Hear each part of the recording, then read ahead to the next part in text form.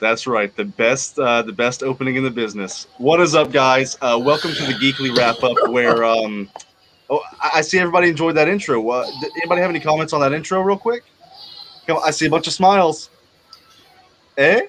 No? Okay, guys. Welcome to the Geekly Wrap Up, where we take everything geekly from the past week, and you know what? We just kind of wrap it up. We talk about it. We shoot the shit. We have real conversations about fake shit. And today, joining me is Hot Takes Tuesdays. What's up, man? Cool, man. Just trying to sort something out on Twitter at the moment. But yes, guys, I'm excited to be here. Geek Speak, man. What's up?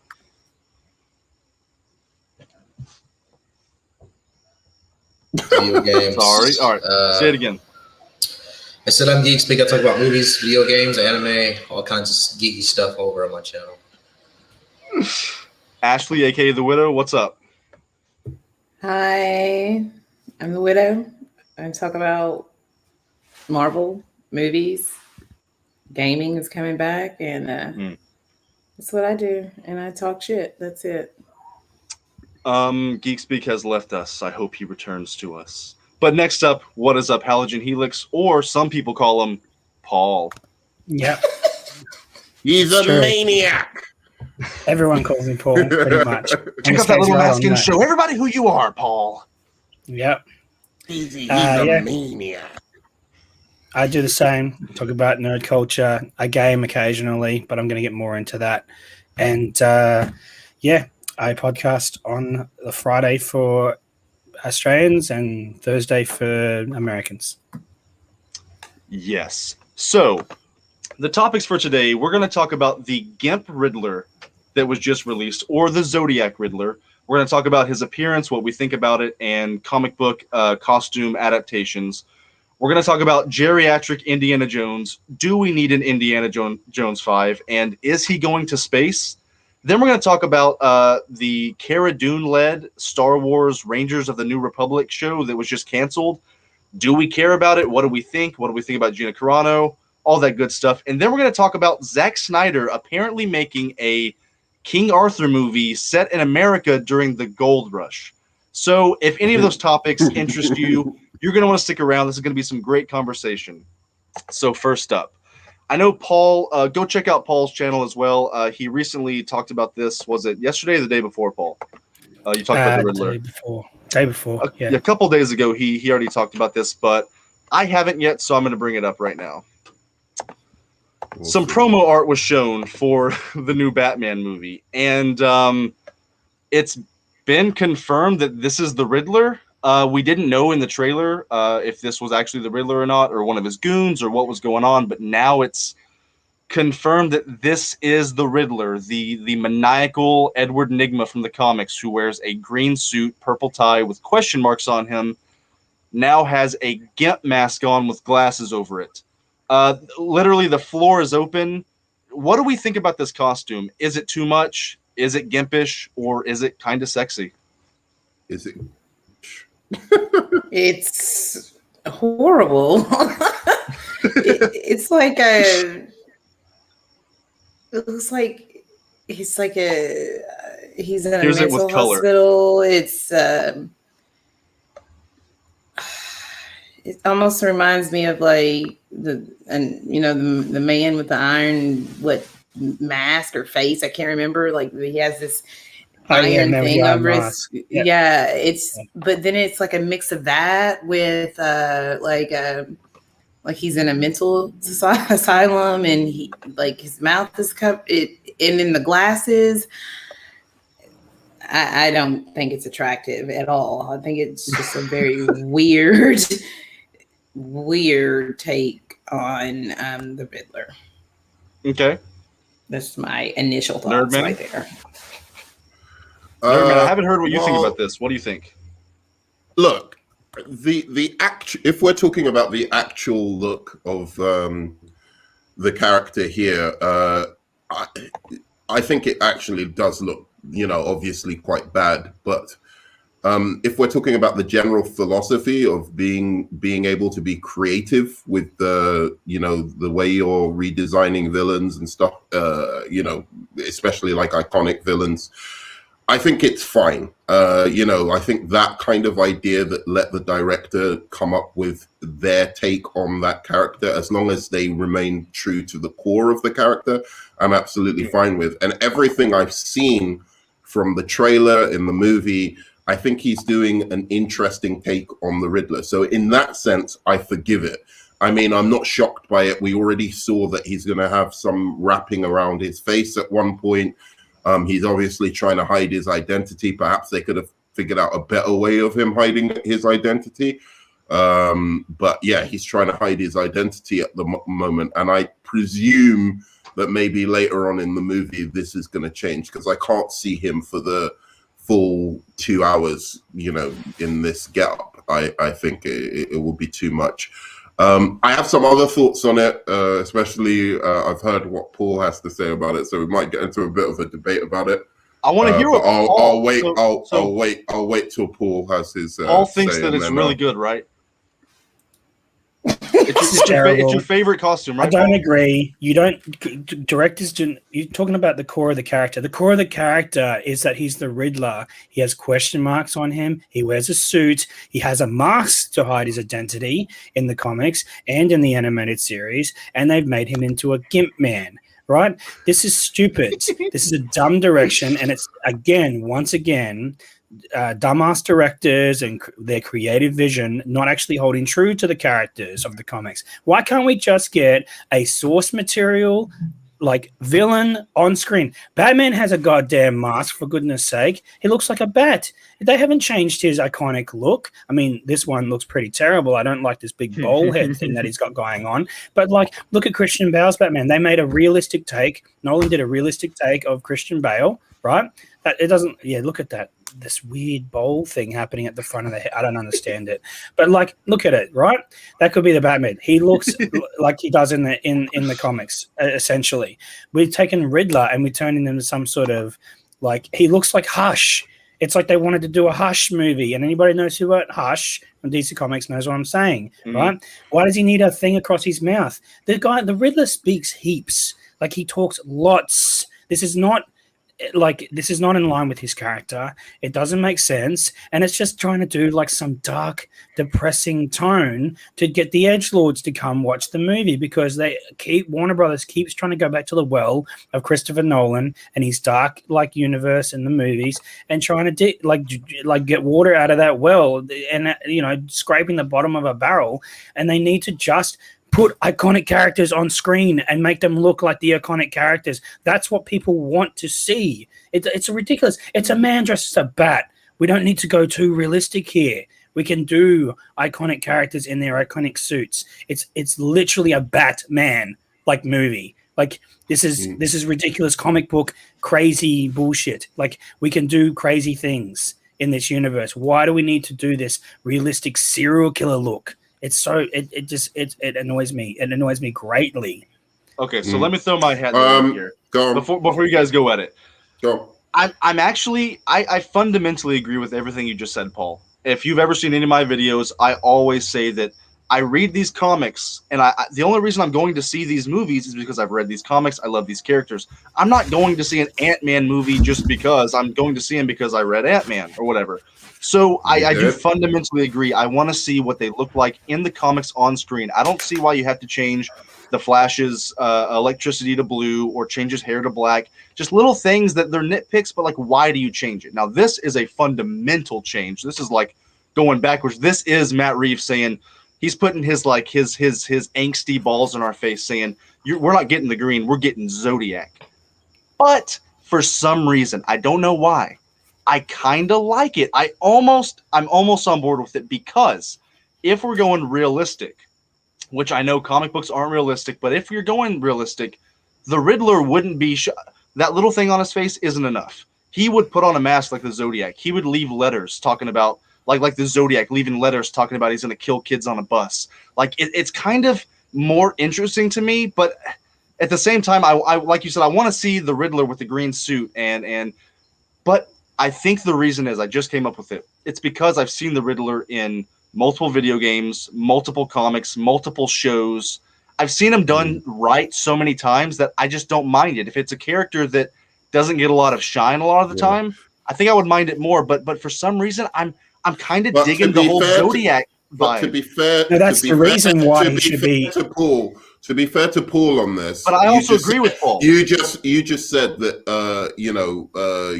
we've seen the Riddler so many times, but we haven't. Not in movies. And But general audiences. Arkham was good enough for me. General audience, yeah, I know, true, but general audiences don't necessarily play Arkham. This is their view of the Riddler. So, when you do these comic characters, I think when you're doing it for movies, you should be cognizant of the fact that, it's not like the Joker or Batman where we have seen them 11 times in the movies already. Most of the characters, most of these characters.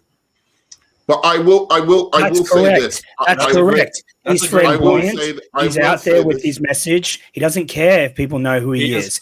His whole mask thing is BS, man. It's that's a garbage fantastic edgelord point. stuff. That's edgelord. He does kind of like he likes to tease Batman and put it in Batman's face, like, here's my face, come catch me. You know what? I'm almost convinced to the other side. I can be convinced. Wait. Okay, so yes, it's true that Riddler does that in some comics, but there are some comics where he does hide his identity. Comic, dude, he does not do that. In comics, he is flamboyant. He is. In every comic, Not he is every iconic. comic. He's an iconic thing. It's just like the Penguin is iconic in his role as a gang leader. This does not change. This is why this is fundamental to the character. Riddler boasts. Riddler has an ego. Yeah, but he is boasting in this movie. He is boasting in this movie. No, he's not. He's wearing a gambit mask. Wait. Please welcome to the ring, K-Dot. What's up, K-Dot? Hey, man. I won't be saying a lot, but I'll say things here now. I'm editing right now, but Nerdman go, and I'll say what I need to say about the Riddler thing after. Yeah. He is boasting in this movie. He's boasting through the letters and the crimes that he's doing, much in the same way that the Zodiac killer did boast. He sent letters. He obviously had an ego. He obviously was a narcissist. So actually modeling him on a serial killer like the Zodiac does actually make sense. Because and again, it doesn't make sense because the Riddler isn't a serial killer. The Riddler isn't a serial killer. This is fundamentally against his entire iconic But they can character. make him a serial killer, Paul. I think that he might be a serial killer because we got to be edgelord, and we've got to like be edgy, and we've got to be dark, and we've got to copy Christopher Nolan style. That's literally what this movie is. Look at the trailer. It literally looks like The Dark Knight. It is literally and what did everybody want? Everybody wanted after Dark Knight Rises, right? Ooh. After seeing Dark Knight Rises, a lot of Batman fans wanted to see Riddler done in that tone. So they wanted to see Riddler done in that kind of realistic tone. And as I said, with serial killers, often they do boast and mock the police through sending letters. So this could be a way of Riddler actually doing what he iconically does all the time, which is he sends riddles, he sends puzzles. He wants to be one step ahead of Batman. And that's precisely what this character's doing. And I want to say one thing, because I don't like the suit, but I will say this. I think there's a little bit of double standards going on. You love the Nolan films, Paul, right? If you look at Ra's al Ghul, he doesn't look like how he does in the comics. If you look at Scarecrow, I was going to mention doesn't look how he does in the comics. Hang on. Let's let There are three. Wait. Just one more point. Then you look at something like the MCU. You've got Baron Zemo. He didn't look like he does in the comics. Nobody complained about it. Suddenly, it's DC. I complain. And because of our suspicion of DC, we start complaining about how the Riddler looks. We knew he looked like this from the first trailer. I don't have a mind. Okay, go ahead, K-Dot. I just was going to say, I don't mind. Go ahead. Oh, sorry, bro. I'm sorry about that. You go. No, go on, I just K-Dot, wanted to just to his point when he's talking about complaining about characters that were changed in the MCU. I don't mind if you interpret it slightly different. I just think it's a bad choice and it doesn't look good. That's the point that I'm making here. It needs You to know, have the like- spirit of the costume. Yeah, and I think maybe that they kind of Well, did this Baron because they Zemo wanted to wasn't. go so drastically different from the Jim Carrey's live action version of the Riddler. Maybe that's why they kind of switched it up completely, and you know, and we didn't get, you know, the green mask and you know, in the suit with the question marks. That's what I'm thinking, maybe because, you know, that was a horrible version of the Riddler, and maybe they want to try to do something completely different because we haven't had, other than Jim Carrey, that's the only live action that I can remember that I've seen anyway. They had You know, 66. they had a Gotham Riddler. Yeah. The Gotham and then I didn't Batman watch 66. But Yeah, I will say, yeah. I think the Gotham Riddler. That's true. But They actually K-Dog, what were embody you the gonna iconic say? role. So let They me embody let me the throw something in iconic here. role. Let me throw something in, and K Dot, you'll go. My one saving grace is that I don't think this is his final costume. I think he'll be doing this for like the first 2 acts, and then he'll take the mask off. He might have like a green suit jacket, and they might salvage it. But I have a sneaking feeling that this won't be his full costume, so we don't really know yet. Yeah, Pickle, I'm glad you brought that up. I'm gonna say this. Saving grace is for me. If this is his costume for the first 2 acts, unless they're not going to kill him, you know how they do in usual super movies, they usually kill the villain at the end somehow, or the villain kills himself. If they don't, if they kill him and this is his design, this whole movie, I'm gonna have issue with it. But if they don't kill him and near the end of the film, they reveal he has an actual Riddler suit. Like this just when he goes out to the field and he has to go out and do his killings and stuff, he got to cover up his face more. I'm okay with him killing and stuff. My thing is, Riddler just in general doesn't like cover his face up that much. Like, and I'm okay with tweaks to costume designs, but not drastic changes and stuff. I'm okay with them, you know, getting inspiration from the Zodiac killer, but you can take inspiration from his act. You don't need to take inspiration from his costume. Because I'll be honest with you, this costume looks like a gimp suit. It does look like a gimp suit. it doesn't, but- yeah. I'll say this real quick, and I'll let you guys go. I thought this was Hush. This is why if they still was telling me this was Hush, I would have been okay with it. Facts. Me too. Me too. If this was Hush, perfectly fine. But the fact that this isn't Hush and it's Riddler, I take issue with it because if it was Hush, I wouldn't care. I wouldn't Can complain. I say one thing? not his final form, I'll be really fast because I know, Paul, you probably want to speak. So now thinking about it, actually, practically speaking, this does make sense because if you look at modern forensics, right, and how easily, like, you could just drop a little bit of your hair or a little bit of, you know, anything, and they've got your whole fucking DNA profile. Mm-hmm. If you were thinking about the smartest criminal in the world, which the Riddler is supposed to be, what would he wear? What would he do to ensure that he's completely, could completely get away with this crime and that he can't be identified? He would cover up every single element of his body to ensure that. Well, so that actually, now I'm thinking about it, it does make sense. I agree. I completely agree. Practical approach to Riddler. So I agree with that. But if we're going to go by that logic, Batman, to not get shot in the face, would cover his whole face. True. But I'm just saying, so like, you can't go full realism. But I was going to say, I do like Paul. I think he is kind of like a serial killer from the Arkham games because I like when he sets people up like Jigsaw in those traps, and Batman has to save them. Oh yeah, and if they die, he technically didn't kill them, but his trap did. So I would say he's a serial killer. All his killings are associated associated riddles. Like it's all riddles. Riddler's whole thing is he just wants that one moment to one up Batman. But when Batman one ups his riddles, he gets further insane. He just further falls down this hole to where I need to beat Batman. If Batman figures out one of my riddles again, I'm gonna go even crazy, and that's why Riddler even spirals down where he's going at. Because who put that picture of Sebastian Stan as Riddler? That's terrible.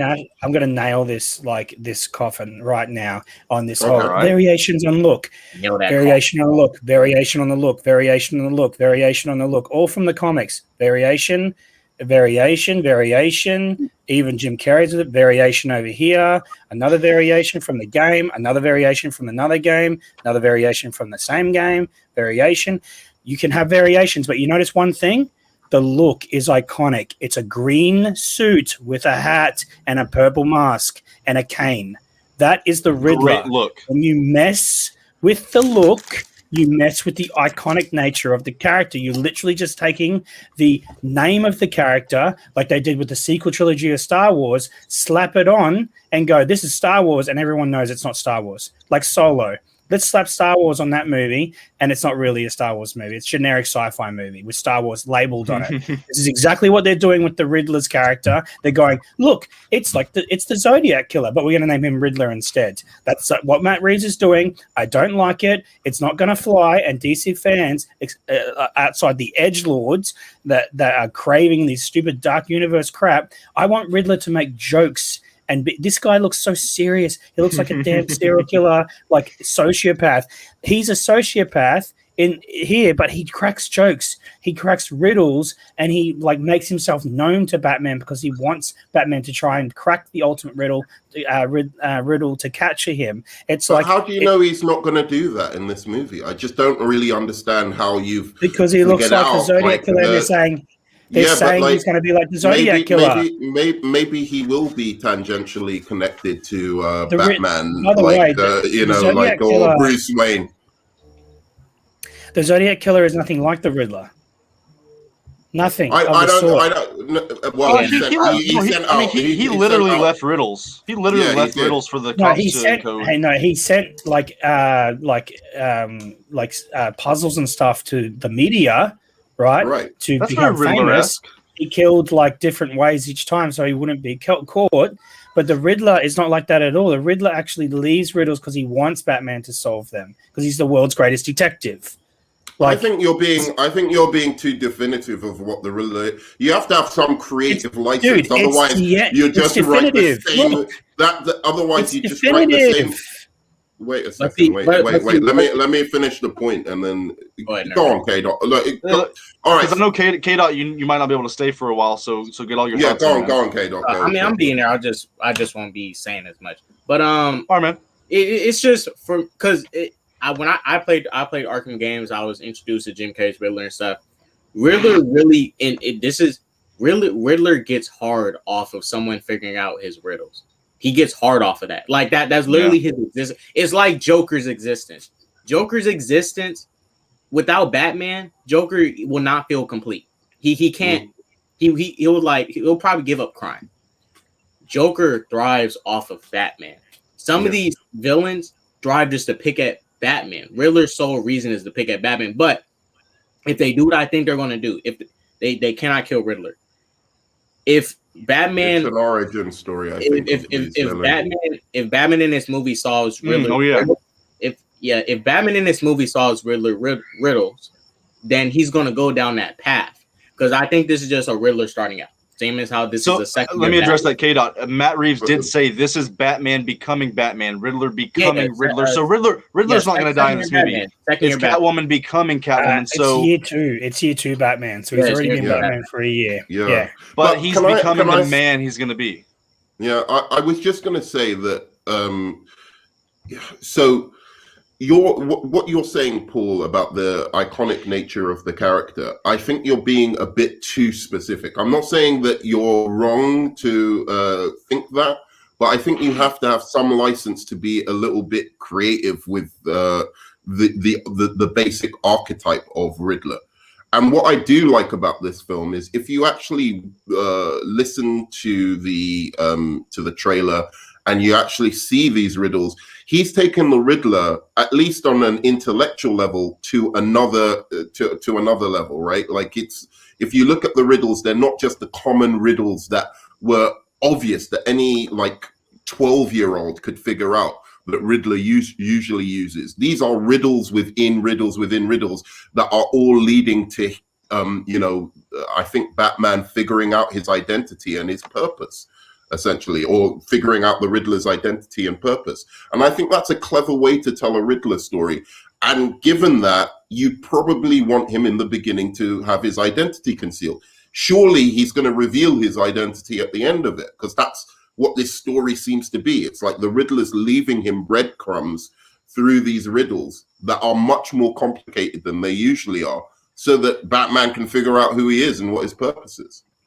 Look, So- I'm on board. If it happens like K-Dot said, like if halfway through the movie we get to As see long him as it in a doesn't suit, happen like I said. but dude, if it happens at the end of the movie, and So he's the like, Riddler's oh, a look at me, simp I'm for in a Batman. suit now. If I'm in a suit now, I'm like, yeah, no, this is like literally WandaVision all over again. Let's like give you a little nugget at the end to get you to watch the next movie by Matt Reeves. I'm out. I don't want that crap. He better be in his suit halfway through this movie because that's what the Riddler is. The Riddler is iconic in that way. It's just like the Penguin has the top, has the whole suit and the top hat and stuff.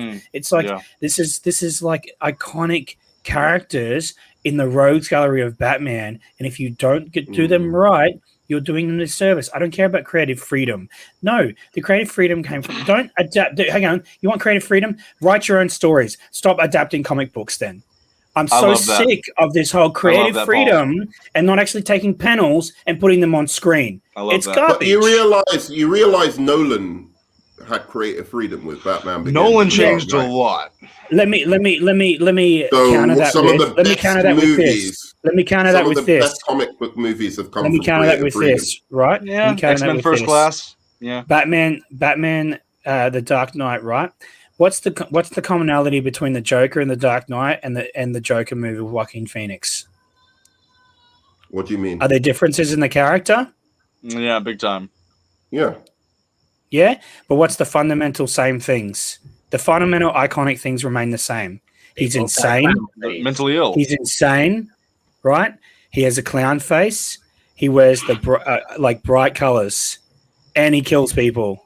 Paul, I would say that Joaquin Phoenix is just a simpleton, and Heath Ledger was like a borderline genius. Like I would say that Heath Ledger's was a chaotic Joker, and just like we had like the Clown Prince of Crime in Batman '89, which was done by Jack Nicholson, and then we have the Triad Gangster Joker by Jared Leto, and we also have Joaquin Phoenix's Joker, which is like the descent into mental madness, basically, right? We have that the true descent into a mental that One Bad Day story or Taxi Driver, whatever you want to call it, whatever it's knocking off. But here's the issue: is that what I'm trying to point out there is that there is an iconic nature to the Joker, and it works with. You can do creative freedom, but you have to keep certain things exactly the same for it to be that character. I'm telling you that the Riddler, right? His ego, his like the suit, which is on display in this, are part of his iconic nature. Meaning that if you don't have him in that suit, you don't have him with the cane, you don't have him taunting Batman with riddles, like out in the open with his face. Though. That is he's not. He's hiding behind a gimp mask and going, "Here's a little letter for you. Work out my riddle." No, that's not the Riddler. I mean, it seems to me like you're arguing like the Riddler wants to get caught by Batman. Yes. And some versions. Yes. Some versions of him do, but some versions definitely don't in the comics. It depends on the writer. It really does. There's different writers who have written the Riddler different ways. Like even in and also, as I said, like if you're a master criminal in this day and age, and you're a genius, and you wanna go up against the greatest detective in the world, and you don't want them to know your identity, at least at first, you are going to take forensic countermeasures. Yeah, and like what I'm saying is, I don't think you should wear a gimp suit. The whole movie. I don't think you should wear a gimp suit because of that. Yeah, but if he's in it, the whole time, then it's a terrible movie, man. It won't be good, and it won't be the Riddler. He needs to be in his suit at least like halfway through this movie.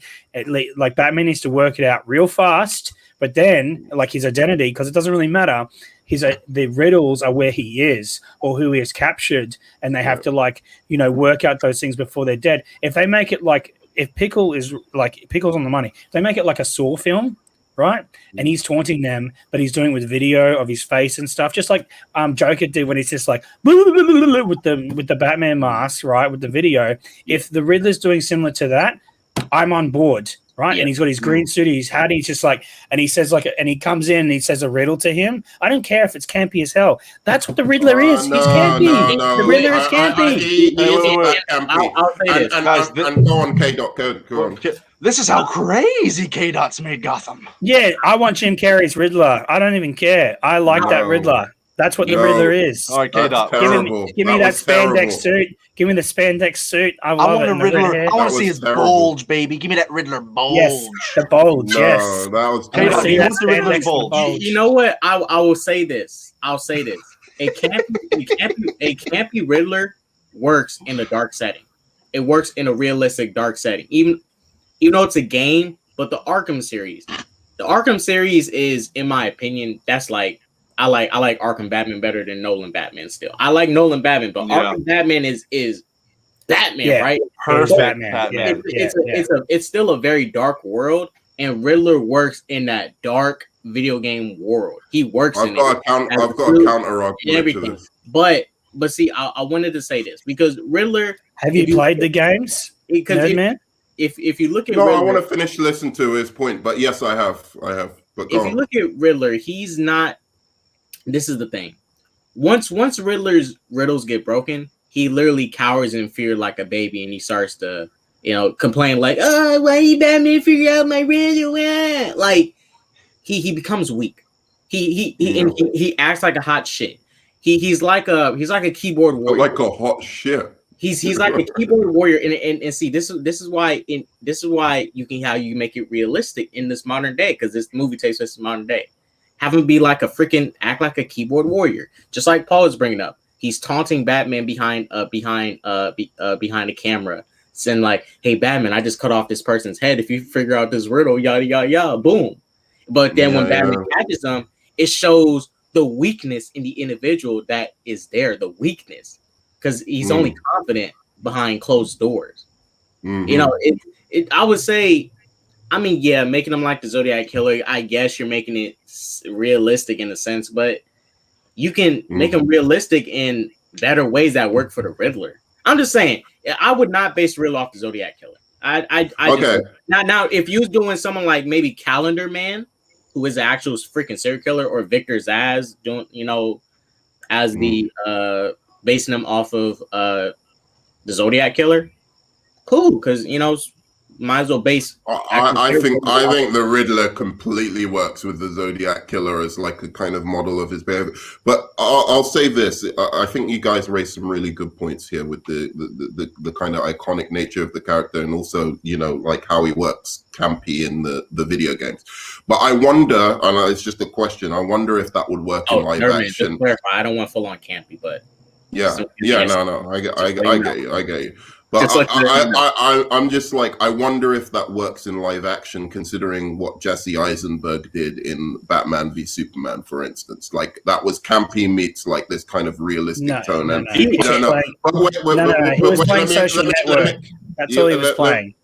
Well, I think in Social Network he was a little bit more serious. But I will say this. I will say this. It can work. I will say this for two other points that you made. Like, Matt Reeves, basically, if you look at his Penguin design and his Catwoman design, I think he is doing interesting things with these characters. The Penguin looks pretty. I'm okay with the Penguin design. Looks pretty iconic to me. So I'm willing to give him, space to play and see if he can pull this off. You talked about the Joker earlier, Joaquin Phoenix. We gave, I can't remember, Todd Phillips the room to play with that, and he did an excellent job. What I will say is, if you're going to do something radical like this, with the GIMP suit and everything like that, if you're going to do something this radical, it better be good. That's all I ask. If you're not going to go with the iconic, thing that, people like Paul and yourself, K. Dot, really, really love, and I understand that. If you're not going to go with that, then it's got to be really fucking good. It's got to be an excellent job. It's got to be that much better. I agree. And that's what the Joker did. Wait, Paul is showing some straight cringe right now. I fucking hated that moment. I don't know why people are loving you. You got, oh man, turn one of the most interesting villains in the MCU into a fucking meme. Thanks, Feige. I'm glad you said Zemo is one of the most interesting villains in the MCU, since he's so bad. Can I say this real quick? Because I will allow you. This is my thing, right? I feel Matt Reeves is taking an approach that already. This is the thing. The approach Matt Reeves is going for has already been done. doing a Batman that's like starting out, getting, finding himself. He did it with the Nolan. We've seen it with the Nolan franchise. Batman in '89. Well, we didn't see an origin like Batman Begins with Batman '89, but there was an origin in there. We already got this year 1, year 2 Batman story. I think he could have done something different, like an established Batman story, or I'm okay with seeing. We've gotten all of it, if you want to be honest. We've gotten every single incarnation on screen. I'm just saying, Matt Reeves is really banking on this is a Batman. He's starting out. He's very early, but I'm like, we've seen this twice already. But Kato, have we? Because the Bruce, I'll argue the Batman in Batman Begins is the exact same person in The Dark Knight Rises. Like this Batman, like you see, he will beat the shit out of criminals to the point where they maybe he wouldn't do that in 3 or 4 years. I think that he's doing it right, like a year 1 Batman who might trip over a fucking log and fall on his face. Like I think the Christian Bale Batman, he felt the same in every movie, so it didn't really feel like he evolved. This is what they did with Christian Bale Batman. If you notice it, they made him Batman. Remember the first scene, the warehouse scene, the first the scene with the docks, the shipping. He went into that fight as if he knew what he was doing his whole life. But he was perfect. But he had a few missteps and stuff. Like, for example, when he went inside that house and tried to combat Scarecrow and he got lit on fire and stuff and he failed. That was lit. Alfred. That was lit. Alfred. but the thing is, what I like about Nolan is, like, even though he was still starting out, Batman is literally damn near perfect. It's like, he makes a few missteps, but he's damn near perfect what he does because his training. If he didn't go through so much training to do what he needed to do, I understand why he'd be slipping up, freaking grappling and face hitting the freaking side of a building and stuff. But for him to train and go through extensive training for so long to be able to do what he needs to do, I understand why he's not even failing as much at what he does. Because if he really didn't train like that and he had like barely any training, I understand. It's like when Spider-Man first starts out. Spider-Man didn't have no real fight training at all, but he learned how to fight as he goes. Then he got an Iron Man suit that fights for him. Let me ponder this. Let me ask you all one question. Yes. Do we think this movie is going to be so edgy that they're not going to call him Batman? Yes. No, I think they will. Are they going to call him the Dark Knight? Yes, I think they're going to go. He's going to call him Batman. Because in the trailer, he didn't say I'm Batman. He said I'm Vengeance. Is he going to say it? Do you see this I emblem on think my that he's chest? going to be called by It's Batman. the gun that killed my parents. I'm an edgelord. Yeah, actually, do you have any other We don't thoughts? know that yet. We don't know that yet. But Wait. So are we assuming? It detaches so I can throw it as a batarang. I think that The Gimp is maybe back. looks- Ashley, go on. except Ashley. for the way that the Riddler looks, I think the movie is going to be a great movie. So I don't know. I feel like he's going to be I feel like they're going to call him Batman. And I know a lot of people talked about, his timing, his fight timing being slow in the film and things like this. But I think that even though it is going for that realistic approach, I don't feel like it's necessarily dark. And I know that WB, that's their word, dark, because they're trying to be the opposite of the MCU. I feel like that's why that word's pushed so heavily. But it doesn't necessarily look dark to me. It looks like a very serious film. And I feel that, Robert Pattinson is going to kill it. And that's what I think about the movie. Well, the first shot of the trailer is a dead body wrapped in duct tape. I think it looks pretty dark, but the last thing I'll say about his looks is. Go ahead. I think it looks dark, but I like it. I think the movie looks fucking badass. I'll say this in the Geek Speak. I'll let you say something about the Riddler.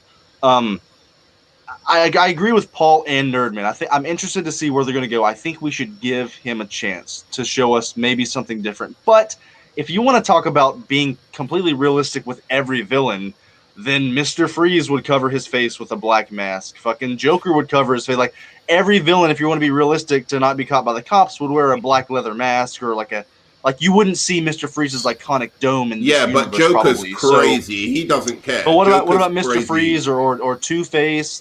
I think everybody who's a criminal would want to. No, but he's a mastermind. That's the difference. Riddler is a mastermind. But wouldn't most genius. villains want to cover their face? No. Riddler But like, does, no. Riddler in Gotham does all this stuff without a mask, and that dude is great as the Riddler. Like he was, oh he God, come embodied on, him. Paul. He was terrible. He was awful. Hey, Are you let's let serious?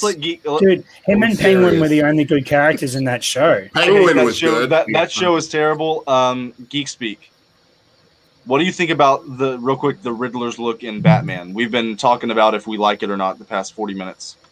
It definitely looks a little bit generic, but I'm not going to be very judgy. I'm going to give it some leeway, mostly because the trailer for this movie does look pretty phenomenal. It looks like it's going to be a great crime / noir, almost a suspenseful or thriller type superhero movie. So, I mean, I'm excited, and I think I can give it some leeway and see what happens in the movie before I give like some actual harsh judgment. It's not like it's going to be what's his name's costume in the new reboot of the Fantastic Four that came out whenever it did.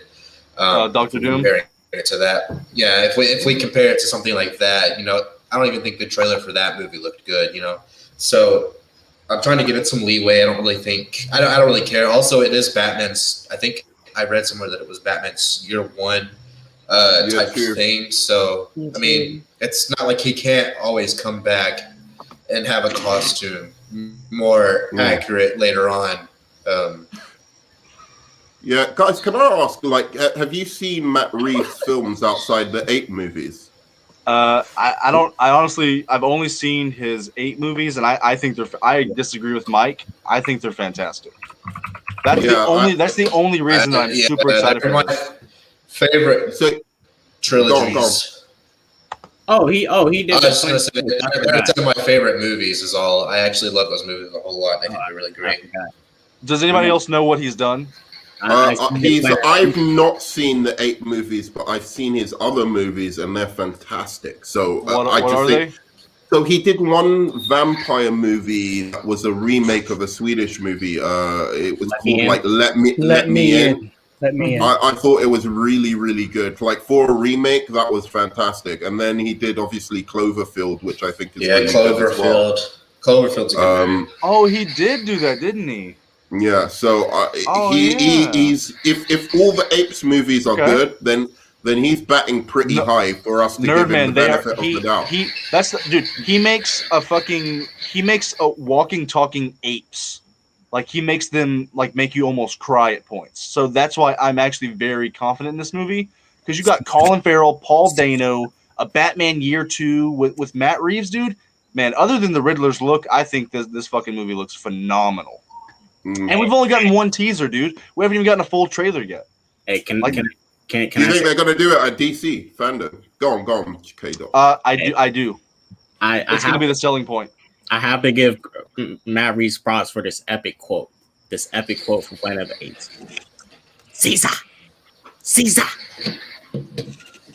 I had to give him props for that epic quote from Koba. Caesar. You looked like Koba for a second. Wow. You actually looked like Koba for a second there too. Man, Nerdman, I don't want to spoil it, but in the first movie, dude, those movies are. I think those movies are fucking great, dude. The moment where the ape speaks for the first time is a great moment. I'm more of a Caesar. But anybody else have any last thoughts on Gimp Riddler? I got one more. I'll say this. And it's just about the film in general. I have my some issues with it, but this as far as this goes, the Batman, I'm ready for anything new. DC anything, I'm ready for it. I don't. This is the thing. One thing that this movie needs, because it needs to knock another Batman out of the park. It needs one good epic action scene like the warehouse scene. That is better than that. Because we need 2 of those. We need two of those. Two. Because let's remember, why is Ben Affleck everyone's favorite Batman? Just a lot of people hate him. Well, I mean, the warehouse why do people gas him up for one scene? The warehouse scene and his suit. Now, this is the thing, Matt Reeves. I'm just saying, he needs at least 2 fight scenes better than that warehouse scene, and he won't do it though. He's good. That's a phenomenal scene. People get tricked by action. You need to have 2 great action scenes better than a warehouse. I hope. He's safe. Hey, I don't. by the I way- feel like the action will probably be slightly lukewarm, but it will be more of a character-driven film. It's not. I don't feel like the action is going to live up to the hype of those action scenes Wait. at all. world's But I greatest still, detective. But I feel like It's a still world's gonna be greatest good. detective movie. It's not going to be an action movie. The Riddler isn't like a fighter. He's a mastermind. So it's He'll going to fight be his goons. It's going to be a And the detective movie. penguins goons. Oh, it'll be like Yeah. Penguin's goons. Yeah, he'll fight those Hey, guys. But by the I way, will are also you know- are you triggered, Paul, by what JG said? What did you say? On paper, this On may be paper, the this best may be Batman the film. best Batman movie. Yeah, no. I think on paper, Batman only- Begins is still only the best Wrath of Batman Khan. movie ever made. Only Wrath of Batman Khan, Begins right? is the best Batman movie ever DC made. has made me sick for the past 6 years, but the Batman looks promising. I agree, man. It's funny, like the DCEU to me is a complete failure. But the only movies that look great, Joker, the Batman, aren't connected to the DCEU. So just fucking scrap the DCEU. Just make individual movies that aren't connected because it seems like that's what they're best at. That's true. Standalones or trilogies and acts is going their peak. And this is I noticed with CW, their peak is 3 at most. 3 seasons. Their peak is nothing. Those shows are terrible. Yeah. Some of them. Superman and Lois. Well, this is the thing. I only like two CW shows: Superman and Lois and Stargirl. But I can admit, you give them 2 more seasons, and God, they're gonna fall apart. That's what I'll say. God damn. Here we go. Yeah, but so we spent a good little amount of time on the Riddler. Maybe too much time on a man in a black mask, like a Gimp. Like we've said Gimp way too many times. I don't ever want to say Gimp again in my life. Gimp. I did it one more time. So let's move on to Geriatric Indiana Jones, which this is what this movie should be called. So, Indiana Jones in space? Intriguing first plot details for upcoming 5th installment revealed. According to the Illuminati, which this isn't confirmed at all, the movie will be set in the 1960s during the space race, with Indy once again coming up against his favorite foes, the Nazis. Mads Mikkelsen is believed to play the villain, and his character is described as a Nazi scientist enlisted into NASA by the U.S. government to work on the space agency's moon landing initiative. Wait, So, when did they say it was set? Wait, question. Yeah. in the 1960s during the space race, and the villain apparently is going to be a Nazi-hired NASA scientist for the U.S. to get us to the moon before Russia. And, Wait, and so- the first quick one. question real quick for Indiana Jones head. Quick question. Real quick. Yes, Does the first 3 films take place? When do those films take the place? 50s. Yeah, that was what I was going to ask. 50s. Okay, I thought just the check. first one, yeah. So he's aged No, like no. In the 100 1940s. years in Well, 10 years. Paul, I think the first 2 The are first in the 40s, two's in the right? 40s. Yeah. The third is in the 50s. Last Crusades, he meets Hitler. He gets Hitler to sign his notebook. And then the Kingdom of the Crystal Skull, where he meets aliens, is like 1957. So Yeah, this is going to be like 1960. So it's he'll be in his 1940s because he meets Hitler in Last Yeah. Crusade. yeah. So Right. 1940s, 50s. He ages badly. Yeah. So he should really be like in this movie, probably in his Yes, late because 40s. Nazis existed 20 He's- years after He's the war. going to be It makes 70. sense. Dude, he's like 80 something, right? Yeah. He's like He's 82. Because everyone that's bad in the world is a Nazi. Let's make every villain in every movie But Nazis. Paul, Let's the do that. question is, and I'm going to ask this: do we genuinely think Indiana Jones, the final act, is going to be fighting motherfuckers on the side of a rocket ship? Is he going to get on a No. spaceship and fight villains? Yes. Absolutely not. Yeah. If he does, it'll be worse than Kingdom of the Crystal Skull. Does anybody here Oh, love so Indiana is Jones? he? You said I is love he? Indiana I thought Jones. you said The first should three. he. No, I said, First- is he? Is he going to get on a spaceship? And do you think it'll be some kind of plot of like a Nazi is trying to go to the moon, but secretly he's going to put some device on the moon that's going to control everybody on the planet? So Indy has to stop the launch of a rocket ship, but he's fucking 75. Hang on. Is that like a satellite in space touching everybody magically? Yeah, Isn't he dude, something He's like an that. archaeologist, isn't he? Yeah, I don't know. I mean, these plot He is an details aren't archaeologist. confirmed, but it sounds pretty ridiculous. Honestly, He the is fact an that he's even coming archaeologist. back for another movie, it's just kind of ridiculous. I think they should No, So just okay, that's the let point. the Do we franchise think die. that Do we think that Indiana Jones should come back? Now, let's also mention that James Mangold, who made Logan, is directing this. So is that a good thing? Should he come back? It's a good thing he's directing it, but it's just a movie that shouldn't happen, period. It shouldn't be being made. It's just another example of Hollywood not being able to let the past go and doing these continuous reboots and sequels to movies that came out a long time ago because they think nostalgia equals movies. Can't wait to see that Irishman de-aging technology on Harrison Ford's 80-year-old ass face. I mean, I guess that's like James Mangold's thing now. He just directs like old guys who were in their last movie.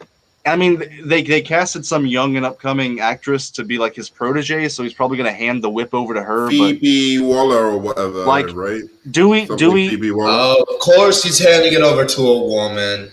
Of course, yeah. I mean, I'm not a huge Indiana Jones fan. I think they're good movies. I'm not huge into them. I think they're fun, but like, I don't want this. Does anybody genuinely want this? Like, who wants to see 80-year-old Indy?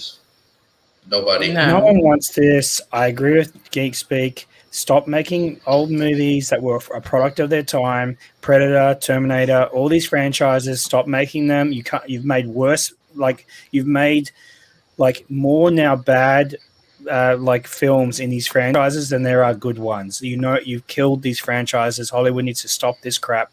Get some original ideas. Stop trying to franchise everything. God damn the MCU for making everything franchise because that's what everyone wants to be. We want to be the MCU. We want to be the MCU. We need to franchise everything. Look at the Dark Universe that failed immediately out the gate. Stop it, Hollywood. Stop making these movies. 110% correct, Paul. Wait, Geek Speak. Didn't Star Trek and Star Wars kind of start the franchise? Yes, they did. No, it was more of the MCU. No, MCU. There was no has started franchises this whole until the craze MCU of came out. No. franchising. Star Trek was the first thing to have a bunch of TV shows and a bunch of movies that all connected. Right? But it didn't make Yeah, a bunch no, of other stuff come out. You have to but look other at the things were last happening 20 then. years. Yeah. Look at the How the last MCU no, not started. even It's like that. everybody got the idea. Yeah, look at the last 10 years. There was original movies being made and they were making money, right? When the MCU started and it was successful, everything tried to be franchises. They started doing remakes. They started doing reboots because every single studio wanted to be like the MCU and have a franchise. I don't think. universes.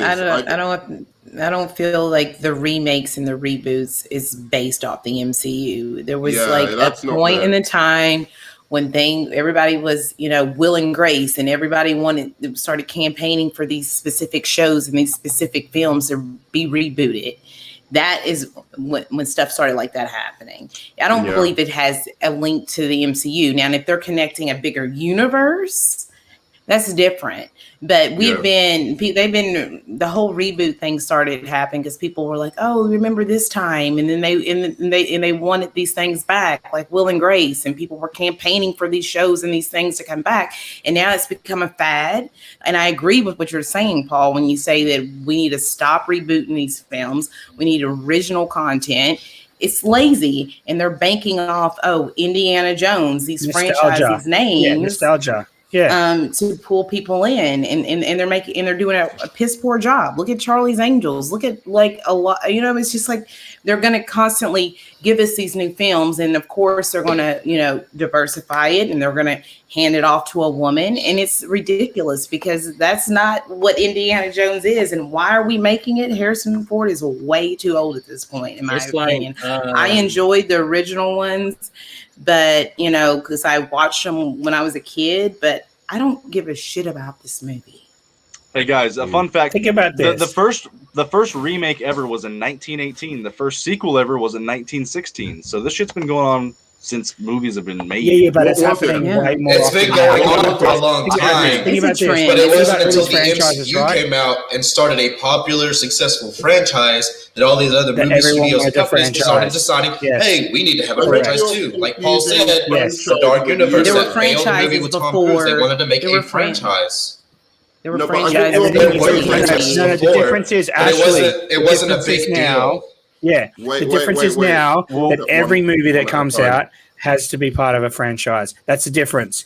Back in the Yes. day, Nerd man. franchises existed, but they had individual films that made money. Now every single production company needs to make a franchise movie. That's why we have, and I'm going to list them off, Alien, Terminator, Transformers, Yes. Predator, Yes.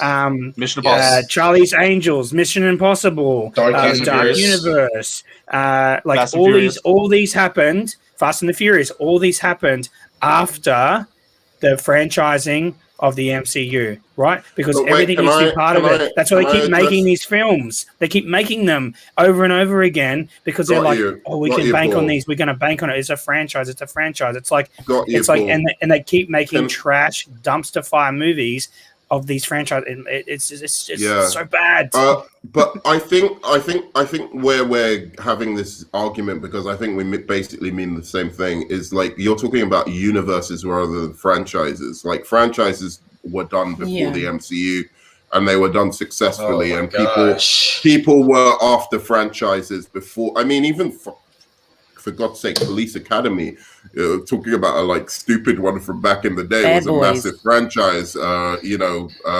Then you've got the Dark Knight trilogy, you've got the Matrix, you've got a number of different You've other got Star Wars. modern. Trek, you've got Star Wars, you've got Yeah, Okay, Star Trek. look, I didn't y'all even want- know that. Star there's Trek, some Star more. Wars. There's But many. Every single movie but that has universes, started you're right. after this has been worse. Every single in the Y'all last aren't 10 listening. years that has been part of a franchise has been terrible. There has Men in not been Black. one good one, I think not Geeks one Speak wanted good to speak now. continuation of a franchise in the last 10 years. They've all been terrible. They've made their money, but they've been terrible movies. Terrible, right? No one can negotiate this. There's been no continuations of franchises outside of the MCU that have been good.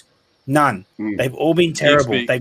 They've dumpster fired the entire like a lot of those franchises that we've listed off. The only reason why Star Wars is still going is because of Mandalorian. Star Trek, the entirety of the fan base that watched it in the 90s is gone from that fan base. The only fan base that exists for Star Trek now is on Twitter, right? That's it. That's because The Star work Trek is mob. trash in general, Paul. But we'll No, get you to that shut later. the hell up. Yeah, shut your Geek whole Speak. mouth, man. Hey, Geek Speak, get I off, was- man. I was just gonna say that y'all aren't really listening to what Paul and I are saying. We're not saying that MCU started franchises. Yes, they have been around for a long time. We're saying look at the success of the MCU and how it spawned the idea to these other companies that hey, if they can do it, we can do it. Let's go to Fast and Furious. They wanted to branch off into their own stuff, so they brought in these characters, and then eventually they got their own movie, Hobbs and Shaw, the Dark Universe. They literally said we're going to have all of these monster movies, and then we're going to have them come together. But that movie failed.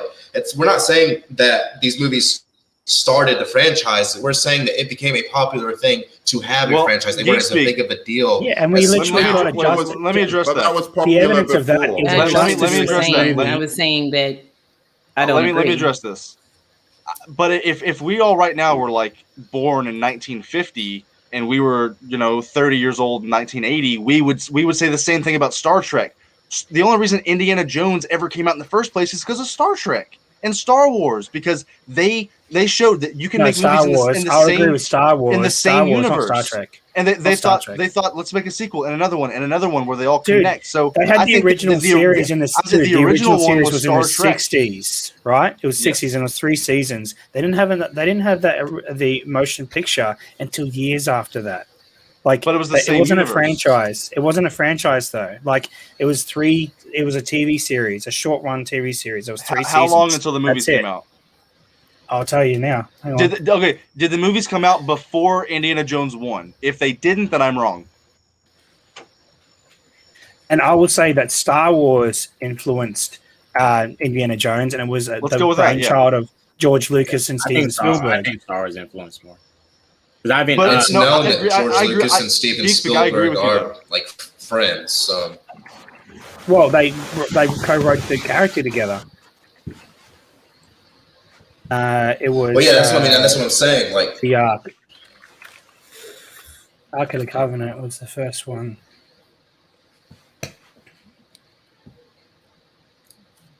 Didn't George Lucas and Steven Spielberg both? Well, it's definitely Steven Spielberg, but didn't they both throw their flavor into Indiana Jones?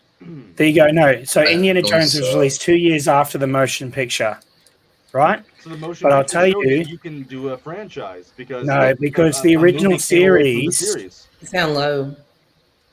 I will say it's the end date for the Hello? original series was 1969, and the motion picture came out in 1979. So 10 years later, they released a movie as part of a franchise. That doesn't work, man. Okay, but it's not a franchise. Even then, Like, I'll say a franchise back then does not mean the same thing that it does today. No, I think it doesn't. A franchise back then and today are completely different things. I think you're missing really the look at it. point. It's like the MCU started and I it agree was with great. both of you. And they did this whole thing, right? And they were really successful, especially when they did the Avengers part. That was when it was like boom. That was when it was like a beacon to every other production company in the world, right? That this is like a humongous, right? Because Avengers was like an event. It was the first. I would say the Avengers movie was the first real event since the original Star Wars movies came out. Like it was like that level of like worldwide, I agree. worldwide No, events. they- Not like the They Avengers. literally say Dark it. Kevin fucking Feige literally Knight. says this is unprecedented. Nobody has ever done this Yes. like this when it comes Yes. to the Avengers. And so Like, when he it literally came said out, that. I think And they did that, and they did that little Are you teaser talking for about Thanos at Endgame? the end.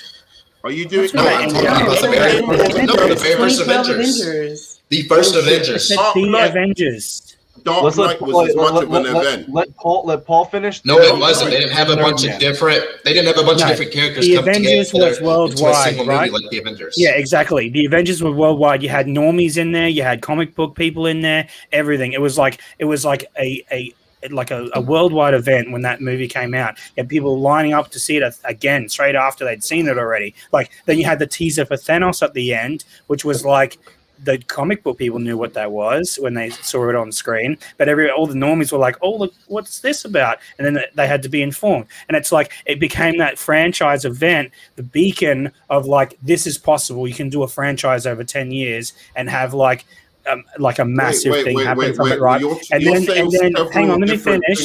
Let me finish. And so that was the proof that you could do franchising in the theater, right? In the theater, Yes, and you could also yes. do toys, etc. That link to that, and have mass loads of sales of toys, all that sort of stuff happening, right? And people guessing what's in the next movie because they were the ones, dude. This is a proof that they were the first big actual franchise in the last 10 years. They were the ones to make popular the end credit scene, right? Everyone says it's the end credit scene of an MCU movie because they're like a teaser for the next film. They started that in this modern generation, right? And so this is proof that they are the most successful franchise, and all the other companies, exactly what I'm trying to say, that all the other companies are trying to copy them, and the proof is there. They've tried to reboot Alien. They've tried to reboot Terminator. They tried to do it with Predator. They've tried to do it with And guess what? In Terminator, they handed it off to a woman. Exactly. I've got you, and to be honest, I don't really care if I was okay, fine. Geek Speak, add your little piece, and then Nerd Man, I'll give you a couple minutes. No. Nerdman can go. I agree with Paul like 110%. Like Nerd Man, why do you think they're wrong? Well, it doesn't really bother me that much. I'm just saying that, like, You hate Paul? The Dark Knight obviously was a big, massive event movie before the Avengers, and I don't even like that's not even an argument, really. Like everything you're saying, pretty much about the Avengers could have been said about the Dark Knight. The only thing I'd say, that's not true. The Dark Knight is hit too. So that you can respond to what I'm actually saying. Okay, the only difference is that the Avengers was the start of a franchise, whereas the Dark Knight was coming to an end, and it was a trilogy. That was the difference. No. Because if The Dark Knight wasn't really a franchise. Christopher Nolan had those entire three movies. That's not a franchise. Movies, and they were planned out. That's not a franchise. And can I just say that the Avengers, and the MCU overall, is way more accessible to people of different ages. The Dark Knight is a heavy movie, man. A heavy film. Anybody that watched it back then, it made $1 billion as opposed to Avengers, which made $1.5 billion. Yeah, but it wasn't in 3D. Hey, And It it was wasn't part in of a 3D. and it was part of a Nerd. and it was not part of a in franchise. 3D. Listen, And it was Nerdman, part of the franchise. The Dark And the Knight toy is one of itself. my most favorite movies of Let all me take time. control. The Let me Dark take Knight the is one of reins. my most favorite movies of all No. time. Listen, I looked it up. A franchise is any more than one movie who shares the same universe. The Dark Knight Thank was you. a franchise. Thank you. And But continue. also, Okay, but it's not like The Dark Knight had a Joker movie that was solo or a Bane movie that was solo, and then we got to see all these characters come together and do these movies. That's not what we're saying. Let me, Geek speaking, Paul. I completely agree with you. I was just trying to like stir the pot a little bit to see if there were other ones that started it. I agree that once the Avengers came out, there has been an influx of reboots and remakes, franchises that we've yes. never like at an alarming rate that we've never seen before. But we yeah, also because now they're have the trying to.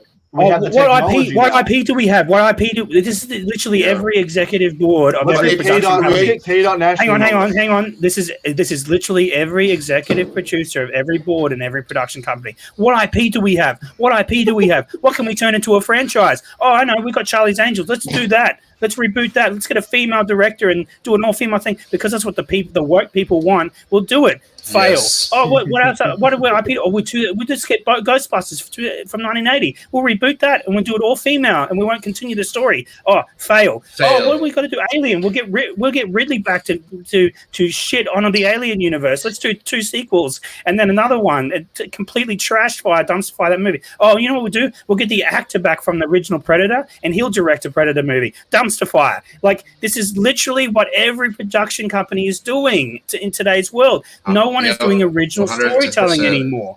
Except for okay, Nolan, yes. who brought out Alright. Tenet, and people shit Alright. on him, and it's like, at least it was original, guys. At least it was original concept. Like, Yeah.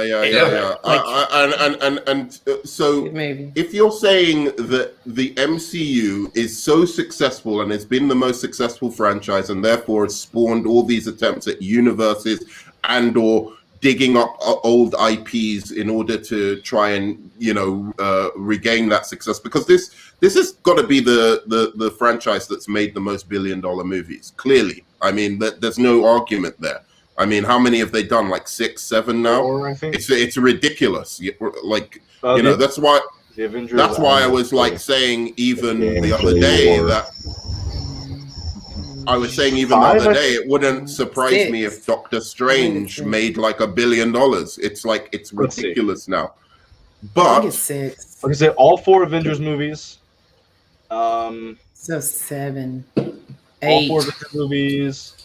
Captain Marvel, Black Panther. Shit, like fucking 11 11 of them. Half of them. Almost half of them have hit $1 billion. That's crazy. Yeah, this it's is why. ridiculous. It is the incentive. You see what I'm saying? This is why Geek Speaking and I are correct.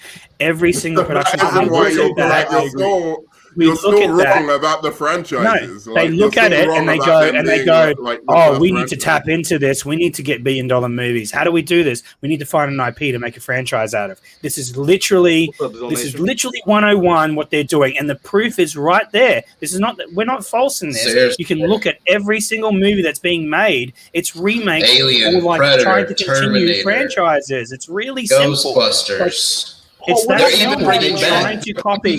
This is why we got Let Justice them League. talk. Dude, this is literally why we got Justice League as a 3rd movie in a DC franchise, because they were trying to rush up to try and get Marvel money. This is literally true. proof. That is true. So let's That's right. let Kenny talk Anyway. and Ashley jump on this.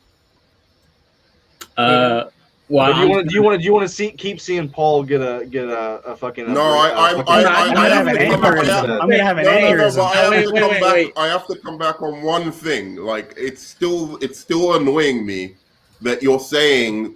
I mean, it does. Like, obviously, Marvel's success has spawned all sorts of craziness, but to try and suggest that the Dark Knight wasn't the first thing to spawn this off. In fact, it was. wasn't.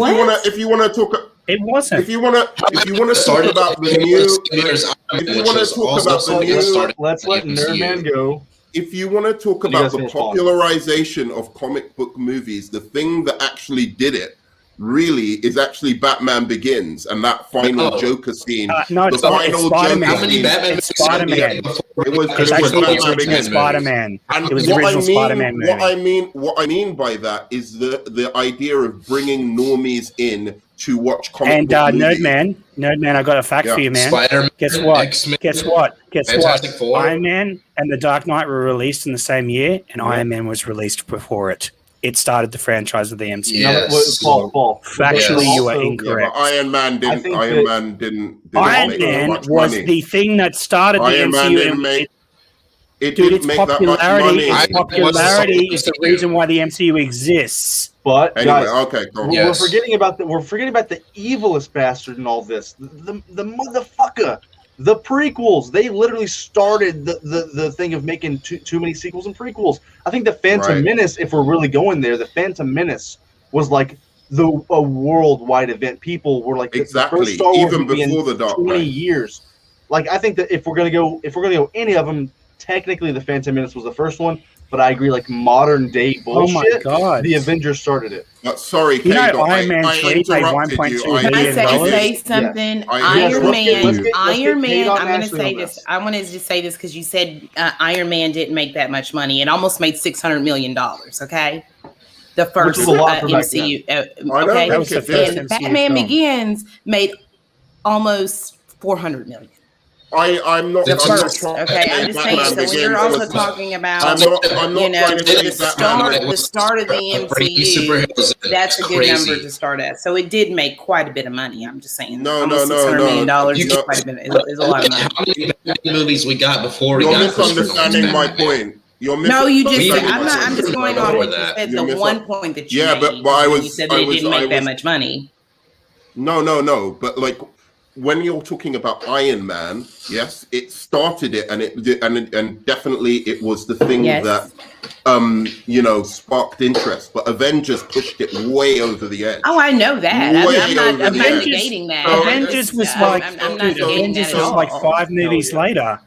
Avengers was Yeah. 5 movies later, Nerdman. I mean, The Iron MCU Man was- It really was started Iron Man, those movies- Iron Man, the success of Iron Man is the reason why we have the Let's MCU. go. Before it was coming out, One was coming out. I mean, you There were made so the many point. movies I'm bringing that it was up. before the Avengers Let me grab that the was reins saying, upstairs right now.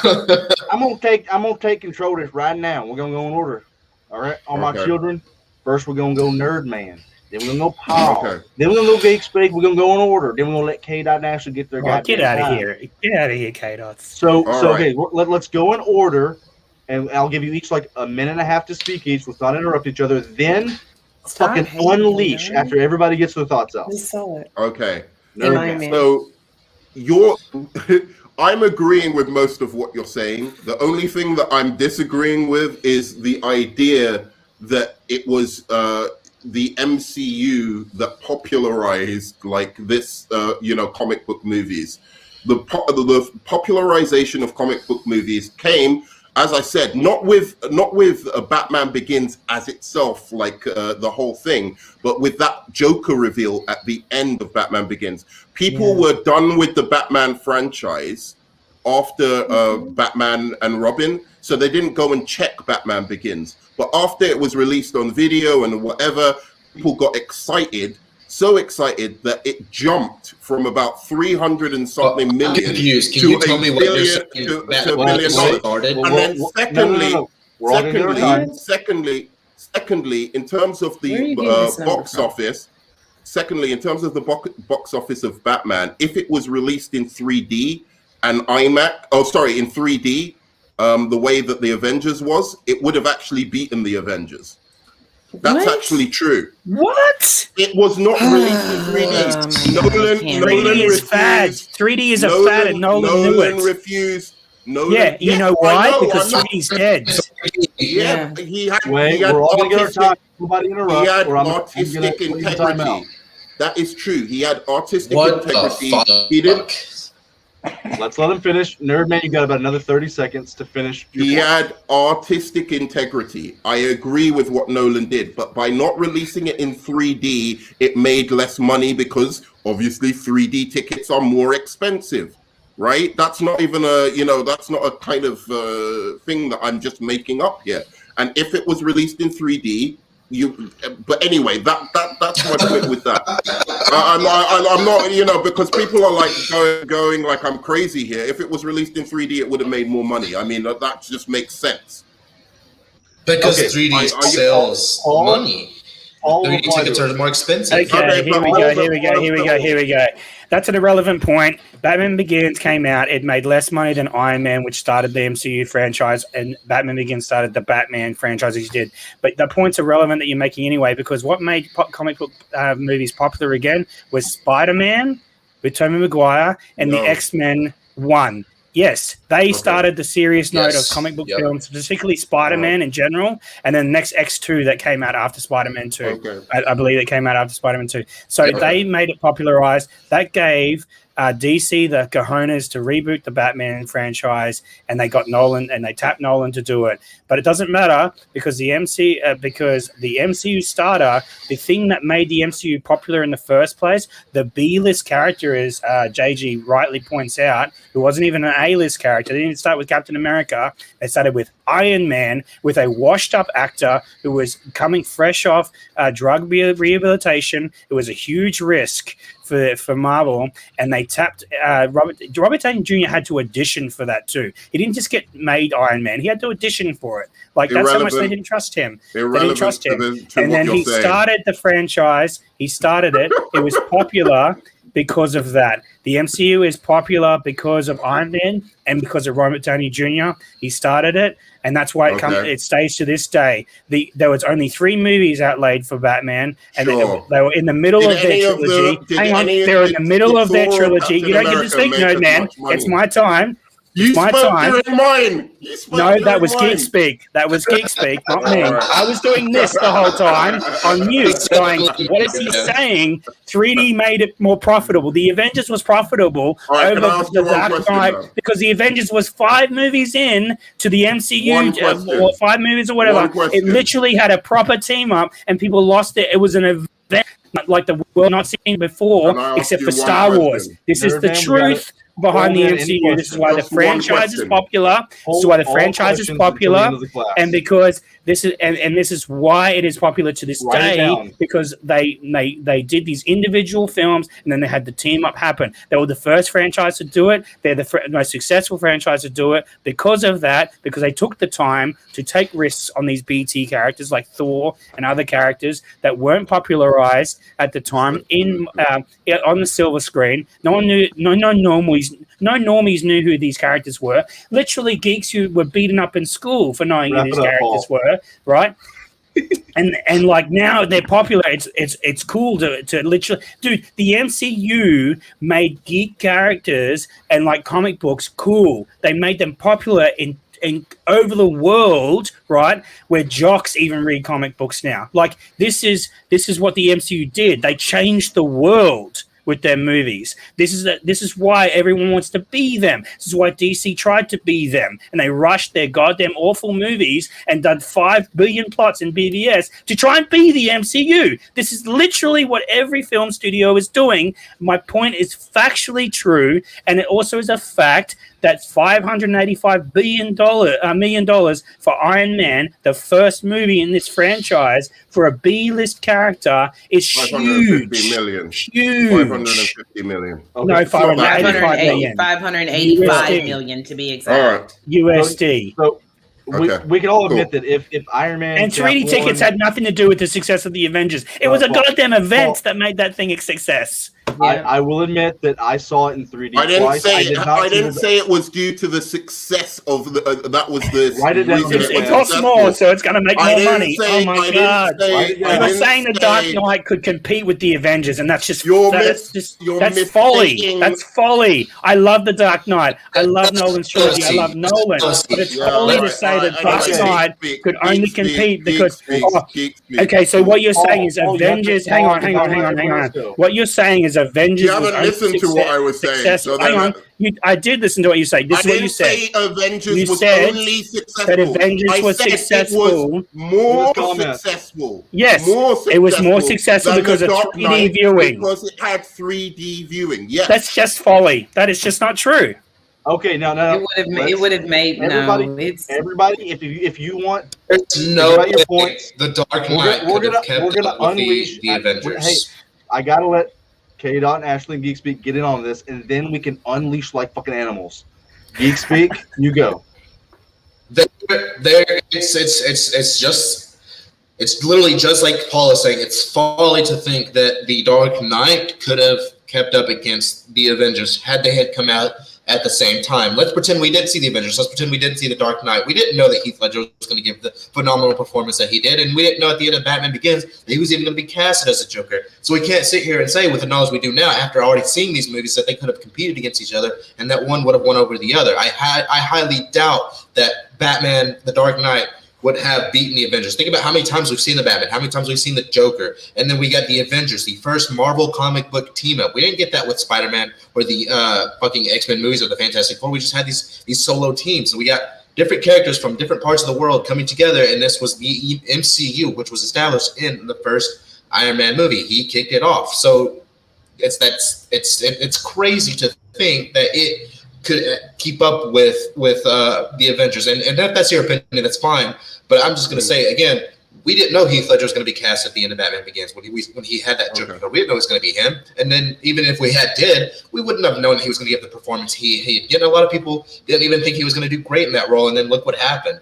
And then 3D ticket sales, I think, is irrelevant. Obviously, any 3D ticket sales is going to make more because it costs more than a regular fucking ticket. Right. And so I mean, just like how many superhero movies did we get before we got Batman Begins? We got Batman and Robin. We got Batman Returns. We got the X-Men, Fantastic Four, Spider-Man with Tobey Maguire. We had all of these movies. These weren't even franchises. These were just a couple of movies. This isn't really what was the first franchise. $1 billion movie? X-Men was a.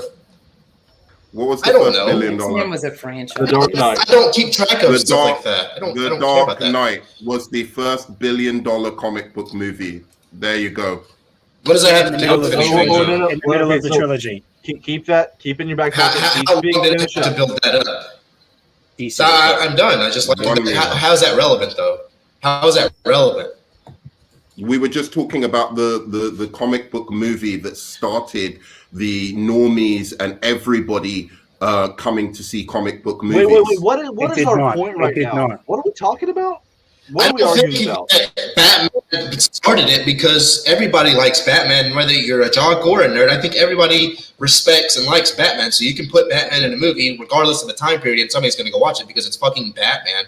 This isn't the same thing as with Iron Man because a lot of people didn't know who Iron Man was. This is a typical movie that just anybody can go to and know what's going on. Just like with the Avengers or anything else, this is something that has to be explained to people who don't read comic books. So this is why it's different. Anybody can go watch Batman because it's very simple. It's a guy whose parents died, he became a bat, dressed in a suit, whatever. That's Batman. He's very simple, but it's not the same thing with some of these other characters. I mean, I guess it can be, but when you really like take a look at it, these characters have different stories and have not been featured in films like Batman. And how many Batman movies have we gotten? How many Superman movies, have we gotten compared to now we have all these other superheroes? Okay. Except that Iron Man came out before the Dark Knight. K-Dot and Ashley getting this, and then we Spider-Man Didn't make as much money. And It didn't make the money. Spider-Man came out. Yeah, and No. Transformers 3 made Transformers 3 made $1 billion. Because of that. Okay. Transformers 3 made $1 billion, and most of them make $1 billion. Are they good movies? Nope.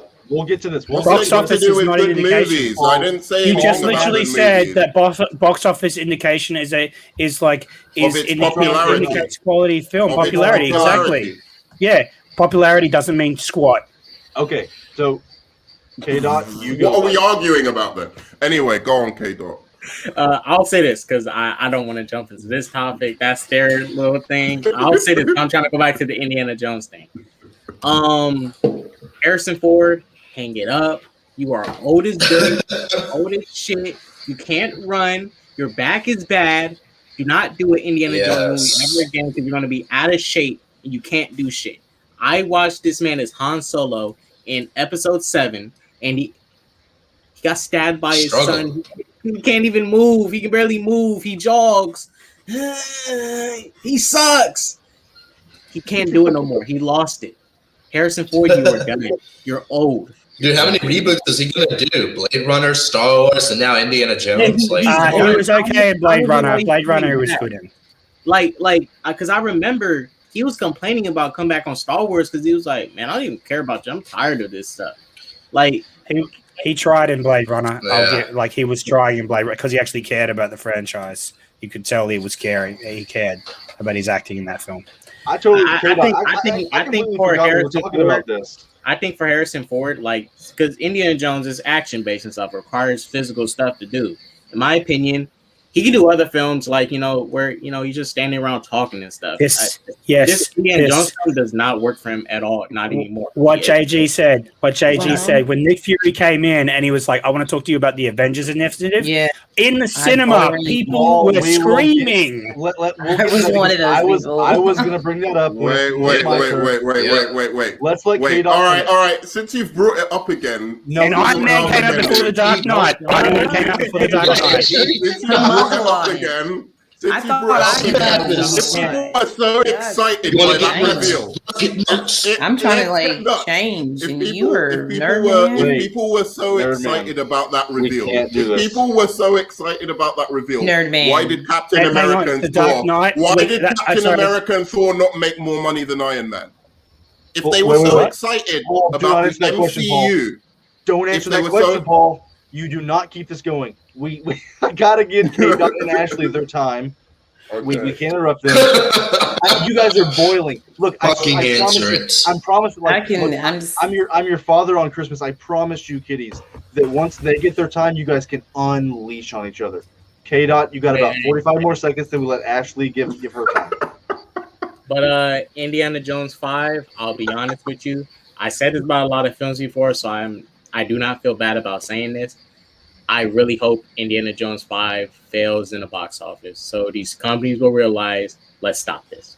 It needs to fail. Mhm. So they give up. Because I'm going to say this. A lot of stuff is products of their time. In my opinion, stuff like Indiana Jones does not have longevity, like things like Star Wars and stuff that you can really continue and go off somewhere. Indiana Jones is about a guy who breaks into tombs and stuff and steals artifacts. Not saying that stuff isn't good, but what's the next thing you do? Pass it on to somebody else to go steal stuff? I mean, he's basically like he's had a bunch of hand-to-hand fights. He's used his whip to swing around. Like there's really not much else to explore with him. But I'll say this much: my last time I didn't touch anything, Geriatric as fuck. yeah, the last time I touched anything Indiana Jones related was a Lego Indiana Jones game, which I loved. That was a great game. Well, Lego But- just makes great games. Yeah, but that was it. I was like, I'm done with it. There's nothing else you can do with this franchise because it's done. It's like Terminator. You should have stopped it at 2 and been done. You don't do it anymore. Some stuff is just products of their time. You can't replicate them. You just leave them alone. But that's all I got to say. Okay, Ashley, you can have Well, I'm two going or to 3 say minutes this. if you want. Nerdman, all that blasphemy. If you were on my channel, I would have been interrupting you every 5 seconds or MSK or K-Dots, but I didn't. But I'm just saying, when it comes to Indiana Jones, I don't care. I feel like I've said everything I had to say about that film. I don't want to see it. I probably will not see it. I agree with K-Dot. It's a film out of time. I don't understand why we're remaking this film. Harrison Ford at this point is too old. It doesn't make sense to see him, fighting and using a whip, and I just don't care. And I'm so sick and tired of these films being rebooted, and then when they are, then they pass it off, and it's just like, here's our diversity moment. Let's give it to the female. Because we kind of, and I'm tired of that. That's the main thing that really pisses me off a lot of times. Is it just seems like, oh, we've got to check this box off, and we're going to pass it off to the female, and then we're going to space. Like, why is Indiana Jones? Is he really going to be in space and fighting aliens on the moon or wherever? I don't give a shit. That's it about that movie. Yeah, so I will say the plot just says it takes place during that time. I'm not sure if we're all speculating. Wait, he's gonna actually yeah, hit on a rocket. Yeah, I know.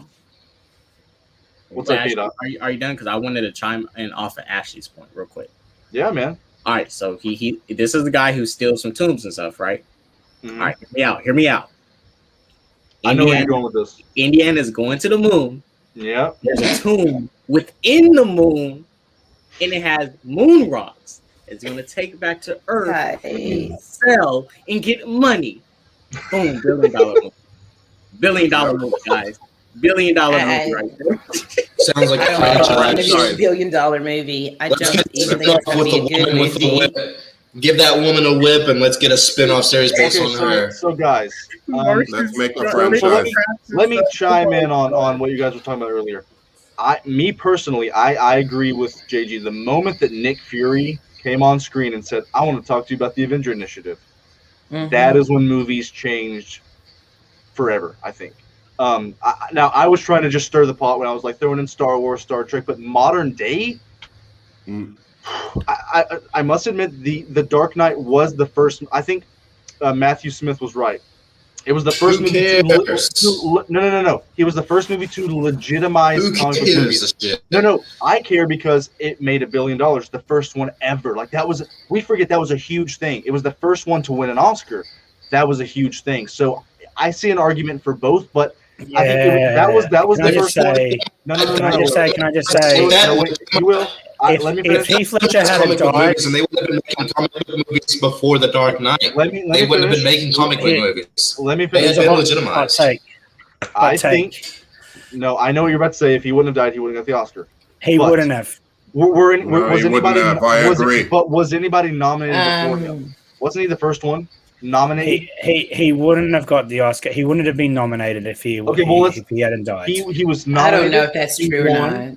And I They agree with that. tokenize I don't know what everything. you The fucking Oscars does, but are I all want about some. tokenization. I mean, we've Well, seen listen, people die they- who were nominated for Oscars who did a better performance than he did, and they didn't win because they died.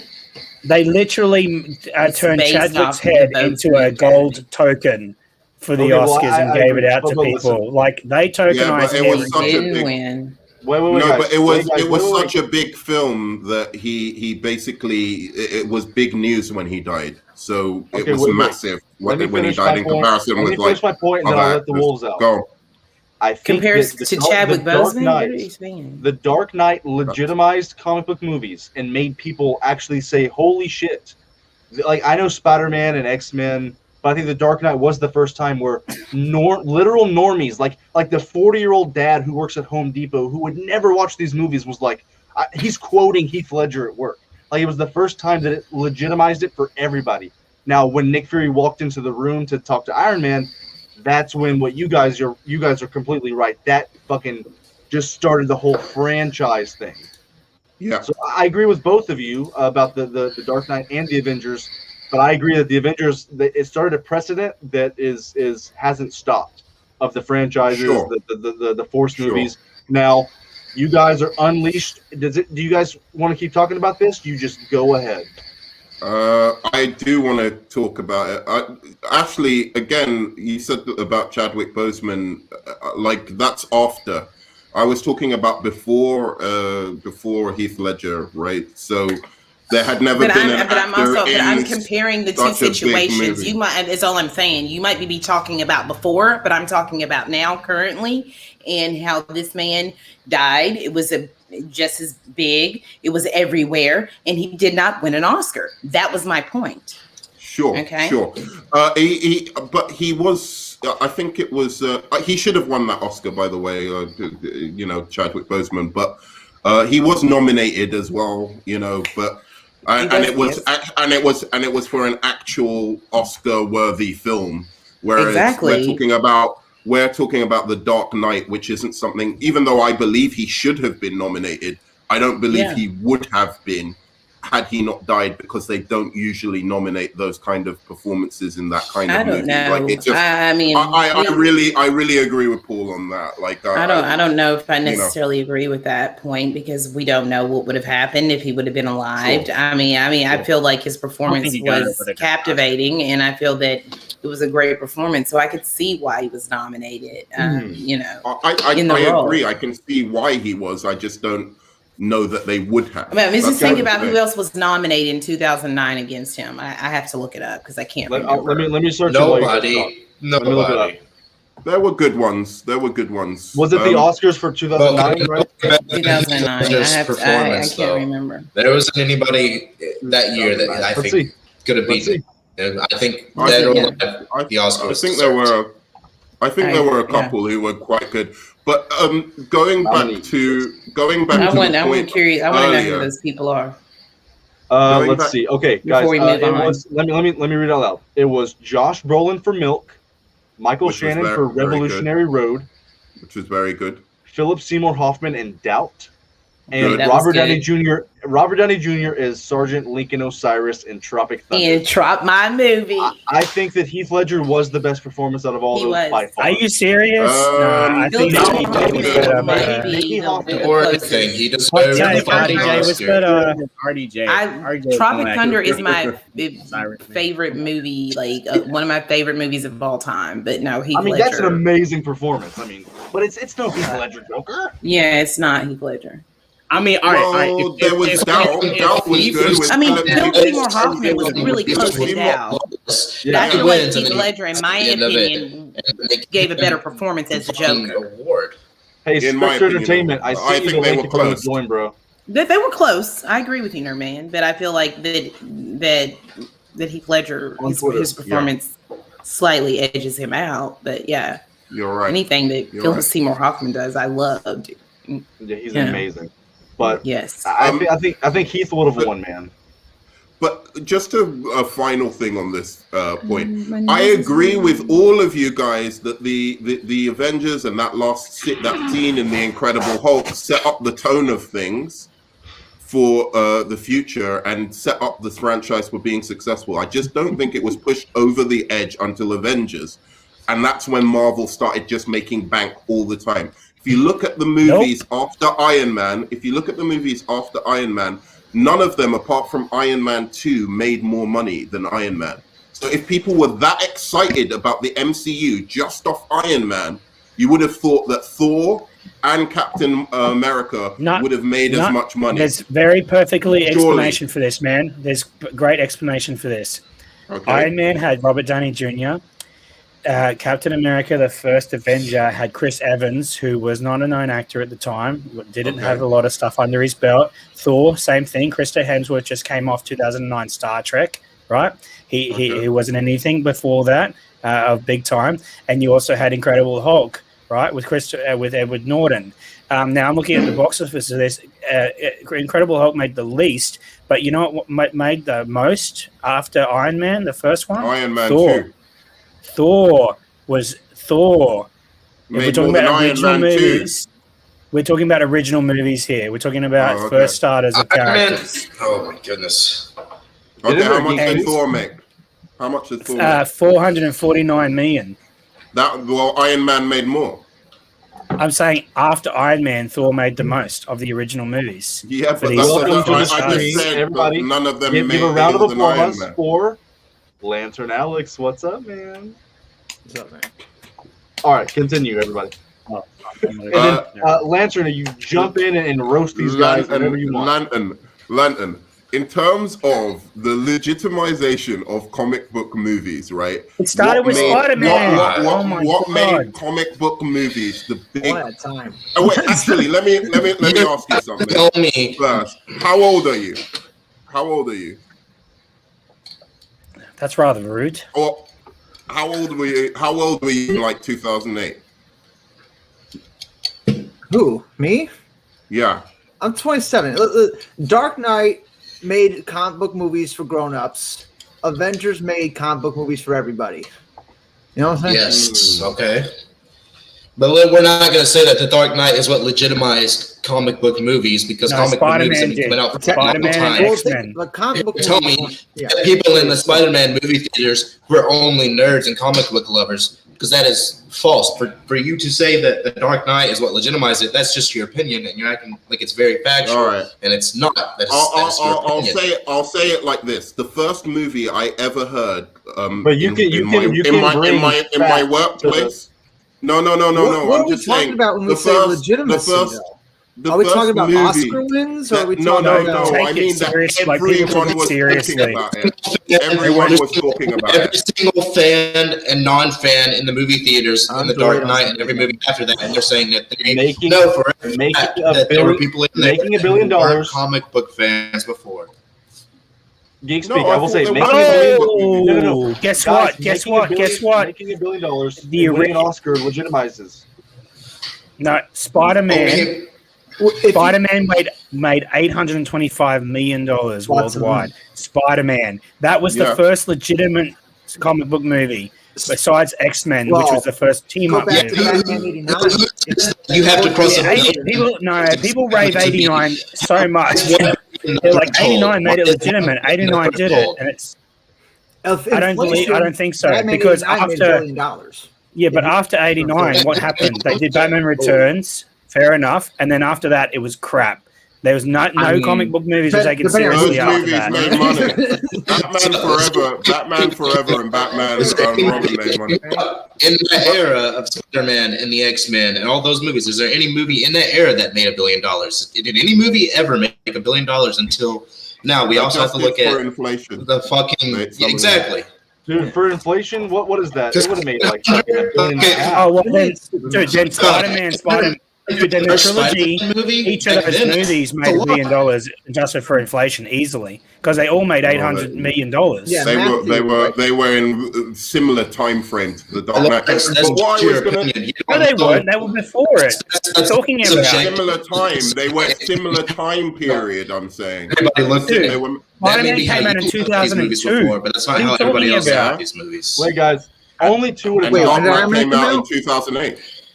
Yeah, It came out that's 10 years amazing. of Dark Knight. Hey, Geek That's Speak is ages really ago chomping in at the movie bit to time. give something right now. Geek Speak, what are you saying? I was saying to say that everybody is fucking their opinions changed after the Dark Knight. That's subjective. You don't know how anybody looked at superhero movies before the Dark Knight came out. You don't know how people looked at Spider-Man or the X-Men or any of those movies. So it's Sure. subjective to say that it's what changed it. Technically, Isn't you don't know. Like it could have been not cartoonish for anybody, or it could have been. I'm just saying you can't. for the Can't you know. say that It's about just- the event? it's- You it's can say that about the Avengers. You can say that about the Avengers as well.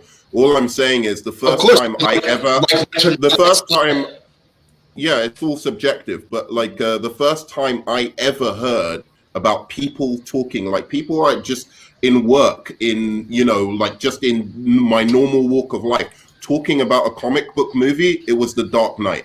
That's all I I'm agree. saying. I And agree. yes, the same Like, thing it was happened a with first, Avengers. Phenomenon. Everybody watched The Dark Knight. Even people that didn't watch Batman Begins watched The Dark Knight. You know what I'm saying? It was a nationwide. I don't know anybody that hasn't seen the very first Spider-Man or the X-Men movie. So like, who had But the amount of people that have 20 seen years later. Tobey Maguire's Spider-Man is Think that's about A it. lot of people saw Spider-Man Think 3 Think too. about it. The Dark Knight, like there were so many people who didn't watch Batman Begins. The word of mouth on The Dark Knight was so good that it got people to come in and make $1 billion. Like I will agree that it's all subjective, but that was the first time where I was hearing people I'd never heard talk about comic book movies say this is one of the greatest movies I've ever seen, period. And it was like, what the fuck? And I think that it did change comic book movies before the Avengers did. But then the Avengers completely Took it changed to it another even level. more. Yeah, it took it to another level, and I agree with The that. Dark Knight took us to the moon. The Avengers took us to Mars. Right, What we I arguing agree about? with that. What we arguing? That was all.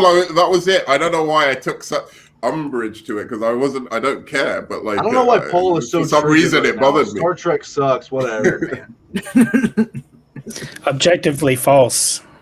Objective. What's Has wrong? had way more movies, way more better movies, way more of a franchise than Star Wars ever had. Just saying. you're taking me seriously. No, I'm kidding. I've never really watched Star Trek. The newer Star Trek Well, movies, actually, I really he brings like. up Star Wars. That's a good point. That was Dude, I like- Don't Hey, say what that, thing to Pickle take Man. off, That's wasn't it? worse than saying that you've never watched Star Trek or insulting it to me. I If you like say the- that new Star Trek is good, we can't be friends. I No. think they're good. No. I didn't think we No. were friends. I thought we were. No. enemies.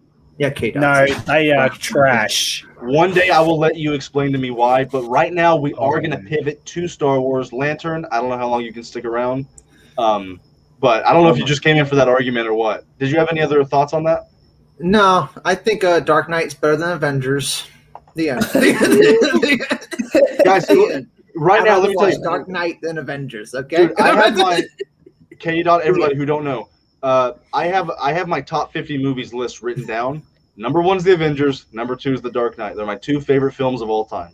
So you need to watch more There you films. go. Okay. Yeah. no, Okay. I don't. Because no. My favorite film of all time is Birdman, Birdman.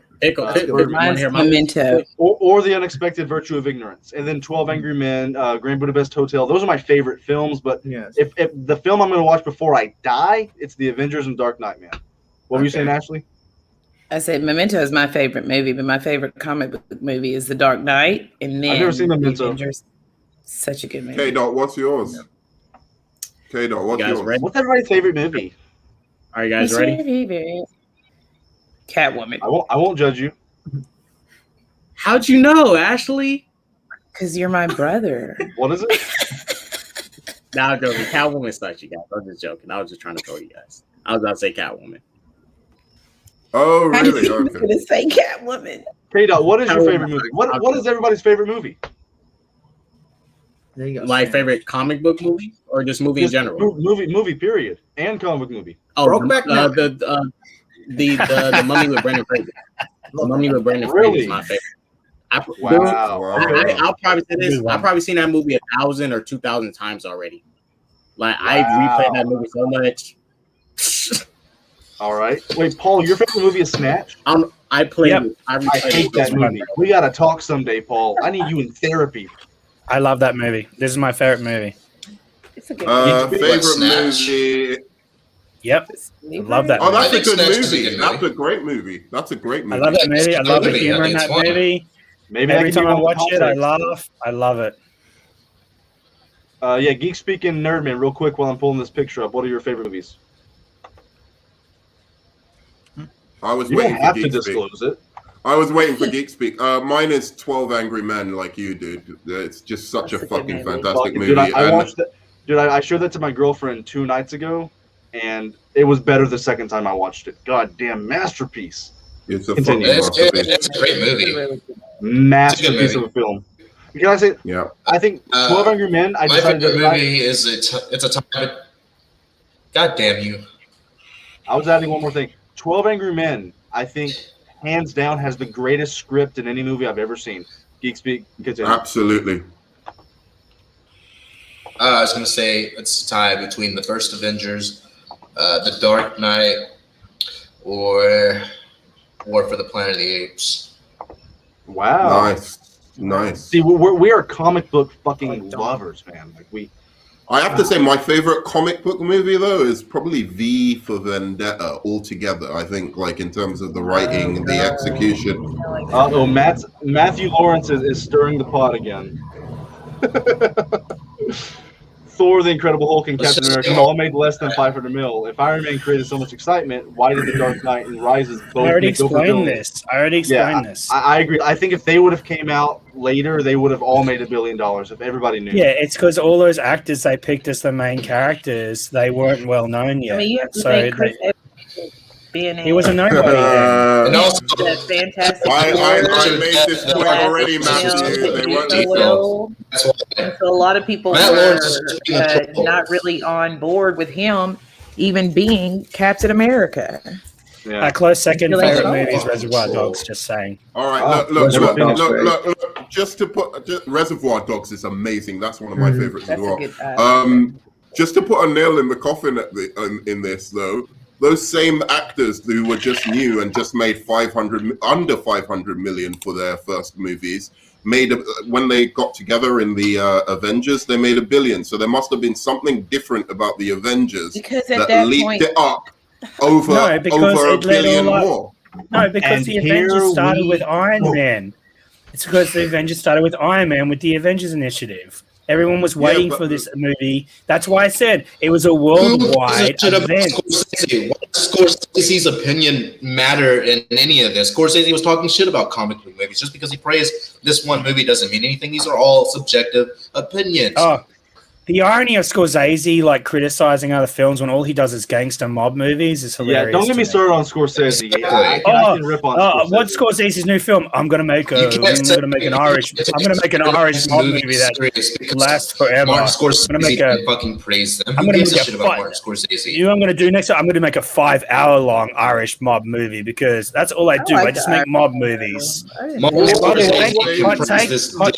Hot take. Yeah. The what's that movie that people praise from him? I forget it. I forget even the name of it now. Goodfellas. Overrated film. I watched that recently. One of the most boring movies I've ever watched in my life. So boring. What? Overrated. Goodfellas is not Great. It's a movie. I think it's decent. I don't think it's great. It's definitely overrated. It's not a masterpiece that people make it out to be. It is boring. No. Paul loses his mind all the time, but he is right on this one. I think Martin Scorsese is one of the most overrated directors of all time. He is fully Save this for another time. Dude, did you see Baby Driver? Did you watch Baby Driver? People raved about that movie. Baby Driver is so That's not overrated. Scorsese. That's not What? Scorsese. That's Edgar Wright. That's I don't not think that's him Scorsese. either. That's Edgar Wright. I'm pretty sure it is. No, Edgar Wright did it, Paul. He wrote and directed it. that. Oh, I'm getting them mixed up because they're both. Oh, now you're right. I am getting them mixed up because they're both overrated. He's trying to twist it now. No, I was wrong. No, I was wrong. But Edgar's another one that I think is overrated. Baby Driver is He shit. hasn't really done Baby much. Driver is shit, but it's Scorsese's way better. But you finessed that like a motherfucker, Paul. I love it. I love Okay, it. guys. So let's get back on topic here. We can talk about Martin Scorsese for a whole stream. That's yeah. He's not Scorsese can lick my asshole. He's not. You know when Tarantino said, I'm gonna keep making movies and but I'm only gonna make 10 because I don't want to be like those directors that keep making movies and then their movies are just bad after a certain amount of time. Scorsese is one of those people he's talking about. He just started making shit after a point in time, and it's just like you should just stop, man. Stop opening your mouth, commenting on cinema, and he just started making crap. Okay, I think that he He's made really, really good movies, even recently. Guys, The Irishman is not a good movie. It is It is so bad. It's not bad. The Irishman It's is not so bad. boring. Let me All right, say something. even if you take away the Irishman, take away the Irishman. Wait, I What gotta about? say something right now. Do we want to save Star Wars for a second and go into Martin Scorsese right now?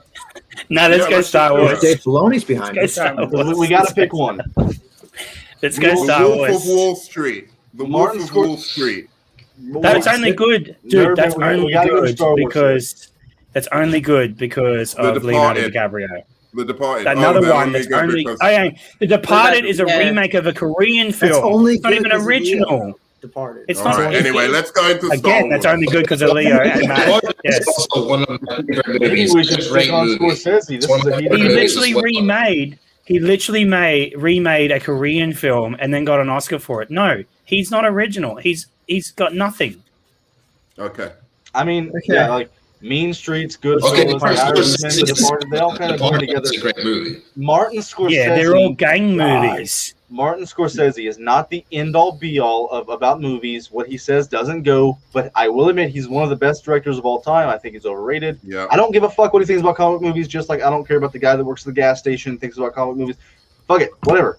Martin Scorsese, do you guys want to debate Martin Scorsese or talk about this? Nothing. whatever Let's you talk want. about this. Let's talk Whatever about you this. Okay. A truck just passed by. Okay, guys, so Martin Scorsese is apparently directing a Star Wars movie. No. So Star Wars. It's about the gangs of the cantina. That's what it's about. It's got Irish people in it somehow, and it will be them inside of a cantina talking for long periods of time. And one of them would be named Okay, Danny. One of them would be named Danny, too. Timmy. There'd be a voiceover about being in the Star Wars universe. His name would be Timmy. I got in with Danny really early, and there'd be a voiceover talking about Danny got with Timmy, and Timmy killed Joey. Yeah. Let's get to Star Wars. Rangers of the New Republic was announced, and we all know what happened with Gina Carano. Apparently now, let me see what the source is. Variety is claiming that this show is no longer in active development, which means it's basically dead. which means that kind of confirms that it was going to be Cara Dune in it, because now she's gone. They're ending the show. So, what do we think about this ending? Did we think it was going to be a good show in the first place? And is this good news that we're getting no more Cara Dune? Let me say, I think that Who the hell's Cara Dune? she was the worst part of the Mandalorian. I think she's a fine person, but she's a really, really bad actress. Every time she was in a scene, it kind of pulled me out of it. She makes Gal Gadot look like Tom Hanks. She's so bad. Holy shit!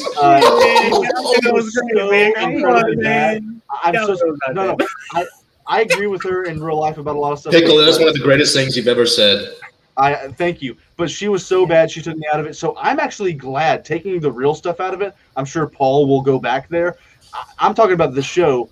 I think that this is great news because I don't want to see her and Bill Burr together fucking on a Star fucking ship.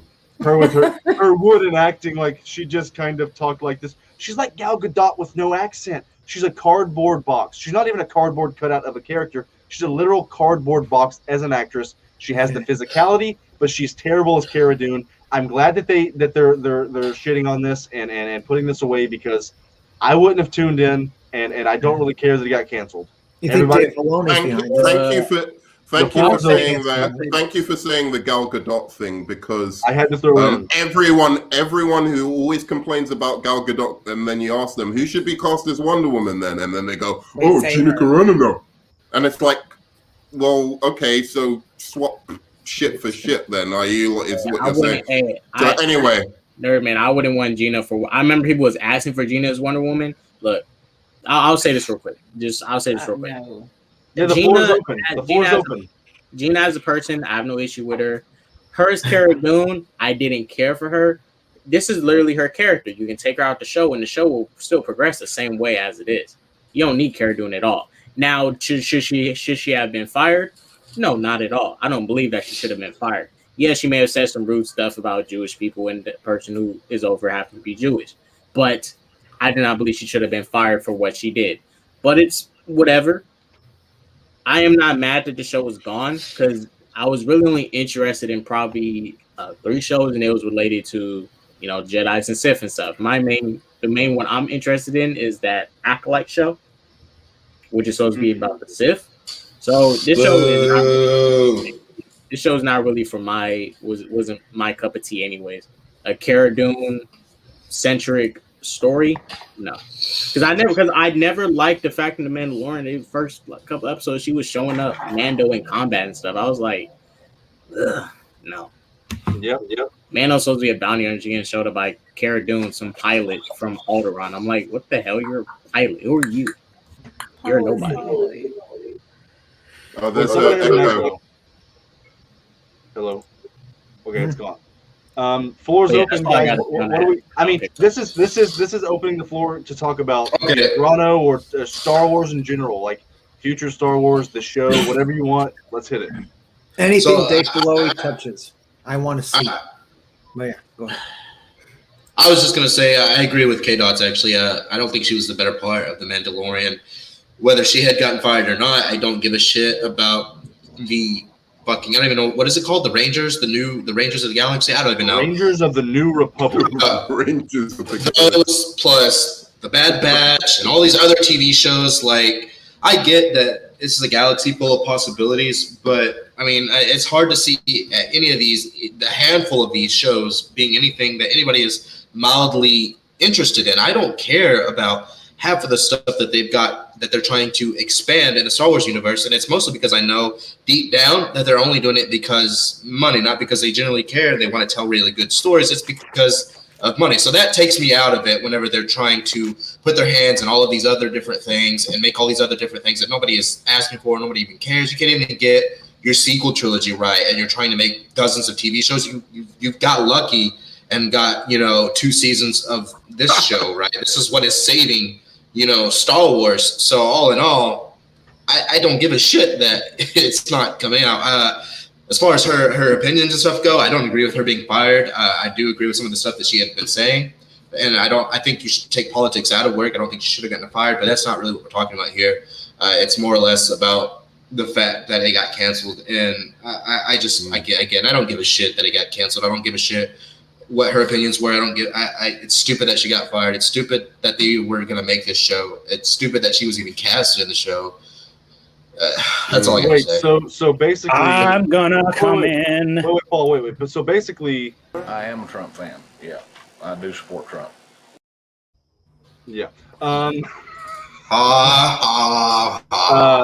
So yeah, Paul, what's up? So Star Wars, as George Lucas, the Grandmaster, always said, was about toys. And you know what the most sold toy was last year? Gina Carano's character.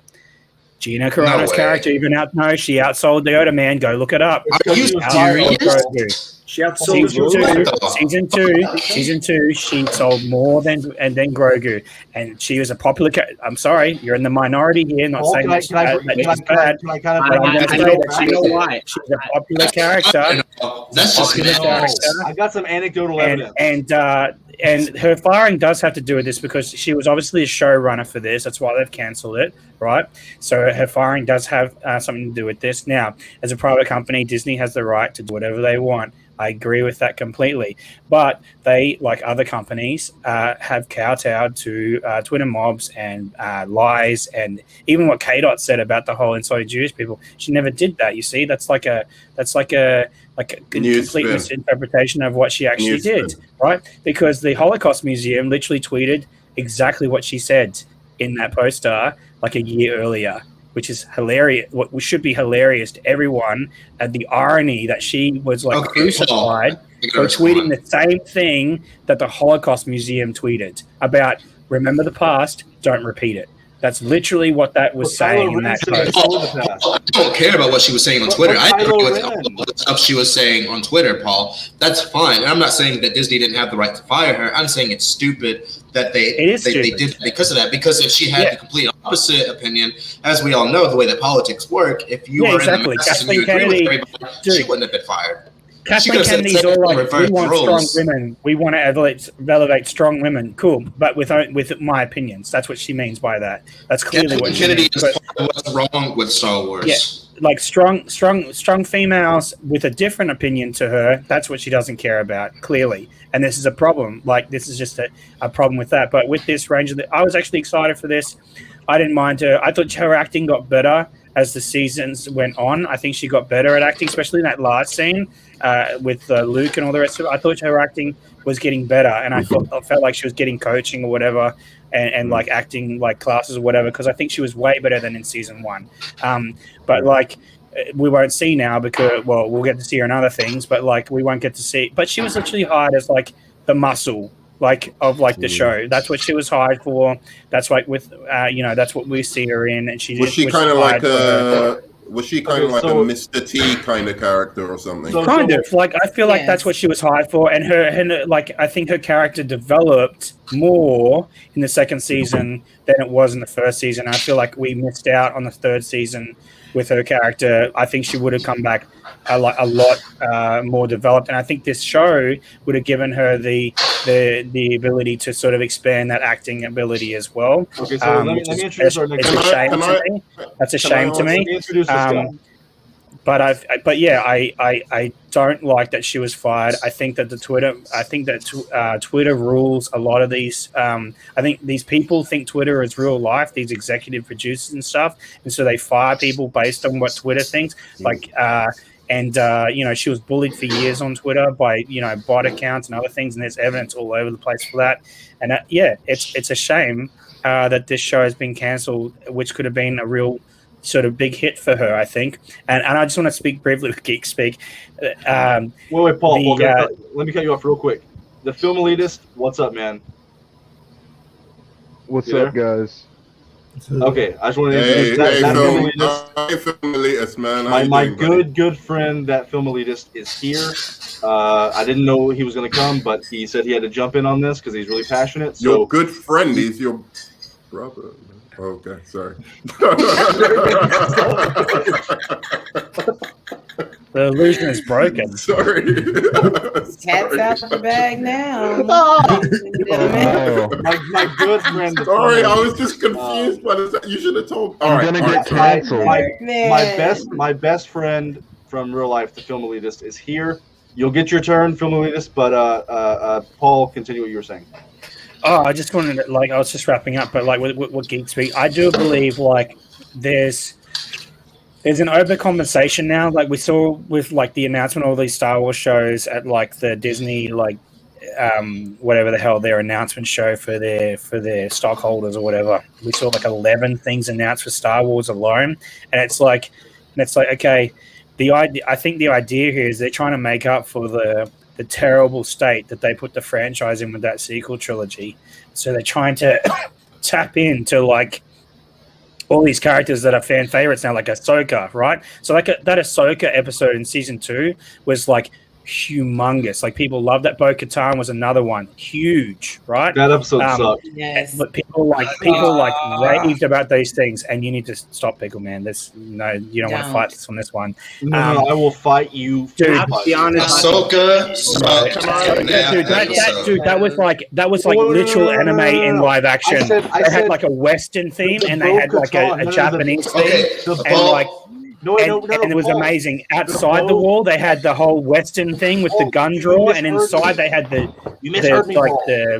Bo-Katan episode. I was not a fan of. I love the Ahsoka episode. That was one of the best episodes of the series. Yeah, I agree with him when it said it was literal live action anime with. Yeah, it was. It was amazing. It was really fucking cool. And I'm looking forward to the Ahsoka series for that reason, right? But it's but this thing getting cancelled, it's sort of I don't know, it's this poisoning of the world. It constantly is a reminder that they literally fired someone for opposite speak to what they thought, and also more so about lies that are made up about her, right? They fired her for lies that were made about her, literally proven lies. For something Can I ask something? And it's so funny. It's crazy that a company as powerful as Disney can't. They obviously see these lies. They see that these are lies, and they still continue with their action. They have too much pride to apologize or anything like that. It's just as crazy. Yeah, they do James Gunn bad, and then they bring him back, but they can't do it with Cara Dune for this, and it's he about worse things. Yes, I have to respond to this. I have to. And you know what's so funny? They accuse her way worse things. They accuse her of being a conservative, and I actually think she was libertarian the way she was speaking, because she literally criticized the government and Trump. The conservative Republicans were in power. How is she conservative if she's criticizing the government? Pickle. It's so stupid. Pickle and Paul. Okay. What's up? As somebody who has kids, and whoever else here has kids, I know you understand this. What James Gunn was saying on Twitter was way worse by far. The thing I used to have a picture on my phone because it's absolute madness, the things that he was saying. And he's hired again, and he's working for Disney again. It's fucking crazy. I don't care about her doing that much, but she got fired for having her own public fucking political opinion. This is ridiculous. This is a whole nother tangent just that we will conspire. She mocked she just brought voice to everything else that was mocking. When California came out and were like, "Oh, you should wear 3 masks. You'll get 2 masks. You get double the insulation or whatever." And she put that meme up, and everyone criticized her. And I was like, she's just saying what everyone's thinking. It's retarded. Put 2 masks. But it's okay for fucking James Gunn to talk about touching little boys' peepees and shit like that. He gets to direct a fucking Guardians 3 movie. If I wear 3 masks, am I triply secured? I gotta let everybody get in on this because I know everybody has hard opinions. Yeah. That film elitist, you haven't talked about anything yet. What do you want to say? Film elitist. Can you hear me? It sounds like he's moving. Yes. Can you hear me? Yes.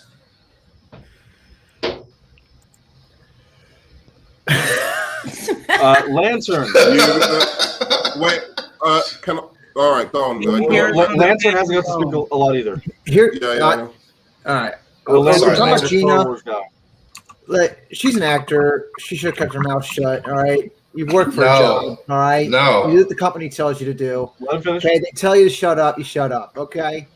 Fuck End that. of the line. End of the line. That's communism. Because if it was the opposite, then they wouldn't have said shit. If she was more on Biden's fucking party and saying stuff about Trump, they wouldn't have said anything. That's such bullshit. Facts.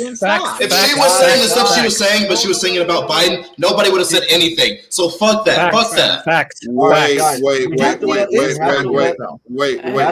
Lantern finish what he was saying, then everybody can rebut it. Yeah. The company told her to stop. She kept spreading stuff about it. You know, she's an actor. She should just be happy to have a job. Freedom of speech. You know what I'm saying? Just be happy to have a job. But Okay, that's it. She's Hang on, dude, Alex. I gotta contradict you there, man, because these liberals I did this with Noban last time. These liberals get up on stage at Oscar ceremonies and they literally rant and rave how bad Trump is, giving their political opinion because it's their right political opinion, right? Yeah. And they punch down to the common folk saying you're bad for voting for this man. You're bad for like carrying out your civil liberties. How dare you? You're all scum. You're all Yahtzees, whatever. And they do it from their little podium. This is why Ricky Gervais got up on stage and said, "Kindly thank your maker." And then fuck off the stage because he was like, he's sick of it, just like everyone else. You don't know what it's like to live in America. You don't know what it's like to live. Surely, what we should be saying is Gina Carano should have the ability or right to say what she wants to say, and those people should have the right to say what they want to say. Yeah, I do. Not what that I'm pointing we out. should be trying to silence anybody. No. I'm not trying to silence them. No. What Ricky Gervais said, you're jumping the gun. You're jumping the gun, man. Again, you're jumping the gun. That's not what I was saying. What I was pointing out was the contradiction that she gets cancelled because she dares to have a libertarian point of view. And they don't get cancelled because they have the right point of view. You see, they have the liberal woke point of view where everyone's a victim and they can This is attack madness, the and I love president, it. right? Because he's a Republican, they can attack him because he's evil, he's a Yahtzee, blah, blah, blah, blah, blah, right? They do it for the woke points because that's what white liberals do now, especially on Twitter, right? Yes. They're offended for everyone else except for their own race or like gender or sexuality. They make big deals out of all this shit. Like they do about, they literally did it about the Bad Batch. They literally did it about the Bad Batch. Oh, they've whitewashed the Bad Batch characters. The Bad Batch characters are based on Maoris who come from New Zealand. What are white liberals getting offended on behalf of Maoris for? Okay, like Paul, this is Paul, the problem with America in general. Let's let. I wanted to ask one. Okay, go on. Let them because they haven't spoken much. So go on, please. I wanted to ask one question, but after. Those damn Americans. All right, well, I'm gonna say this about the whole thing. I didn't think about this. I'm glad Geek Speak brought it up because I wanted to chime in after this. It is so crazy to me that James Gunn was actually hired again, but Gina is having trouble just to come back and get a job for an opinion. But James Gunn gets on Twitter talking about playing with Justin. Yeah, they're only pedophile compliments. It's okay. Don't talk about our fucking president, but hey, you can talk about touching little boys' peepees. Let's let K-Dot finish. But see, I know why they brought back James Gunn because James Gunn is a real moneymaker for them. He's a moneymaker for them. That's because he agrees with half of Hollywood. No. They brought him back because all he did was bash Trump on fucking Instagram, and so because he's on the that's right why they side brought him of back. politics, so they brought him back because he has the right way of thinking. He has the left version of thinking. All of them stuck up for him and said it was bullshit that he got fired. That's what part of the issue was. Fuck all of them too, because he was talking about fucking pedophile shit. Yeah, I mean, it was ridiculous. He shouldn't have said the shit. They were jokes. I agree. Hang on. I don't actually agree. It was so easy for him to come back. No director really wanted to take on and finish the project to begin with, because in their minds, they were still backing him, like Taika and other directors that said publicly, this is his vision. He needs to finish his film, and we're not going to come in and do Guardians of the Galaxy 3. And then several of the actors stuck up for him, had his back, and spoke in his defense. How many people have stuck up for Gina? I'm just asking. How many? There's a lot of They're people on from the Twitter show. sticking up for her. I mean, On the only Twitter. There's a lot of people. I'm talking about Okay, in Bill the Burr. show. Bill Burr. Bill Burr. Bill Burr. Who else? Let me Who address else? it. There- Bill Burr He was a side character. Ashley. He's not Pedro. Ashley. He's not one of the Ashley. lead people from the show. Let me address. No, but he's on the show. Guys, let me address that. It was Let me afterthought. address He it. came in. Hang on, I'm hang on. talking about people. You know, it's funny that Bill Burr Big is with somebody him. who's on the opposite side of the political party as well, and he stuck up for it. Exactly. Exactly. I'm just saying that when you look at it, that these big That's a actors philosophical that were Ashley. in his film were the ones that were sticking up for him. Bill But Ashley, can I Burr address is that? not I'll the tell you why. lead when it comes to the So- Mandalorian. I think that Ashley is right, but also there aren't a lot of people in Hollywood who think the same way Gina does. Most of the That's people, Exactly. true. I'll say That's most of the true. people who That is stuck up absolutely for. true. Oh, wait, Paul. Most of the people who stuck up for James Gunn, they lie on the same political, the same. Yes, political and leaning. James Gunn spent the Wait, last Paul, 3 The years. only one who doesn't is Chris Pratt. The only one who doesn't is Chris Pratt. Let me finish. Dude, James Gunn Let spent the last 3 philosophical years people finish, bashing dude. Trump anyway, so that's why he was back. They were able to Yep. back him back because he had the No. right Wait, thing. Paul, let me finish this. Okay, let We're him forgetting. finish. We're forgetting the number one issue here. Now let me go for a second here. Nobody interrupt. And if you do, I'm going to take away a cookie from you that I gave you. Okay. So Okay. I agree with Lantern that if you have a contract, Gina knows what she should and shouldn't say. Okay, Geek Speak. It is free speech to say whatever you want, but it is also Disney's right to fire her for anything that they want. I think If that. it's, But oh my no. god.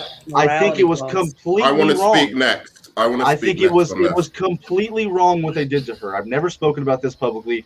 I think I fucking can't stand what they did to her, but they have that right. They had the right to do the James Gunn thing. But I want to speak. it is on they are next, 'cause they are I've been hypocritical waiting. pieces of garbage Of course you do. because Pedro Thanks. Pascal tweeted about the same exact things and didn't get I fired, haven't didn't get spoken. reprimanded. I haven't spoken. Pedro Pascal, the main somebody else on that same show spoke about something and then didn't get reprimanded. So we have proof that they are biased. It's not just us guessing that they have liberal bias.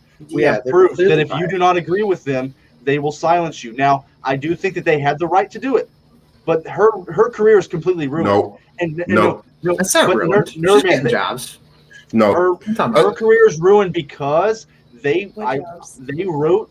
they wrote articles about her, not Disney, but people wrote articles with lies in them. I read dozens Sure. of them slandering her. Or is it libel when it's written? I don't Dude, know. there was that ex-senator that went There- on Bill Maher and literally said she was a Yahtzee Paul, to hang out with she Yahtzees. I was like, doesn't she doesn't get as much support from her cast because Yeah. they are literally afraid. they were Right. afraid of support being her. cancelled as Because well. they Yes. might get, but I agree with Lantern Can I- that Disney had the right. Disney has Yeah, the right go. to do it, but I fundamentally agree with what they did. But the main fucking point is, I'm glad this show's not happening because she's a terrible actress. Okay. Exactly. She's Now, a terrible I agree actor. with you. I wanted to. Now let's I- let everybody gets their time. Everybody, let's give a Nerdman a couple minutes. Then Geek Speak, we'll all get our time. I wanted to respond to this I don't specifically want my because- time can go to K Dots, Ashley, and Lantern. So just skip over me and go to those three. Okay. Okay. This argument came up before because I was talking about what James Gunn did, basically, and I said that Disney had the right to fire him because of that, because what he did went against the image of the company. Those tweets, if as Geek Speak said, and I completely agree with him, if you look at those tweets, those were extreme. Now, I know they were a joke. I know he was doing it only in humor, but they were so extreme that they went past the point of just like something like freedom of speech, basic liberties. What Gina Carano said, I do not think falls out of that line. It was not extreme enough for her whole career to be fucking, or even to be fired. She should not have been fired for Agreed. saying basically what is her political opinion on Twitter. She did not go around saying like she wanted to harm anyone or making, jokes that were so out of taste. I mean, ridiculous, like some of the things he was saying that, about kids and whatever. those kind of things in terms of the consumers of Disney are going to be things, if they hear and they listen to it, there's a potential that there could be serious offense and it could actually hurt their product. What Gina Carano said doesn't fall into that line at all. So when it comes to political beliefs, political opinions, of course you should have the right to be able to say that, even if you're in a professional situation.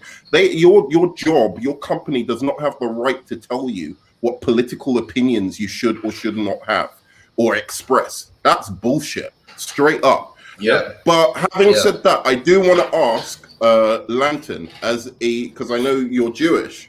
Very Jewish. Did you read what Gina? Did you read what Gina?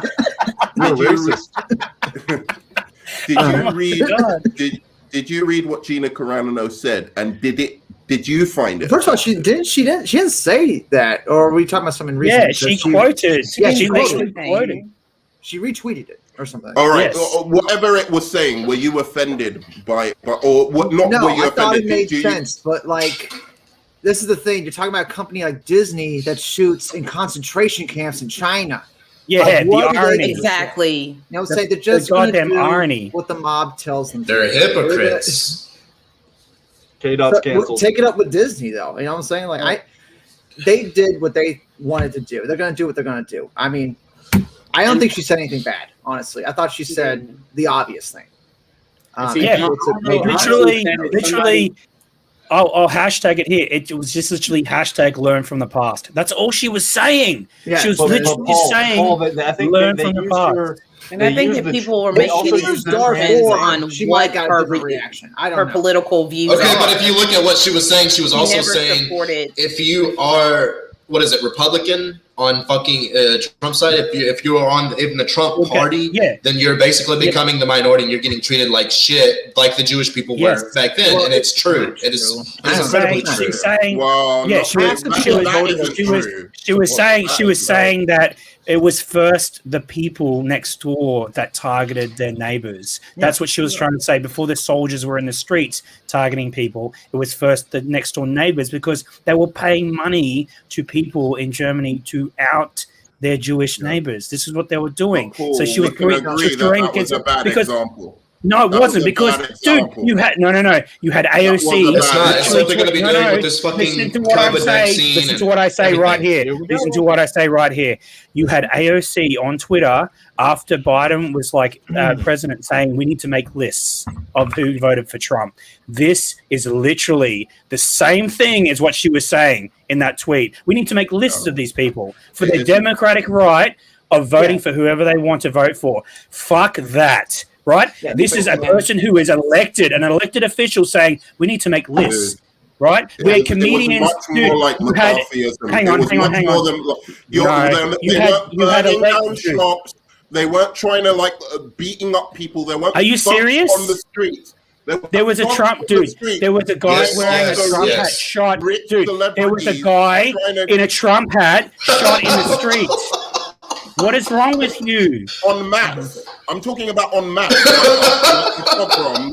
Like the pogroms. Anti-Semitism in Europe has been around for hundreds of years. You know what I'm saying? Like, This literally goes back to the thing where it's like learn from the past. People get targeted for whatever opinion. It can be religious, it could be political, it could be like whatever. Right. That's all she was saying in that thing. And the irony is the Holocaust Museum tweeted out the exact same thing, in essence, the same What sort did of they thing, say? learn from the past.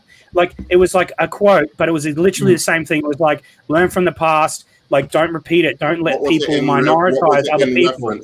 What was it in like reference? it was in reference of targeting people for like opinions or like religion or like whatever it might be. Let me say something. Right? Yeah. But the report came out. Well, never mind. But the report came out that they apparently wanted to fire her. Like they were looking for anything. After she did they got her on a call.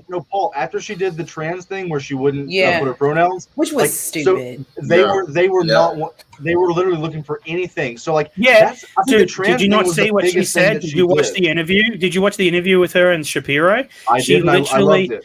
Yeah, she literally said they got her on a call with like 70 trans people to re-educate her, basically. And she's like, I'll go out to lunch with some of these people, but I'm not going to get on a call and be like bashed. And I'm like, that's fair enough. So it's let fair. me- You don't let want me to be say, bashed by a guys, bunch of people. Anybody who's watching, I don't care your political opinion. If you're a good person, you're a good person. It's all about intent. If you think Gina Carano is a terrible person, watch. I don't care what you think about Ben Shapiro. It's not about him. Watch her interview with Ben Shapiro, and then make your mind up if she's a good All I person.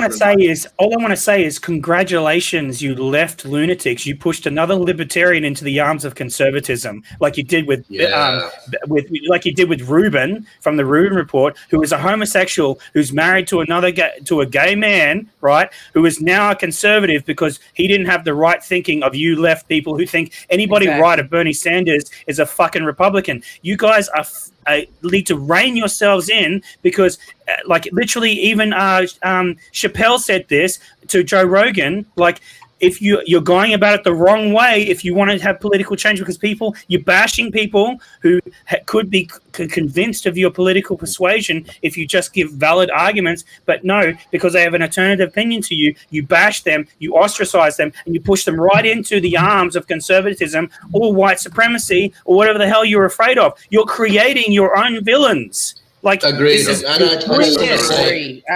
example, I watched 2 episodes of like SNL in a row, and for those 2 consecutive episodes, I didn't watch any more of this. All they did was bash fucking anybody who was Republican or not in the right political party. This dude is literally, it's a black and white little bit. They're all in a little cafe, and this dude comes in wearing a "Make America Great Again" hat, and they're like, "You're on the wrong side of town, boy. You need to get out of here." And then he just leaves, and that's. This is just proof in the pudding, dude. That's just. Would you speak? Would you say they said this is Biden country? Yeah, pretty much.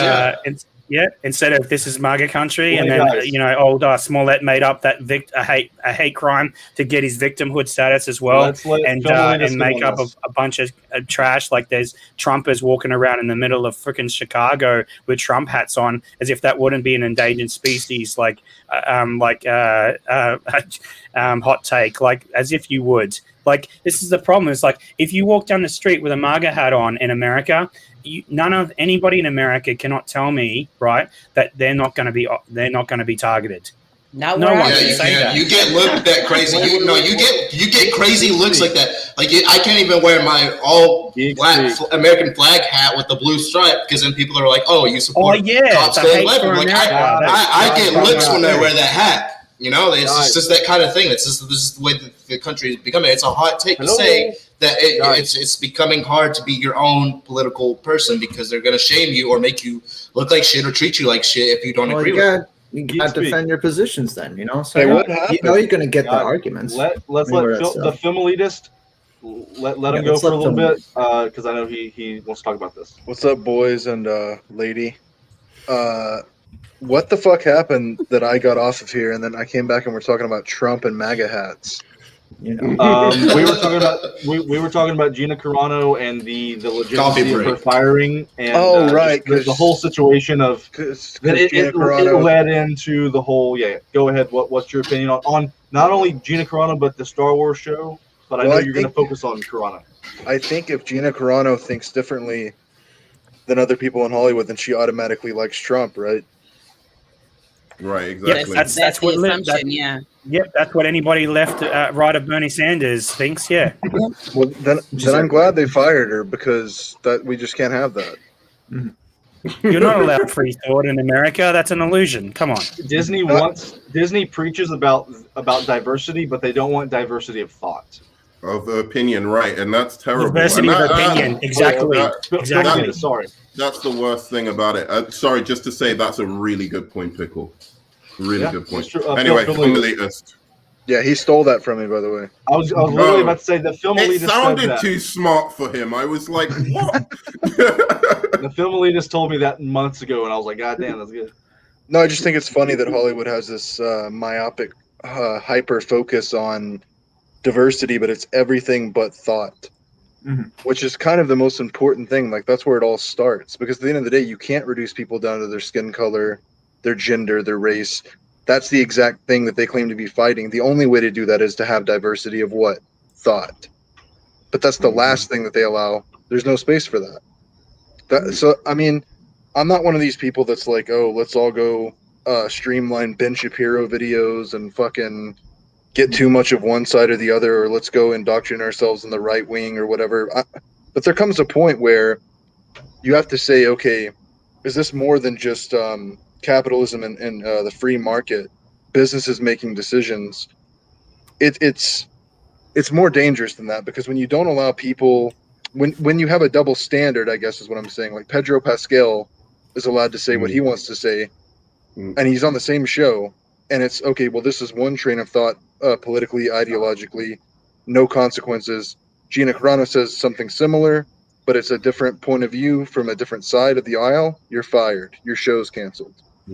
What kind of example does that set? But Alita, my only problem with the right on this, like the right side, if you will, on this whole thing, is that I feel that they always kind of criticize this victim culture, but they often sound to me like big time victims. I mean, to compare yourself, I'm sorry, like as much as I think Gina Carano absolutely had the right to say what she said, to compare yourself to what was going on with the Jews at that particular time in history with what's going on now. But wait, let me just finish this. Let me just finish this. And like also, even if you look at American history, I mean, you're not even talking about a point at which was worse than, like, say, the civil rights movement, when you know, don't have people actually who had an opinion that was against what the general government's and general society's opinion were getting killed. People like Martin Luther King, Malcolm X, all of these kind of people getting killed. The leader, hang on. Malcolm X was killed by another person. I know. I was going to say the leader of the Black Panthers. These people were actually getting killed in protests and stuff like that. You know, and this and what's happening to the right at the moment doesn't even taste. That's not the point, though. That's not the point. And yet, You're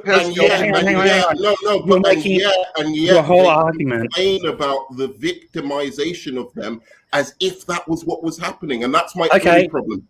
Like the left has big issues, but like that is a big issue of the right. I got two things to say about that. Two things. One, two-party system. Right. One, Gina Carano didn't compare herself to Jews at the time, because what she was comparing to wasn't the Holocaust. It hadn't even happened yet. She was talking about when neighbors were ratting out neighbors for being Jews. That's all she was talking about. Had nothing to do with like full-blown Nazism or what was happening at the time. The second point I want to make is, you know, that what I said previously, all the things I just said, you know what they would get me labeled on Twitter? An alt-right. Someone as alt-right. But what I was saying was factual, and it was actually, I'm a centrist, but I'd be called alt-right in America. That is what Gina's talking about when it's talking about the targeting of right-leaning people, or like even just center-right people, is that they are now targeted for their conservative libertarian opinions, whatever it might be, right? This is a truth, right? That no one can deny. And the fact that if I were to wear a MAGA hat down like the center of New York City, there is no way I wouldn't be accosted by somebody. No way, right? This is targeting of right-leaning people. This is literally the truth, right? Now, I'm not saying that Gina was. I don't think that Gina was comparing herself at all to the Jews of like the Holocaust era. What she wasn't even concerned.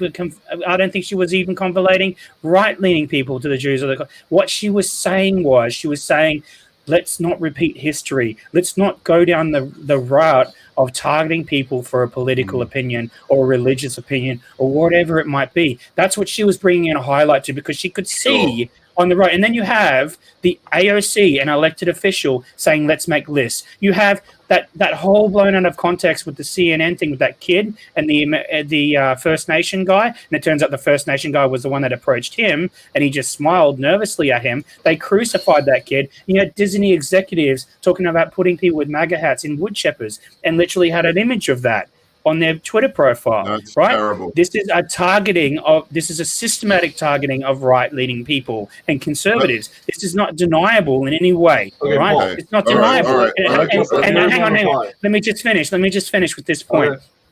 You had 4 years the most attacked president by the media in the history of the US. And it was all made up. The whole Russiagate thing, provably false. Over 4 years, they constructed that narrative, right, over and over again, and it was never proven, ever, right? But they continued that slander and that lie. He's the most attacked president in the history of the US. The history, right? The media machine went against him. You think he provoked that at all? You don't think he I don't care about whether he was. I don't care whether it was provoked or not, man. It's called the media is supposed to be unbiased, and it's not. So, wow, the media. Look I started this, and you guys News are going isn't on for exactly 10 the minutes. most. Fox News isn't exactly I'm not the even going to most. do this. Did I say the fleeting media is? Hang on, did I say that fleeting? Hang on, let me finish here because you're putting words in my mouth. I said, did I say left-leaning media is unbiased? I said the media, all of it is biased. The media is biased. All of it is one sect lifted him up, and the other constantly was on him. Putting him down. Everything that he said, every move. Jump back in. He did a lot of it to himself at times. Literally, you had Pence. Hang on, you had Pence say. What did he do? Okay, What did he do? Hang on. Can I give you an example? Hang on. I just want to finish on this point. Ashley was speaking. Finish up 30 seconds. and Yeah, then we I got let other one point people to get in make. here. I got one last point to make, and it doesn't even have to do with Trump. It's about people in general. You have streamers and other people in trouble, right? Because they don't like. Even Ninja said he doesn't want to stream with women because it doesn't look good to the rest of the world, right? And he was attacked by feminists because he because of the whole. You don't want to stream with women, but he doesn't want to look. He's married. He doesn't want to have like that sort of mistaken thing, right? You have Pence. Yes, I actually did read that. I wouldn't be alone in a restaurant with another woman without my wife, right? Honoring his wife, right? What he thinks is honoring his wife. And he's attacked by the media for saying that statement, but it's actually him staying out of trouble because all these politicians do this shit and then they get in trouble, right? They get blown up because they've been seen with another person who isn't their wife. You have all these Hollywood personalities with tabloid things made up about them about the same stuff, but he's attacked for that as well. The entire machine was against this party in respect. It doesn't matter whether Trump brought it on himself or Pence brought it on themselves. When you have the most attacked president in the entire history of the U.S. president, all right. It's all right. But actually finish. That's what I'm saying. I'm okay. Yeah. I'm just saying that when it comes to Trump, I was not a Trump supporter. I don't like Biden either. I have issues with the two-party system in this country as a whole. But a lot of the things that he said, he dug his own fucking grave. That's all I'm going to say. What did he say? What did he say? What did he say? What has he done? Grab women by the pussy. To inject himself with Did he say that? Did he say that while he was president? He said to grab the women by the pussy as president. He said the bleach. Okay, so why does what he said before matter? Why does that matter? Why does that matter? Why does it matter? Why does the stuff that he did before he was a president matter? That doesn't affect his okay, but it doesn't affect his ability to be a president. It doesn't affect his ability to be a president, though. It does not affect his ability to. It does. It does. When you can I give an example? Sexual assault allegations. It isn't. It isn't. No, it isn't. Ashley. Wait. That is not presidential. Just like I feel the same way about the guy that's in the White House right now. Okay, Ashley. That is my general stance on him and half of them. Okay, is all I'm saying. Okay, but it's presidential to smell little kids.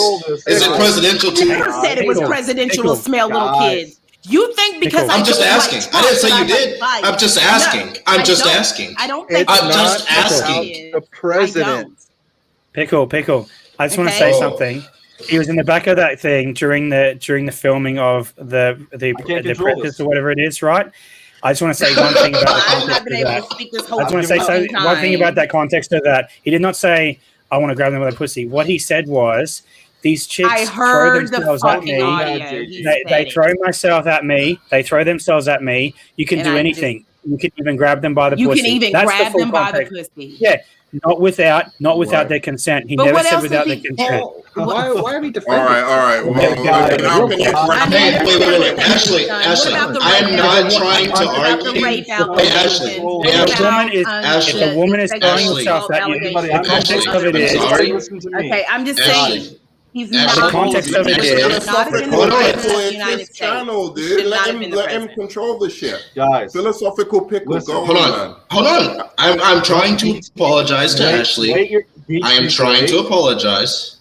but you'll get your time, guys. Everybody, this Oh is my going to a goodness. place that I did not Like think. I always get this. Oh, I'm the black female. Ashley, I don't like Trump, so I must What be Ashley- a fucking liberal Ashley, Democrat, and I'm not. Let me go. Nobody Like, said I'm a that. fucking Let me go. Who said libertarian. that? I'm just we have to Who saying. push said the that? film Like elitist Trump. out. We have Who pushed the said film that? elitist out, guys. I'm just saying. I'm Because go- he was just like asking me If- about if- kids if and we're the gonna go president. I here- don't fucking like Biden, dude. if we're gonna go here, I didn't say you did. if Oh, we're gonna go God. here, I will dictate who's gonna go, and we can't interrupt each other. Okay, because I can't hear what you guys are saying when you're talking over. So Paul has gotten a lot of time. Film elitist, if you're watching, please come back to us. I will give you time. But right now, Ashley, say your piece, then Geek Speak. You will rebut her, then Nerdman, Unleash, and Paul, try not to have an aneurysm. Lantern, K-Dot, you guys can jump in too. Oh, dude, when it comes to politics, if I'm informed, I'll jump in, but I'm not too informed in a lot of this stuff, so I'm gonna stay quiet. I'm I just mean, gonna be quiet. my basic Ashley. the basic thing that I was saying is that he wasn't very presidential. He wasn't about even attempting to unite this country, and all the mistakes and missteps that he did during the pandemic. I'm a freaking nurse practitioner. I'm a fucking medical professional. Okay, he made a lot of errors and did a lot of things so don't that he mute should me. not have done. Okay, No and noises, it was I'm sorry. ridiculous. If somebody makes a noise, I'm breathing. But you Okay. went. I never got to sided talk. her. I'm just saying. I'm not sighing at her. I am just sighing in general. I have something to say, so I'm Okay. just sighing. And You didn't fucking I'm mute also- Film Elitist last week when he sounded like he was fucking running in the woods. Yeah, I did. Okay. You all mute right, me anytime I guys. make any of the slightest noises. Hey, I Dude, have a we're good just thought. talking about I nothing give at the up. moment. I'm done. I'm done. I I'm tried done. to make everybody speak, and you're huffing into the mic. I'm just saying. I'm actually not. I'm on the trigger Because for anybody I'm who makes a trying noise. to, not, but I'm good. Can I have my doesn't turn? matter. The film elitist, Sure. Why not? I wanted to say one I can't thing, have but mine. anyway, go on, Nerd. the film elitist has barely gotten to speak, so he I can haven't go. gotten to speak at all. I don't give a fuck about Trump or Biden or any of that bullshit. The reason what happened with Gina Carano and why it's important is right think and wrong think. We are establishing that now in America. That is whether you want to say that's a unjust a comparison or whatever. That is what happened in Nazi Germany. Right think and wrong think. And the moment you start setting that example, it doesn't matter if you're on the right, the center, the left. The moment you go against the talking points, they will destroy you, they will cancel you, they will silence you. That is a dangerous precedent to set. I don't support that shit. Okay. It doesn't, no, Yeah. who cares about Trump and all this other shit? We're getting off on a million different directions about shit that doesn't matter. I mean, yeah, at but the end it of the, kind of went into that, but yeah. I'm just saying, Yeah. I'm not criticizing I didn't- anybody. I'm not criticizing anybody.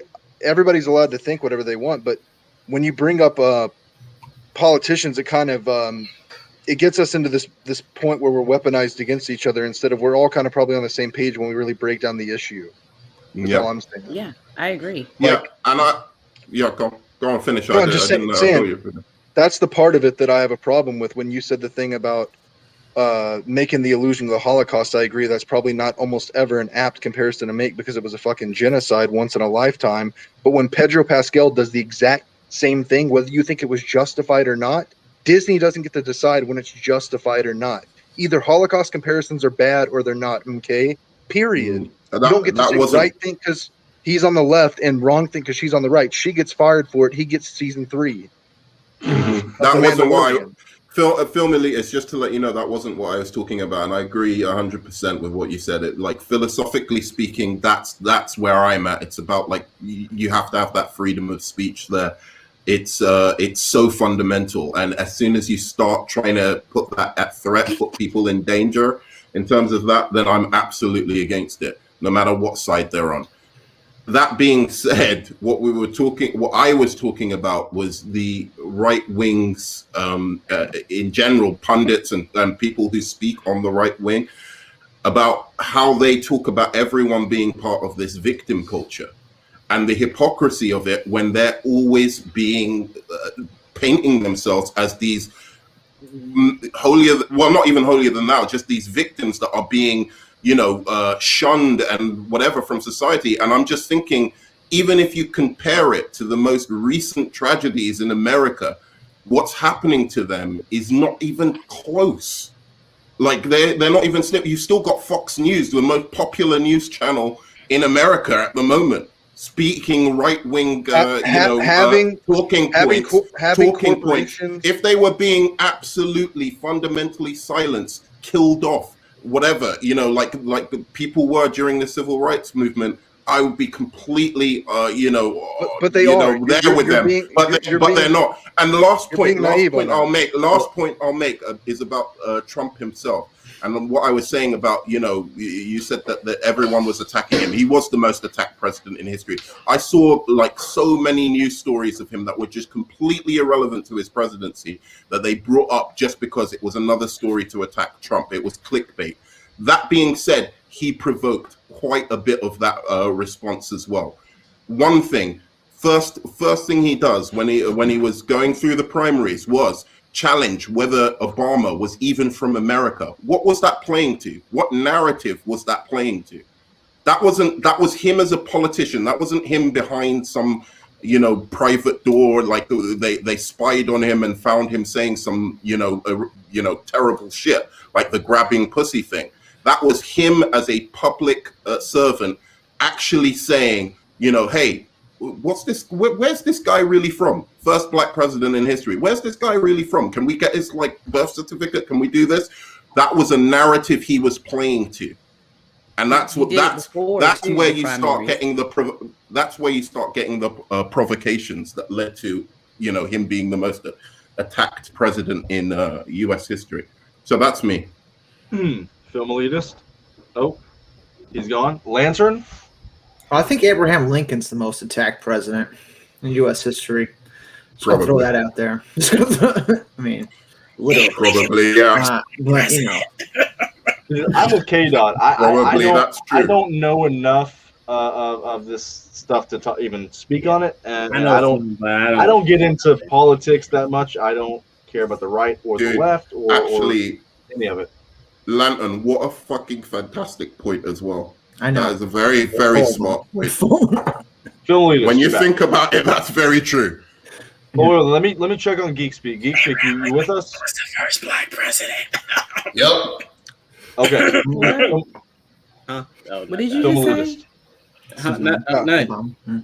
I didn't say He was that. the first black president. I just wanted to hear what you was going to say. I didn't say that.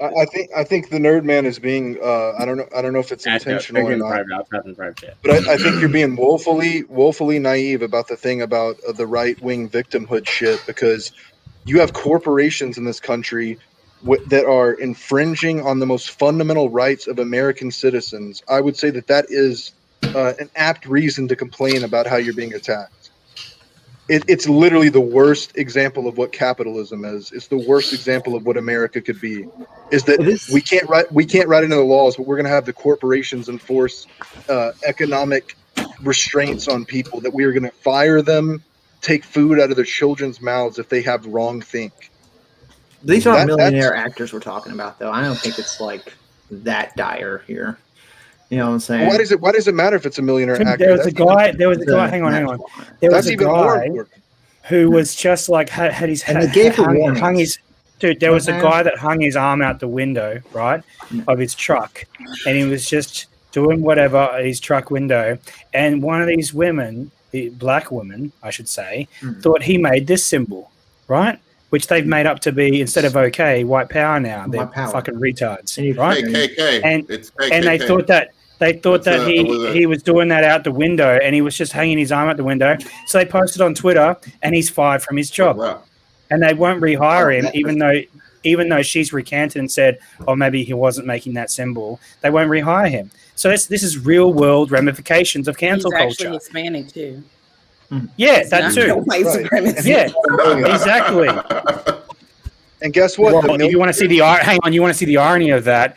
The head of the Proud Boys, who is supposed to be a Nazi organization, is a Puerto Rican, a black Puerto Rican. So, I mean, this is the insanity of the left. Isn't right? it even more important when it is a millionaire, when it is somebody with a platform, because they're the ones that can reach people?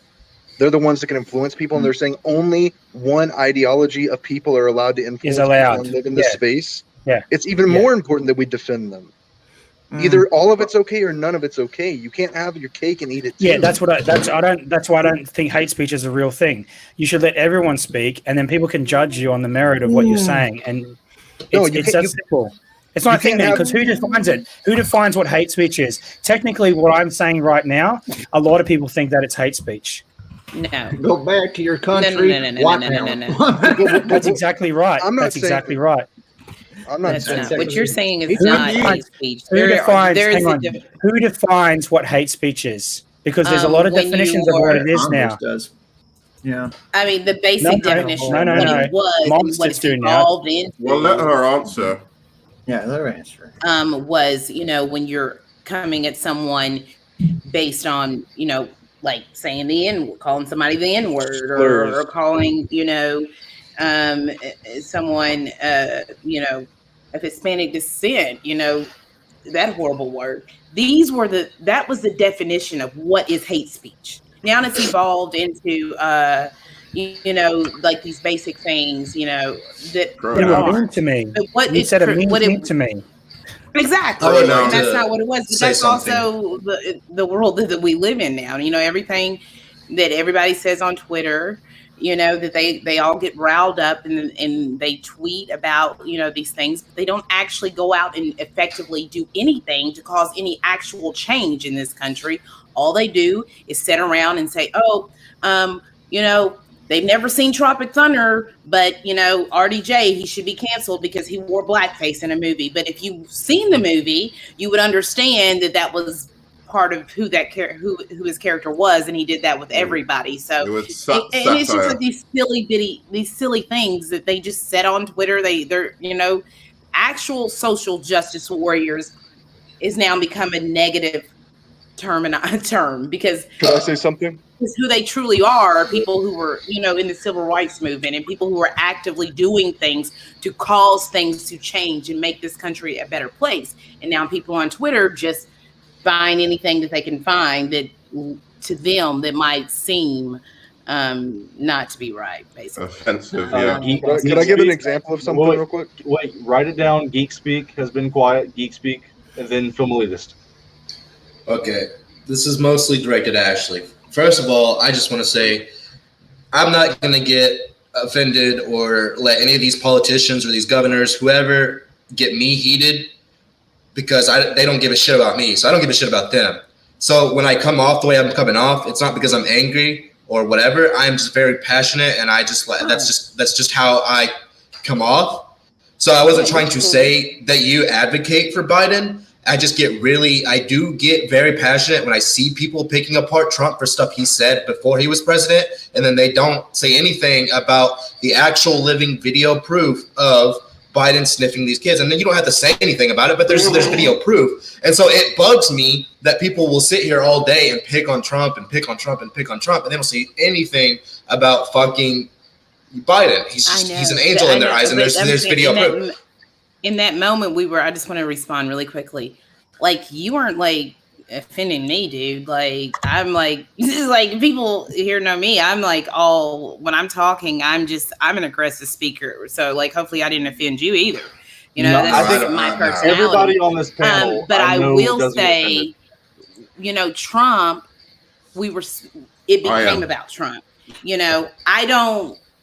And then like the next point is people always want, a lot of people then bring up Biden. But my thing is, I did a whole video about how it's between a douche and a turd sandwich between someone else, and we brought up both of remember the issues and why both of them are not great people and why neither one of them deserve to be the president of the United States. So I understand your point exactly. I mean, Biden is a disgusting being as well, and I will say that.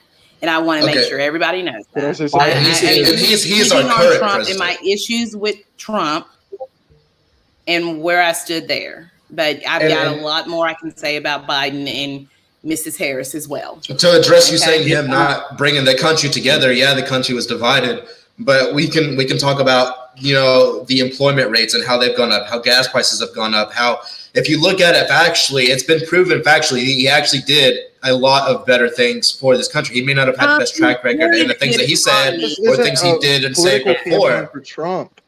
This isn't a political campaign, but I'm getting my fucking opinion out. Yeah, I'm going to agree with Geek Speak here in that he ran the country like a business and therefore it functioned. He was not a moral guy, though. I will not claim. No, he inherited a good economy. I agree. Let's be real. Yeah, I agree with that. And he spoke like he had no filter between what he thought and what he spoke a lot of the time. But at the end of the day, our economy is can I just say he did not? Can I just say he did not inherit? No, he didn't. Yes, he did not inherit a good economy. Obama is provably. He did not. He inherited a shit economy. Hang on. No, he did not. Obama. He posted the first. Hang on. No, actually, sorry. He posted the first GPA since. Hang on. He posted the first positive GPA since World War II. He's the only president to do that. Yeah, sorry, that's a fact. Can I jump in here, please? That's a fact.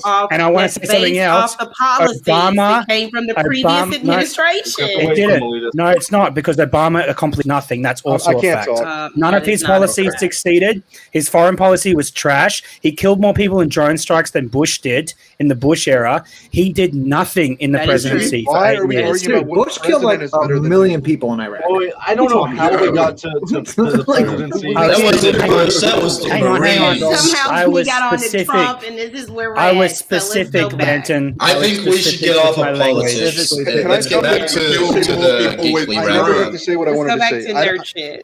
I don't care about Trump and Biden. All I wanted to say was. And by the way, it's not racist to criticize Obama's administration. I'm just going to say that. Let's let Family just go. No, it's All not. I wanted to say was, I don't care who likes who. It's fine. We don't have to argue about that. But when one group of celebrities can say, hey, go out and vote, go vote for Biden, and nobody says anything, and then another group says, hey, we're mildly conservative, they get fired from their television show, that's a fucking problem. It's not an endorsement of Trump. It's not an endorsement of Trump. I don't know. It doesn't how we got matter. to Trump and Obama. What the fuck? Let's be done with politics. Let's go to the geeky shit. I don't endorse any politicians publicly or in my personal life. I don't. And the reason I say what I'm saying is because every one of us here, whether you're a woman, whether you're a black man, whether you're a white man, whatever, I care about your right to be able to say what the fuck you want. Again, I was specific. I said drone strikes. You were talking about with drone strikes, but that's a really weird way of. What do you mean, Peter Parker? I was specific with my language. Obama killed more people when he did it, and the reason he killed more people with drone strikes is because drone technology had improved by then. Yeah, and he also put more troops. Hang on, and he also put more troops on the ground, which he promised he was not going to do, and he put more troops on the ground in Iraq. So he's a liar, just like every other president. Every other president is a liar. What he did in Flint, Michigan. He pretended like he drank the water. And that's what I'm saying. You got to stop wanting politicians to save us. In my opinion, he played the race card a little bit too much. He gaslighted racial division a lot in America over his 8 years in term. Every time there was a cop shooting, he made it about black people. He gaslit. Hang on, he gaslit a lot of the issues that happened in the Trump era. I'm sorry, this is a truth. Right. They all take race and all the rest of it out and objectively look at his presidency over the 8 years and what he said in press conferences, and then look what happened when Trump took over. This is a literal a swing. And by the way, the people who voted for Obama also voted for Trump. The swing voters. So that's another thing too. Neither of those people give a fuck about any of the 8 of us right here. Voted for Biden. this time around. That's exactly right. That's exactly right. Neither of those people gives a fuck about any of us sitting right here, and we're giving them hours of our time talking about their fucking Yeah, policies. exactly. Let's talk about pop culture, Exactly. dude. Yeah. They bombed This is us to 2024. spy on us. Because guess what? Philosophical Pickle and his crew do not endorse any politicians or political pundits. Except No, for I Gary don't endorse Johnson. anybody because democracy is a lie Except for and Bill big Burr. corporations Bill lie Burr. for conquerors. president. Okay. Pop Phil Burr culture? for the next president. I endorse Politicians it. are bought and paid for before they even What run. were we and so are talking both about? sides of What Congress. This is the truth. next topic? He's still, Paul's still going. Star Wars, Indiana Jones. Wait, Pickle. I had a question. Did you see Army of the Dead? Haven't seen it yet, but we're Dude, about to we've talk got about to Zack talk Snyder. about that shit, man. Watch this just That so we can shit's talk funny. about it. I got things to say. No spoilers. When he I'm says spoiling shit, nothing. when I he says wanna- shit, he's being accurate. It I'm is a gonna turd watch it. sandwich. That movie looked like poo poo. I would have talked It about is a that turd shit, sandwich. but I won't spoil nothing. Just Pickle. Can't Watch wait it to soon. watch We'll talk it. about I it. want to watch it Third tonight, sandwich. so then hopefully I can talk about it soon. But I mean, we're talking about I recommend Zack watch anyway, it. aren't we? I recommend to watch it during the day because it might put you to sleep. I'm be honest. Hang on, wait a second. Like After- hang on. BBS. Wait a second. After watching that movie, I'm so glad we're not getting Justice League Actually, BBS 3, is 4, better than 5. guys, Yeah, it literally put me to sleep. Me too. On a speaking stream. of Zack Snyder, speaking of Zack Snyder, What about it? Right wing it did. Oh my god. to finish off the stream here, let's not get on the It's the politics opposite, too but much this time. This is Okay. kind of This. It's objectively So, wrong. This statement. apparently Zack Snyder had to defend himself. I had no idea this was a thing. He had to defend himself from being a right-wing person and having right-wing agendas in his movie. Oh, you know why? Because he has strong straight So, white let me males tell- in his let me tell you movies. why. That's why. No, it isn't. Mhm. No, Let me- it's let me- nothing to do with Let me that. explain why, and we Nothing can to open the do with floor. Zack Snyder is a filmmaker with a body of work that people love or hate, but one odd criticism of his movies is that he tends to have a right-wing leaning subtext. In Man of Steel, Jonathan Kent pushed his son to put himself before the needs of others, while Snyder depicted 300 Spartans as freedom fighters rather than the might makes right society they really were. Those are a couple examples, but most telling appears to be the director's intention to adapt Ayn Rand's The Fountainhead, a beloved story of many Exactly. right-wing. Bingo. So, That's why. That's not right. Ayn Rand. honestly. So, Yes. Zack Snyder said in an interview, "I vote Democrat. I'm a true lover of individual rights. I've always been a super strong advocate of women's rights and women's right to choose.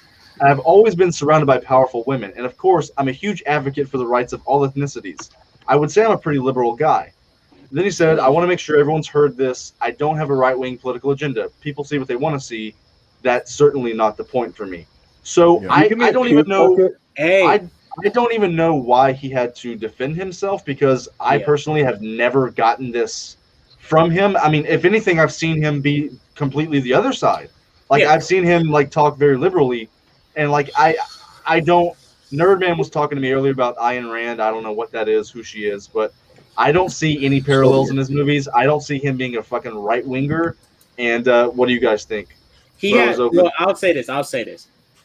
Paul Zach- goes last. Zach, in my opinion, with not even diving into the other stuff, Zach always had more left-leaning views, right? More left-leaning views. When you watch this movie, Pickle, I'm not spoiling nothing when I say this at all.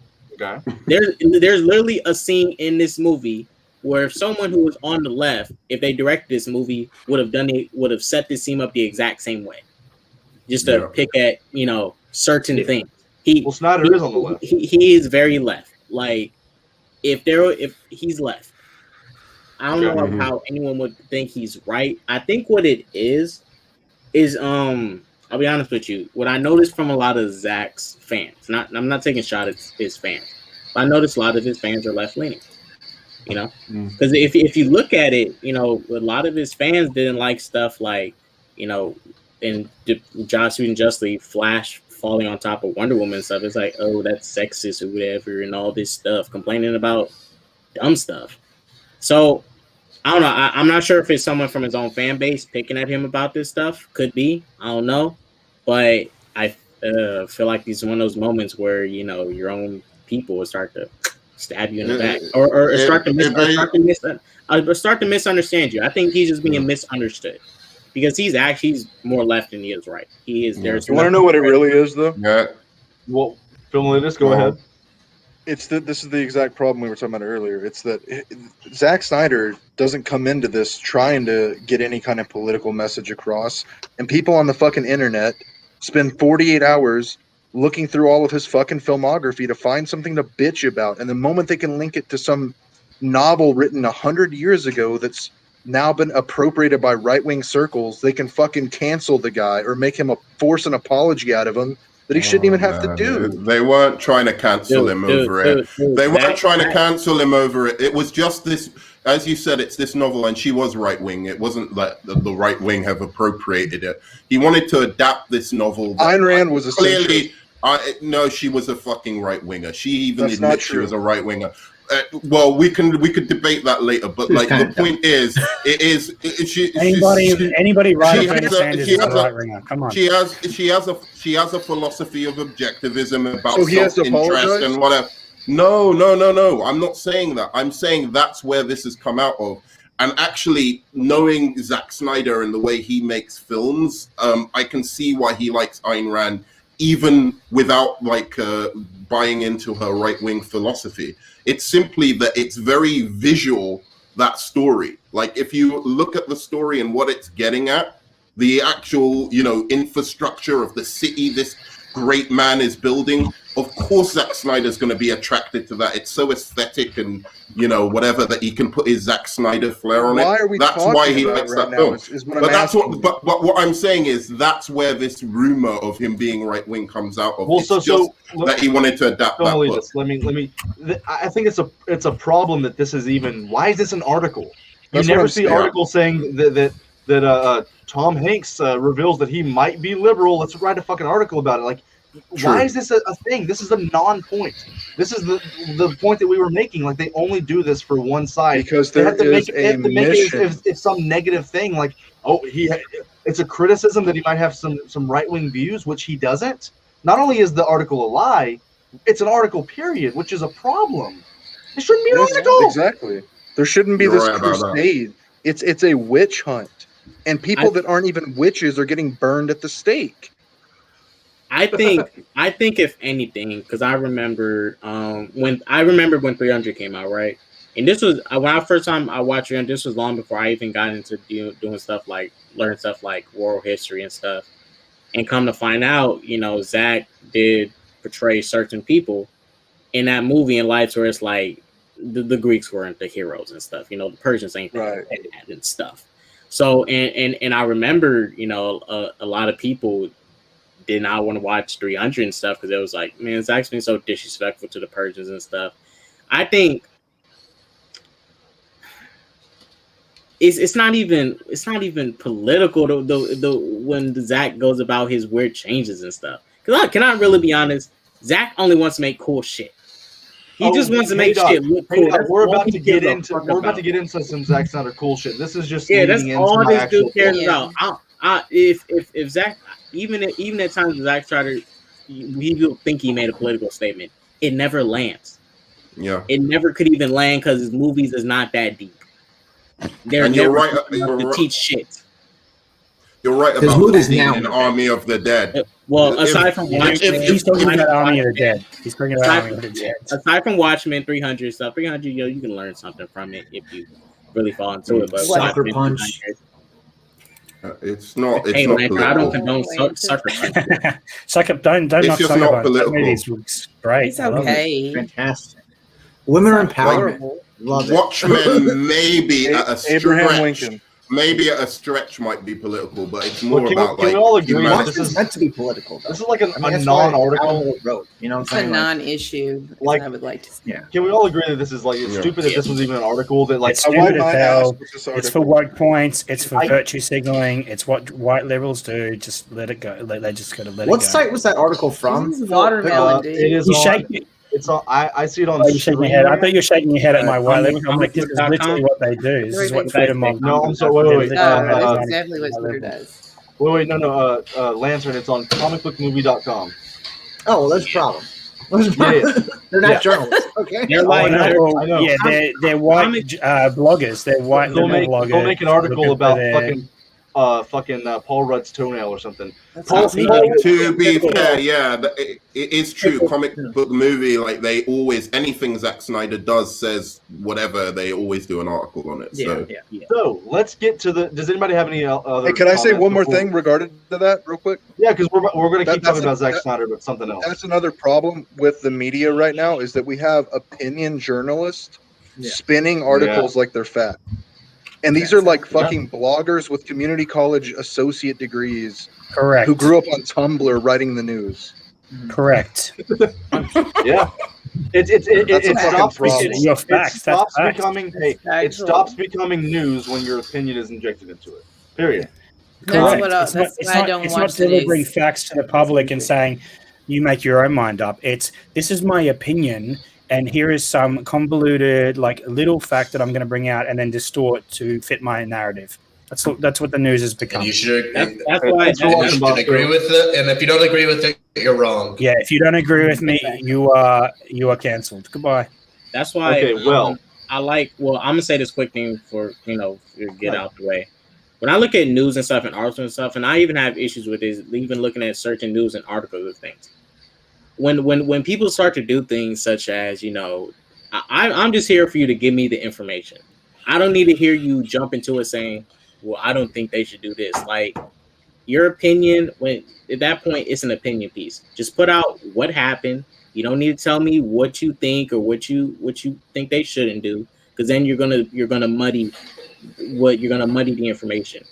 Just put out what happened, put out what was said, and keep it pushing. If you want to put out a opinion piece, then make it clear that you're putting out a piece about your opinion. Because a lot of these articles be tricking people and don't ever do that and say this is a opinion piece.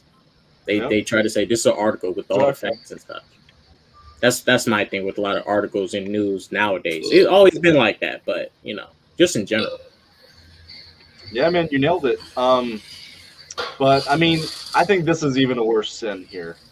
And I want to see what everybody. God, I saw it. Like, I just saw this today, and so I added it to the video.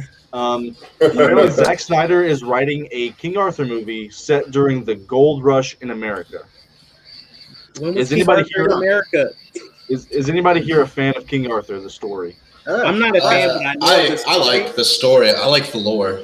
I think this is a prime example. This movie and the one that came out today are prime examples of why Zack Snyder should just kind of quit filmmaking. So I'm gonna go. Wait, let me go. Guys, Let me go. you said you wanted original movies. Everybody, Wait. wanted original movies. It's not original, man. Okay, but they're not good. Wait, guys, Just make a gold I want rush. good original movies. already, guys. I'm gonna What go IP down do the we line. own? We own King Arthur's IP. Okay, Wait, what Paul, director can we wait. tap to get us to launch a franchise? establish this. We'll get Zack let's read the Snyder. quote. I don't Let's believe read this anyone quote, owns. Guys, Anyone that I'm going to owns go down IP. the line. A simple yes or no. Do you care about King Arthur before we get into this? Nerdman. Start from the bottom. Now So we get. Filmalatus Now we and get. Alex can go. Okay. That's just a simple yes or no. Fuck no. No? Lantern, do you care? I love King Arthur. Guy Okay. Ritchie. Let's get. I just want to know who. I want to know who has the. I want to know who I should let speak the most on this because I don't really care that much. Lantern. Let Lantern go. He said yes. I said yes. Geek speak. I like the lore of King Arthur, the Sword and the Stone.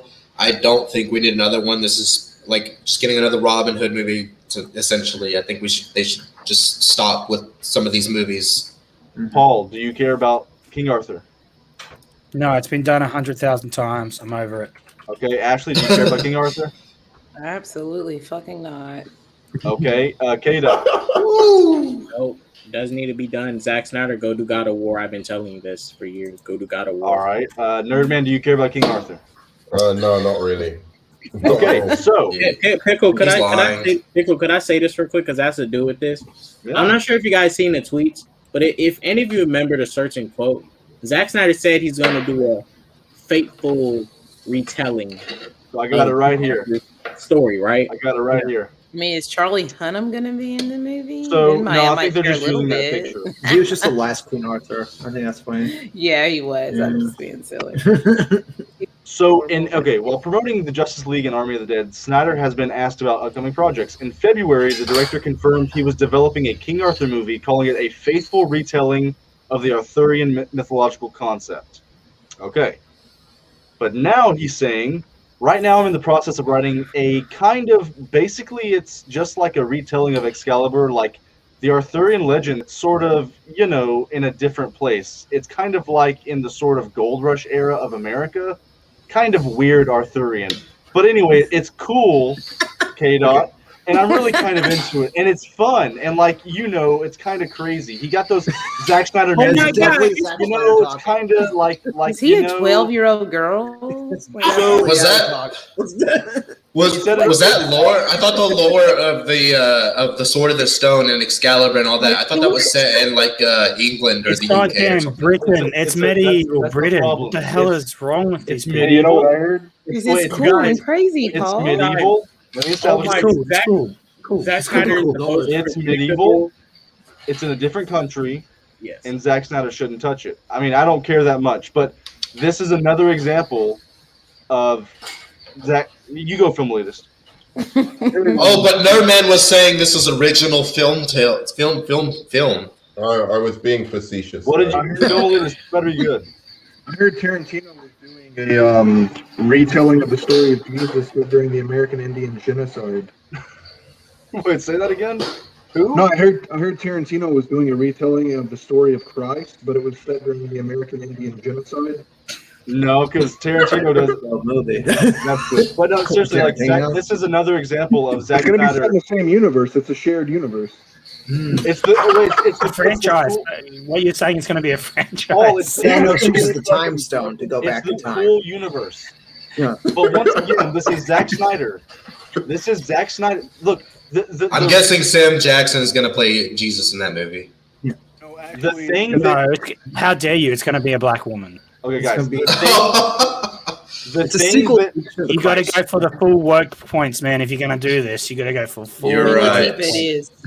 It's going Queen to be Latifah. Queen Latifah, who identifies as a non-binary Jesus Christ. Yes. Yes. it's going to be a dead actor because they want to do a resurrection. All right, these let me go. These are the same exact comments that Zack Snyder was making before Batman vs Superman came out. It was a lot of, you know, it's It's doing you know, it's something kinda- cool. It's doing something kind of it's cool interesting. here, a little different with Yeah. Batman. I want to Yeah, kind of weird, and these were the exact same words he was using back then. So that gives me no hope that he's just going to take this, he's going to mangle it, and for anybody who loves King Arthur, he's going to completely shit on it. I mean, he's going to make it probably in California if it's the Gold Rush. In America, like Jade, you said, what is he? Is he going to pull Is a it gun? going to be from a the stone? gun in the stone? Yeah, I was going to say. Yeah, like I don't know what he's going to do to it. this was my big issue with it because I'm like, look, King Arthur's not really.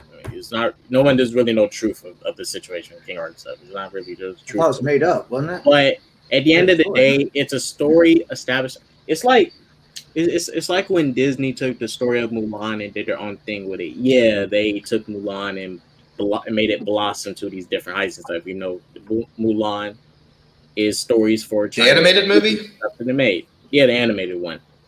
Even That though movie is Mulan, great.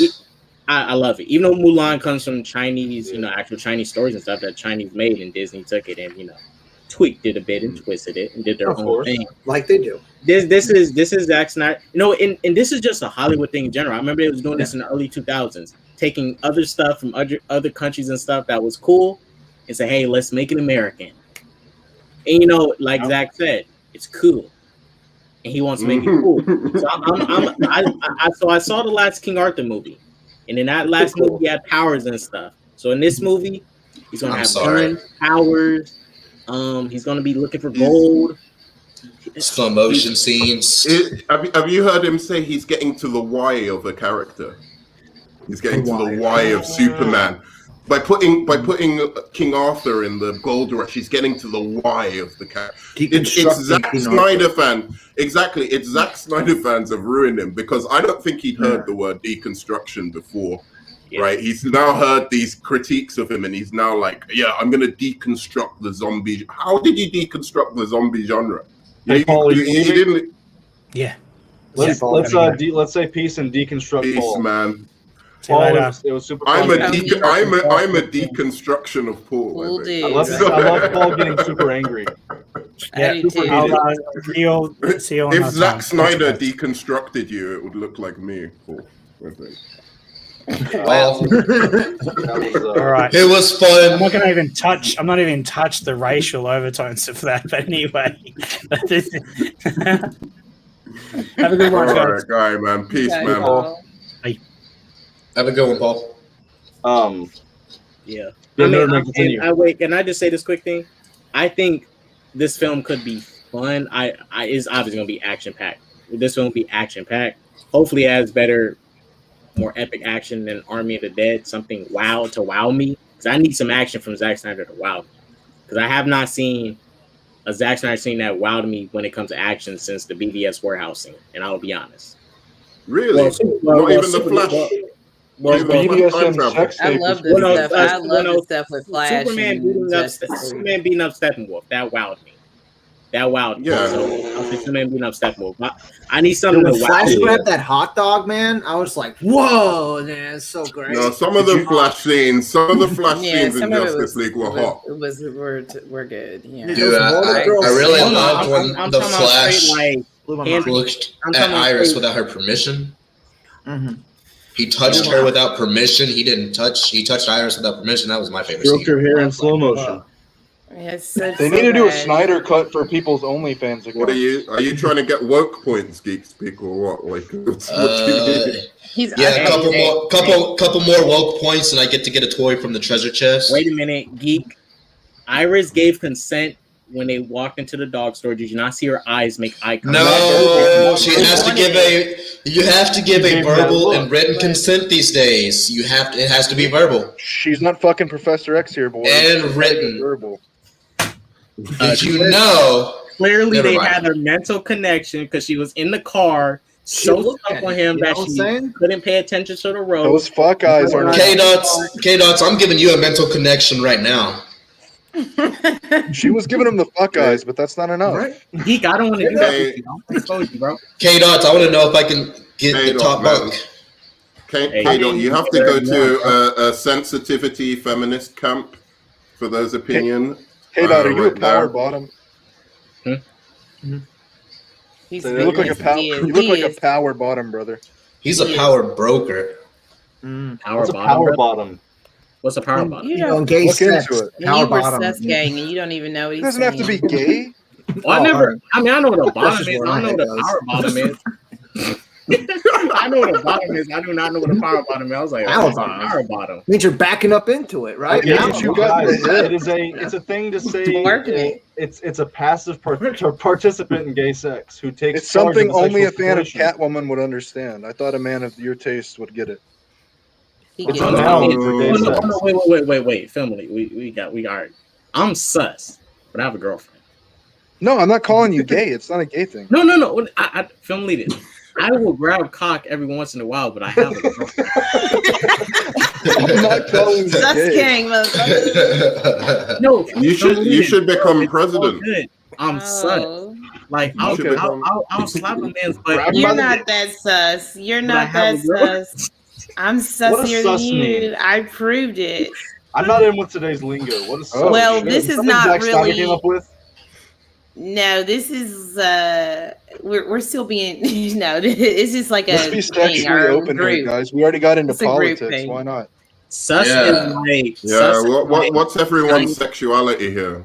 This is I'm what a- this is the best way for me I to like explain this. rabbits. Mary. Sus is exactly this. It's hate rabbits. The machine. No, The this was machine. sus is. You are in No, the locker rabbits, room. like furry You're rabbits. in the locker room. with Oh, your okay. I friends. was just checking. Yeah. All right, this is what Rabbits. sus is. I'm about to Animal. explain it real easy. You're in the locker room with your friends. You just finish up doing practice, baseball or whatever. And your friends take a towel, smacking each other, and you're naked with the towel. That's sus. That is Okay. really what sus is. It's not full on gay, but it's like teasing. Ah. It's like You want to do it, but you don't want to go to hell. He doesn't do any of these things. He just acts like he yes, I says do. sus That's things, but he's. I'm about this stuff. Uh, I'm I really Does anybody have any? He was Does sus. anybody Yeah, have I anything to was say about with Zack you. Snyder? Sorry. All right, let's get back to Zack Snyder because Zack Snyder is Yeah, Zack Okay. Snyder is pretty sus. Yeah, like Yeah. Being sus is a good with thing. all those buff male bodies he likes. I mean, I he think wanted he's a Batman to snap. be sus in I mean, prison. well, I wanted to ask you guys something. I mean, what's the last King Arthur movie y'all seen? Because the last one I seen was not even a good movie. The 2017. No, it's a the great movie. 17 Yeah. one, I mean, I It's a like the great action in the movie. movie. I like the action in the movie, but the story. Disney's Sorcerer in the Russell Stone. I didn't care for it. Was that Russell Crowe? Yeah, I think it was wrong. Let me see. It was King Arthur Hunnam, wasn't it? 2017. I don't know. No, it wasn't. He was in Robin Hood. Oh yeah, yeah. Oh, okay, yeah. That I've never part seen was, any of them. fully. Charlie Hunnam. Charlie Hunnam was King Arthur in the 20. Yeah. Oh, okay, that makes more sense because Robin It was like Hood a with Demon Russell Soul Crowe thing. was some bullshit. Yeah, right. I mean, After Robin Hood Gladiator, I thought that was going to be that was hot some as well. bullshit too. He was bloated with vodka cheeks, running around with a pot belly like he could fucking do that shit. Get that shit out of my face. I mean, I like all the mythological stuff in the last King Arthur movie, but He looked like he was 5 it wasn't a good McChickens movie. deep and he's jumping through the trees. Chicken. Dumalitas, I wish you would have been here the whole time. I was Hey, having dude. Wait a minute, Yeah, wait what's a up? minute. They did do another King Arthur movie in Transformers 5 last night.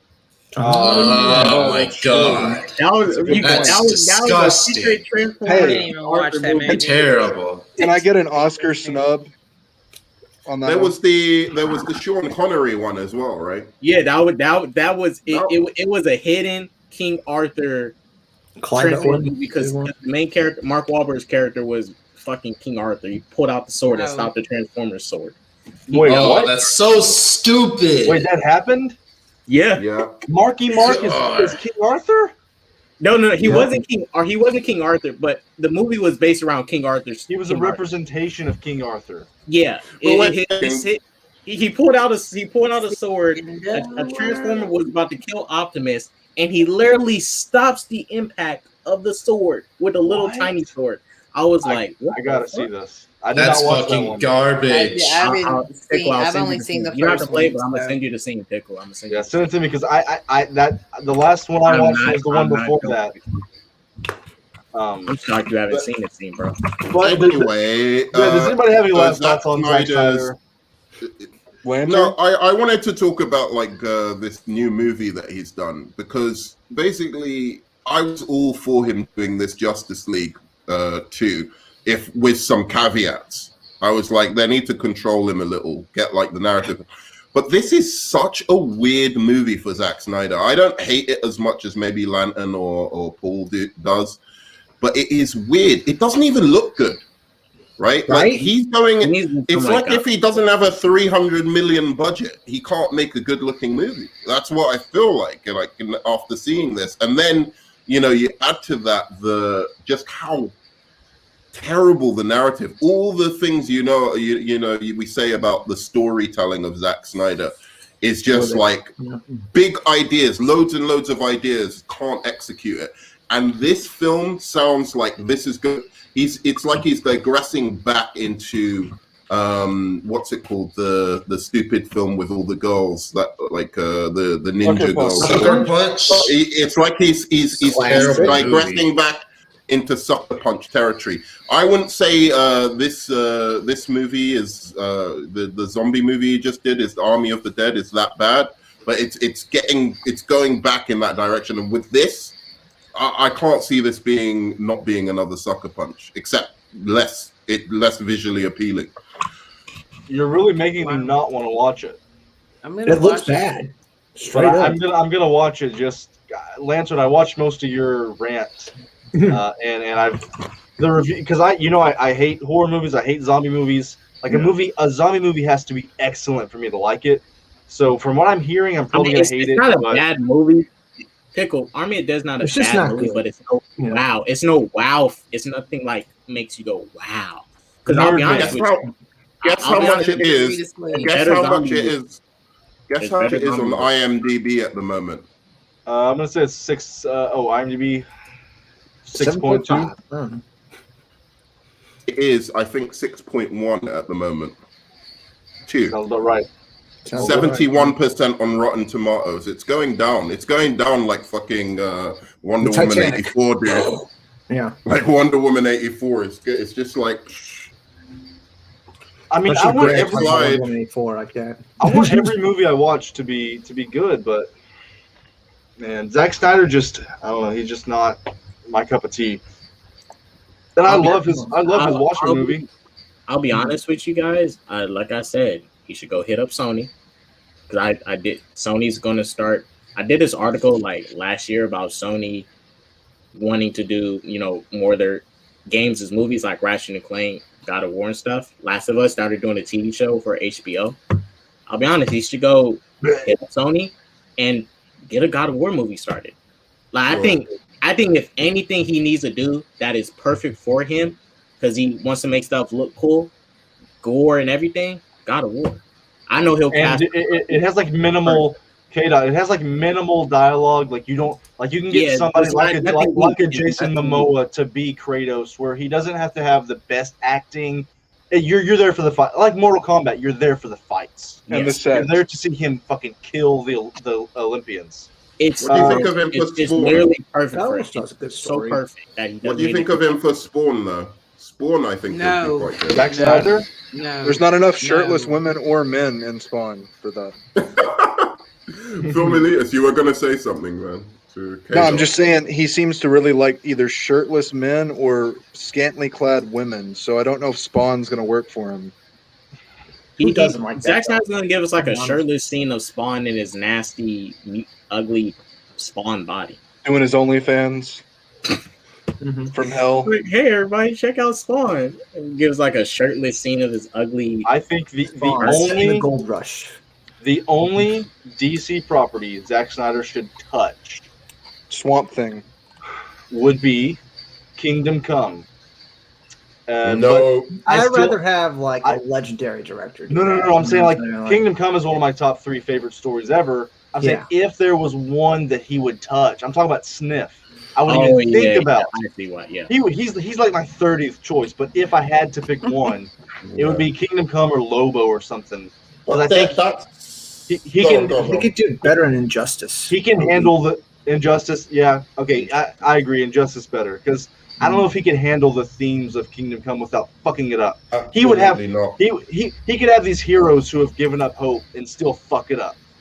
No, Like, he'd try to have the deconstruct the superheroes. deconstruction. He would have the superheroes who have given up hope, and then he would have Superman fucking killing and doing all kinds of weird shit.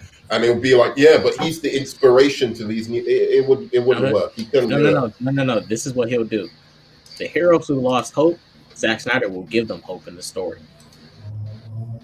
Yeah, exactly. He's going to be the opposite. Reconstruct these characters. I'm gonna What is he top deconstruct five it of? now. Zack Snyder is top 5 right now. Of Top what? 5 what? I know that's what I want to know. Zil. I mean, back in, I really like Zack Snyder back in the early 2000s. Back in Go the on, early let everyone 2000s, give Zack their Snyder top was- 5 of Zack Snyder since he asked. Everyone, go on. I think he said Zack Snyder's a top 5 director right now. I think. Yeah, that's why I right. know that's what he's saying, but I said what because I want to hear him say it because that. I can think of like. I could 3 see of him them. doing G.I. Joe. I could see him doing G.I. Joe. He couldn't fuck that up very much, but he would find a way to hurt the G.I. Joe fans who grew up like he would change their costume or make How it is to. Zack Snyder? I'm a Zack Snyder fan, and Zack Hey, Snyder is not it's a strange top that he might. 5 It's strange that I The think guy he who can did do- the director. movie is better than him. I think he can do. I think he can do Transformers. You guys, hear me out. Yeah. He might Why would kill we it want with that though? I think My Zack- Transformers, Phil? Megatron could get raped in prison. I mean, Give him Howard the Duck. There you go. No, A hardcore Howard the Duck slaying people on the streets. Yeah, killing him with AR. he actually recently made a comment about if he was to get into Marvel stuff. He admitted No. himself that he doesn't think that his films might appeal to a wide audience. yeah, I From saw what that. if he tried to jump into Marvel, he doesn't even think his films may appeal to a wide audience. He said he wouldn't have done anything Take different over with the the DCU. DCEU. So take Yeah, over the he wants to- he DCU. wouldn't have done anything different. He would have left it the way it is because it's making But- money and successful. K-Dot, he's lying. Yeah, He's he's saying lying. that He to be would've nice. definitely changed But- Just like he said he hadn't seen Whedon's film. I mean, he's just talking. Yeah, he definitely saw it. I mean, if you watch the Yeah, Snyder I mean, Cut, they had so many. everything. He had so many things to say about Whedon's film, but he didn't see it. Snyder So could you do a can't Dark believe what Side he says. movie. I mean, I wouldn't want that. Why Why would who would want a Dark Side movie? I mean, I would. Who wants a Dark Side movie anyways? Thanos didn't need a movie. Darkseid doesn't need a movie. Dude, I think we need to Thanos had a separate movie, the Infinity Zack War. Snyder hate. Like Zack Snyder's seems like a decent guy. Like he's nice. I have sympathy for what happened to him. Like he's adopted a bunch of kids. Like he's seems like a good guy. Yeah, I But, don't- like, yeah. I don't like his films, dude. Like other than Watchmen, I think that's Watchmen and the Justice only League are movie. good. I like 300. No. It was just like fun. Nerd, you're lying to yourself. Justice If I you League like say is all good. his films up until Zack Snyder's Justice League. Zack Snyder's Justice That's League, where I fell off. Nerdman. I liked his. We'll I never liked agree. it. Nerdman. I met Nerdman basically on YouTube so we could discuss or like debate Justice League. It's not great. Hey, I got to bounce, guys. Cool, man. All right, dude. Say, See bro. ya. Ashley, See you later. K-Dot, Lantern, it was nice meeting you guys. Nice meeting meeting. you. Hey, film leaders. Nice meeting you. Keep it sus, bro. Oh, I'll be thinking of you, buddy. Oh, Yeah. Tight. Okay. But yeah, dude, Watchmen, I love that movie, even though I do think that like he couldn't help but turn them into fucking like superhumans. And then I actually think that the one thing that he did right, that he changed, was taking out the tentacle monster. I think that it makes so much more sense that it would be Dr. Manhattan and that he would frame him as the bomb instead of a random tentacle monster. Like, I think they should retroactively go back and change that in the comic because that's a great idea. No, they shouldn't. I mean, because but it was a great idea. Pickle, I looked at it like this in Watchmen. I was okay. A lot of people have issues with that ending, but I look at it like this: the tentacle alien, and the ending framing Dr. Manhattan. It all gets to the same end goal. It unites humanity to fight against one common evil. Even though I don't really think that would happen, But the tentacle one makes less sense because it comes out of nowhere. Yeah, like the tentacle comes out in the comic. It just like you get this whole story about these heroes and this deconstruction and then growing old and everything, and then you got fucking tentacle monster. Like it would make much more sense that Ozymandias would pin it on Dr. Manhattan and make him explode like that. Dude, I love that idea, man. And then because at the end of the story, the tentacle monster is just dead. So I was like, there is no threat. The threat is dead and gone unless there's more aliens coming. What I have to say, Watchmen is. When you unite humanity against the fight if there is nothing to fight? Yep. So, Well, they're scared of the dimension opening up again and the squid monster coming back or something like that. Something else happening. They get rid of it in the movie because it makes the movie fucking shorter. I mean, it's the movie's already long enough as it fucking is. And they might not have the budget. They Back probably in the budget. 2009? They had 200. Watchmen is still. that movie looked good. That movie looked good in 2009. And you know why? Because he had a director of Watchmen's photography. still. Yeah, no, but Watchmen is still one of my favorite comic book movies of all time. Hey, I guys. think What's up? it's yep. You I gotta was go. saying, yeah, I'm going. Cool. It was fun. Hope to stream with all of you guys again soon. Definitely. Subscribe to Geek Speak on YouTube. He's new here. He only has a few videos, but he makes good videos and he's coming out with more. Oh, cool. Yep, subscribe to me and we'll subscribe to you back. I will definitely sub. Always. This was man. fun. Hope to see you guys again. All right, man. Be safe. See you, dude. Deuces. Bye. Deuces. Yeah. I think Watchmen is still like for me one of my favorite, I'll stand by it the whole way. It's like I think it isn't a masterpiece, but it does close, so dude. many great things. It frustrates me because it's so close, but I think that he does the same thing he always does. He makes it a little too long. Like there's some moments that are perfect, but he just elongates the shot with slow motion where it doesn't need to be there. Like cut 15 minutes of it. Like not even the director's cut, the other cut 10 minutes or 15. Stop That sex making scene. some of it, like change some of the music choices, and it would be perfect. That sex scene, man. It's like Let's highlight the movie. Highlight the movie. it's like this. It's like this. If you, I'm not saying we're kids and stuff. I'm not saying using. Thanks kids for watching, as man. an example. I'm saying a lot of people's attention span is not that good, right? So if you're telling a story, think about if you was telling a bunch of kids a story around a fire. If you're telling these kids like a 3-hour long story, these kids are going to go to sleep. You want to keep them interested. You know, it's like sitting around a campfire. You want to keep them interested enough. You want to, make it pop, but you want to do it within a good amount of time to where the kids are not falling asleep next to the fire and stuff. And you want to make it interesting, but you got to do it within a short length of time. And just like adults, even then our attention spans still aren't that great. I mean, just because we're adults, our attention spans still are not that great, to sit there for these long films. Not saying Watchmen was long, but you could have cut it down. Even though the longer version is better, you got to be able to cut it down and condense it, tell a story within a short, limited amount of time. And did you hear be Zack fair, Snyder's though, reasoning why he kept it that long? Can't do that. I can see why he kept it long, because in the long version, it's a much better story. Because what was his reasoning? He did it for the fanboys. He did it for the fanboys. That's what he said. You know what I'm saying? So it's odd because I think you should be trying to make a good movie. But if he did it for the fanboys, he would have added the black curse ship side story. He did. But the Ultimate Cut has that. It's 3.5 hours long. But kinda. It doesn't have it as much as in the comic. It's there though.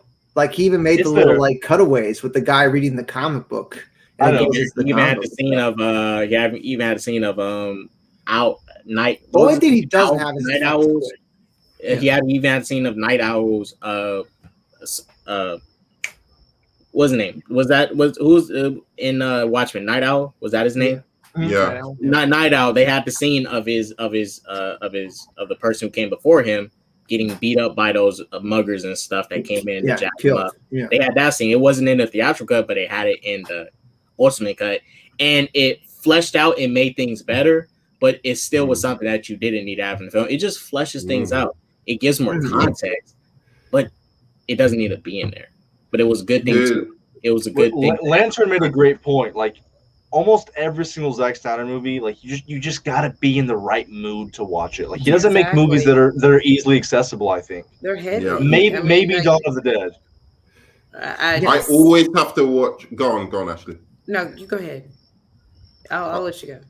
I was gonna say I always have to watch Justice League and Watchmen in 2-3 parts, even though they're my favorite movies. I have to stop it and all that. Anyway, Ashley, go on. I was gonna. That's exactly the point that I was gonna get to. Our last points about everything. When it comes to Zack Snyder's, going back talking about, I've always said this about him. He and I said it mainly after I saw Justice League. It's a good movie. It's a B- movie. But the fact that he doesn't know how to condense and give you a story in a 2.5 hour time is something that's concerning. This is a 4-hour movie. It took me 8 hours to watch it in one day. I watched 45 minutes of it and I said, I'm not watching this shit, dude. And then someone was like, no, Ashley, it's so tight. You're going to love it. So I watched it. I literally got 45 minutes and was looking at my phone, doing something else. And so I paused it. It took me I could have, it's like I went to work, dude. That's what I did. I felt like I clocked in and I clocked out because even though I enjoyed the movie, it was a fucking chore. It's because Ashley, it's because he has a shot of Lois Lane, a simple shot of her putting a cup of coffee down, and it's in slow motion with. I know. Every moment was epic. But what happened to that cup of coffee is what I want to know. We gotta have another scene. Yeah, they cut away. And then maybe it's the extended cut, better than the theatrical. But it's a heavy movie, and it's just. Yeah, I got the proof. That movie put Ashley to sleep. I got the proof. What was it? I got the proof. Ashley What movie? BVS put Ashley to sleep. BVS. I have the proof. The We did a extended watch cut. party. I have the proof. It's hard to get through. She fell asleep It's on hard to Ryan. get through. Well, I watched the whole it's- thing. Nerdman, you're gonna say the worst Done. one was when It's the not fucking up. chick sniffs Aquaman's jacket, right? No, I think the That's a worst horrible part, scene. the most pretentious part of Justice League, where I was just like, "This is too much," was when it was when the Amazons basically had fought Steppenwolf, and then Hippolyta is going to help like one of the Amazons who's fallen, and there's like this overhead shot, and you just have that choral music, and it looks like it's some kind of, you know, like Apocalypse Now or something. Do you know what I mean? Like that slow mo. Oh, you mean when like you're watching temple some like falls? proper. You mean when the temple falls, Nerdman? When the temple falls No. down? You know, like she's basically they've basically Steppenwolf is gone, but and there's one Amazon under a horse. Oh yeah, I know what you're talking about now. Okay. Yeah, and she walks up to. It's she one goes up singular to- shot. Yeah. Yeah. And there's just I that think I know what you shot mean. from overground, and it's just the core, and I'm just like, what? It literally reminded me of Apocalypse Now. I was like, but it's Zack Snyder's Justice. I don't want to shit all have over to, it. we have to send the signal fire to Diana. It's an okay movie. I The think. fucking It's- arrow scene. The Like, signal why arrow. does it need to be that long? You know what I'm saying? Just Yeah. shoot the goddamn arrow. Just shoot. But before we go, let me ask one question. Out of interest, just ranking top 5 Zack Top five Snyder Snyder movies. movies. Yeah. Ooh. Let's go first. I think I have mine off the top of my head. I got it. Definitely, I think Watchmen is head and shoulders above everything else. Then Man of Steel. Shit, what are his movies? Then it's the zombie one, Dawn of the Dead. Dawn of the Dead. The zombie one. I haven't even seen it, but I'm gonna put fucking the Owls of Ga'Hoole number 4 because I'm sure it's better than the other ones. And then number 5 is fuck, what has he made? Batman vs Superman is in the top 5. It's my top 5. Wow. That's hard, man. That's hard.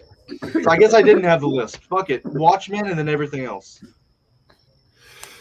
Go on, I don't guys. even, All right, wait, who's going? I got mines.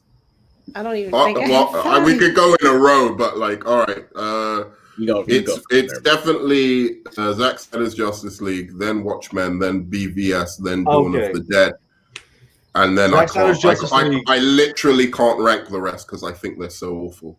Zack Snyder's Justice League, yeah, it's my third, I guess. And then Dawn of the Dead, then the Owl movie I haven't seen.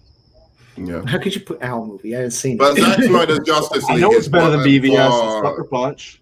And No, Zack 300 Snyder's 300 Justice League is the decent. best for me. You're It crazy. really is. I think it's the best he's done. Blasphemous.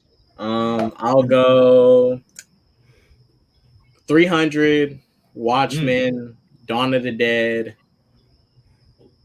That's it. All right. There's that cutting off point, isn't it? Where it's just they're Yeah. awful. Because the quick thing, the thing for me is rewatch value too, and what I've rewatched more. I've rewatched those films more than I have seen. It's like Man of Steel, Zack Snyder Justice League. I've seen Zack Snyder Justice League twice. I've seen Man of Steel 3 times, but I've seen Watchmen, Dawn of the Dead, and 300 far more than that. Not saying they're better. It's just I go off of my rewatch value of what interests me more. So that's why it's just 3. All right, number 5, 300. Number 4, Dawn of the Dead. Number 3, Man of Steel. Number 2, BVS. Number 1, Watchmen. Fight me. BVS is better than Man of Steel. Watchmen Ultimate Edition. But I agree. BVS is better than Man of Steel. I You haven't got guys Man are of Steel on my smoking list. some kind of crack. All right, I've never- fine. I'll be Yeah, nice. no, I'll no, put no, Man no. of Steel Good in 4. I'll put Man of Steel in 4. I'll be nice, guys. Okay, I'll be nice. K-Dot should be the new leader of Wakanda. He's twice the man Shuri ever was. I agree. If I was running Wakanda, shit, I would. Ashley, what's your list if you have one? Oh, You can my think of list. 5. Number 1, Watchmen. Number 2, I would say Man of Steel. Number 3, his Justice League. That's it. I've Damn, not Ashley, seen your Dawn of the list Dead, is who's hard. seen so- Owl movie? Has I anyone at least seen gave Owl? 4. Ashley, your list is harsh. Damn. Cause you know I don't I'm trying to be nice. Yeah, I know you don't. Or 300. It's, it's all good. I know you don't watch his movies like that, so I mean, I've seen Man of Steel a lot though. I've seen that movie a lot. why? A lot. Huh? Only forever cut. A friend of mine liked it a lot. Okay. All right, guys. This was incredibly fun. I loved Paul and Nerdman and everybody going off. I mean, it was kind of fun being out of control, you know. But does anybody have any last passionate thoughts about any of the topics we talked about? No, I enjoyed myself this stream. I had fun. Glad I was here. Pickle, I forgot to say this. Like your background, it makes the stream pop. What makes us pop within the stream. I like your background. Oh, I like your picture in the corner as well. This drawing you've done. Yeah, that was my original YouTube picture, but then I changed it because it's a little too muddled. I have a bunch of ones that I drew that I never used. You need to put the mustache on though, dude. Oh, it is. It's just it's very. It's iconic, dude. It's iconic. It's like It is nice. like psychedelic and comic-y all at the same time because the background and the picture up there. I appreciate it, man. Yeah, I finally fucking paid for StreamYard so I can get the background pictures. So I put this comic book one in there. I thought it looked good. Hey, you're at 315 subs. I mean, you're gonna get your account soon, and you're gonna get monetized, and you're gonna find out the wonders of streaming and how it helps. I mean, Nerdman has brought me into the world of streaming. I never thought I would ever stream because I make mostly edited videos, but I don't know. I like streaming with you guys, and it was it was fun, man. It was fun. Hot Takes Tuesday. Say your goodbyes. Oh, well, we're going to do our hot takes on Tuesday, so do join us for that. It's our unpopular opinion on pop culture, and we argue out like our personal unpopular opinions on pop culture on Tuesday, so you should watch that. I might be doing an Army of the Dead stream, hopefully with K-Dot and Lantern at some point today. I don't know, but I think you said you were going to do it, K-Dot. I don't know. Can't remember now. But anyway. I thought the music just tell me what time it'll be my time, and I can probably pull up. Isn't the music one happening? Yeah, we've got to do that as well. With the Nerdman likes. But you haven't given me multiple times in a day. I do. I have streamed multiple times in a day, but it's not usually on my channel multiple times in a day. Nerdman's a crazy. I've been on like 6 streams in a day, so I feel you. But they're not all mine. You guys are stream crazy, man. I can stream like once every few days. Together. Like, but no, that's me now because I'm just like chilling. I'm going to get my video, work on my videos. You know, that's what I'm going to do. About the music one, I'm just waiting for you guys to tell me the like. I told you noon. I can do noon. And I said okay. We can talk about this. We can talk about this in the backstage. Off screen, yeah. Yeah. Say goodbye, man. Sorry. K-Dot, say your piece. You guys messaged K-Dot, first Black Super Saiyan. I had a fun time here. I'm waiting for Pickle to watch Army of the Dead so we can all go off on Army of the Dead and say our piece. I'm waiting on Pickle. I will try to watch it right after this. I will go upstairs and put on Netflix and hopefully not fall asleep.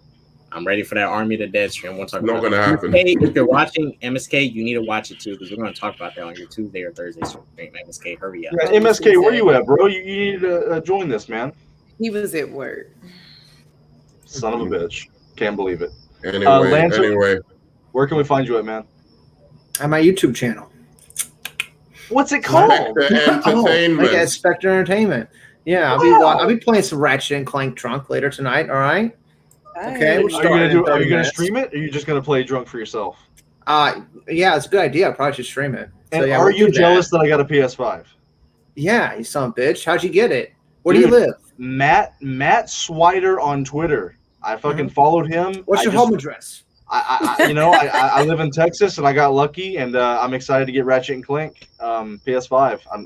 Dude, I was fucking pumped to get that PS5. Ashley the Widow, where can we find you at?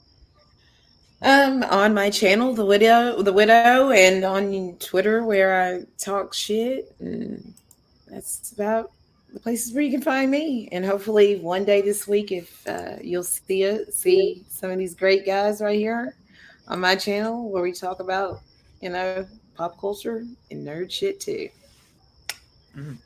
All right, guys. This was actually an awesome stream. I had fun, and until we meet again, peace. Deuces.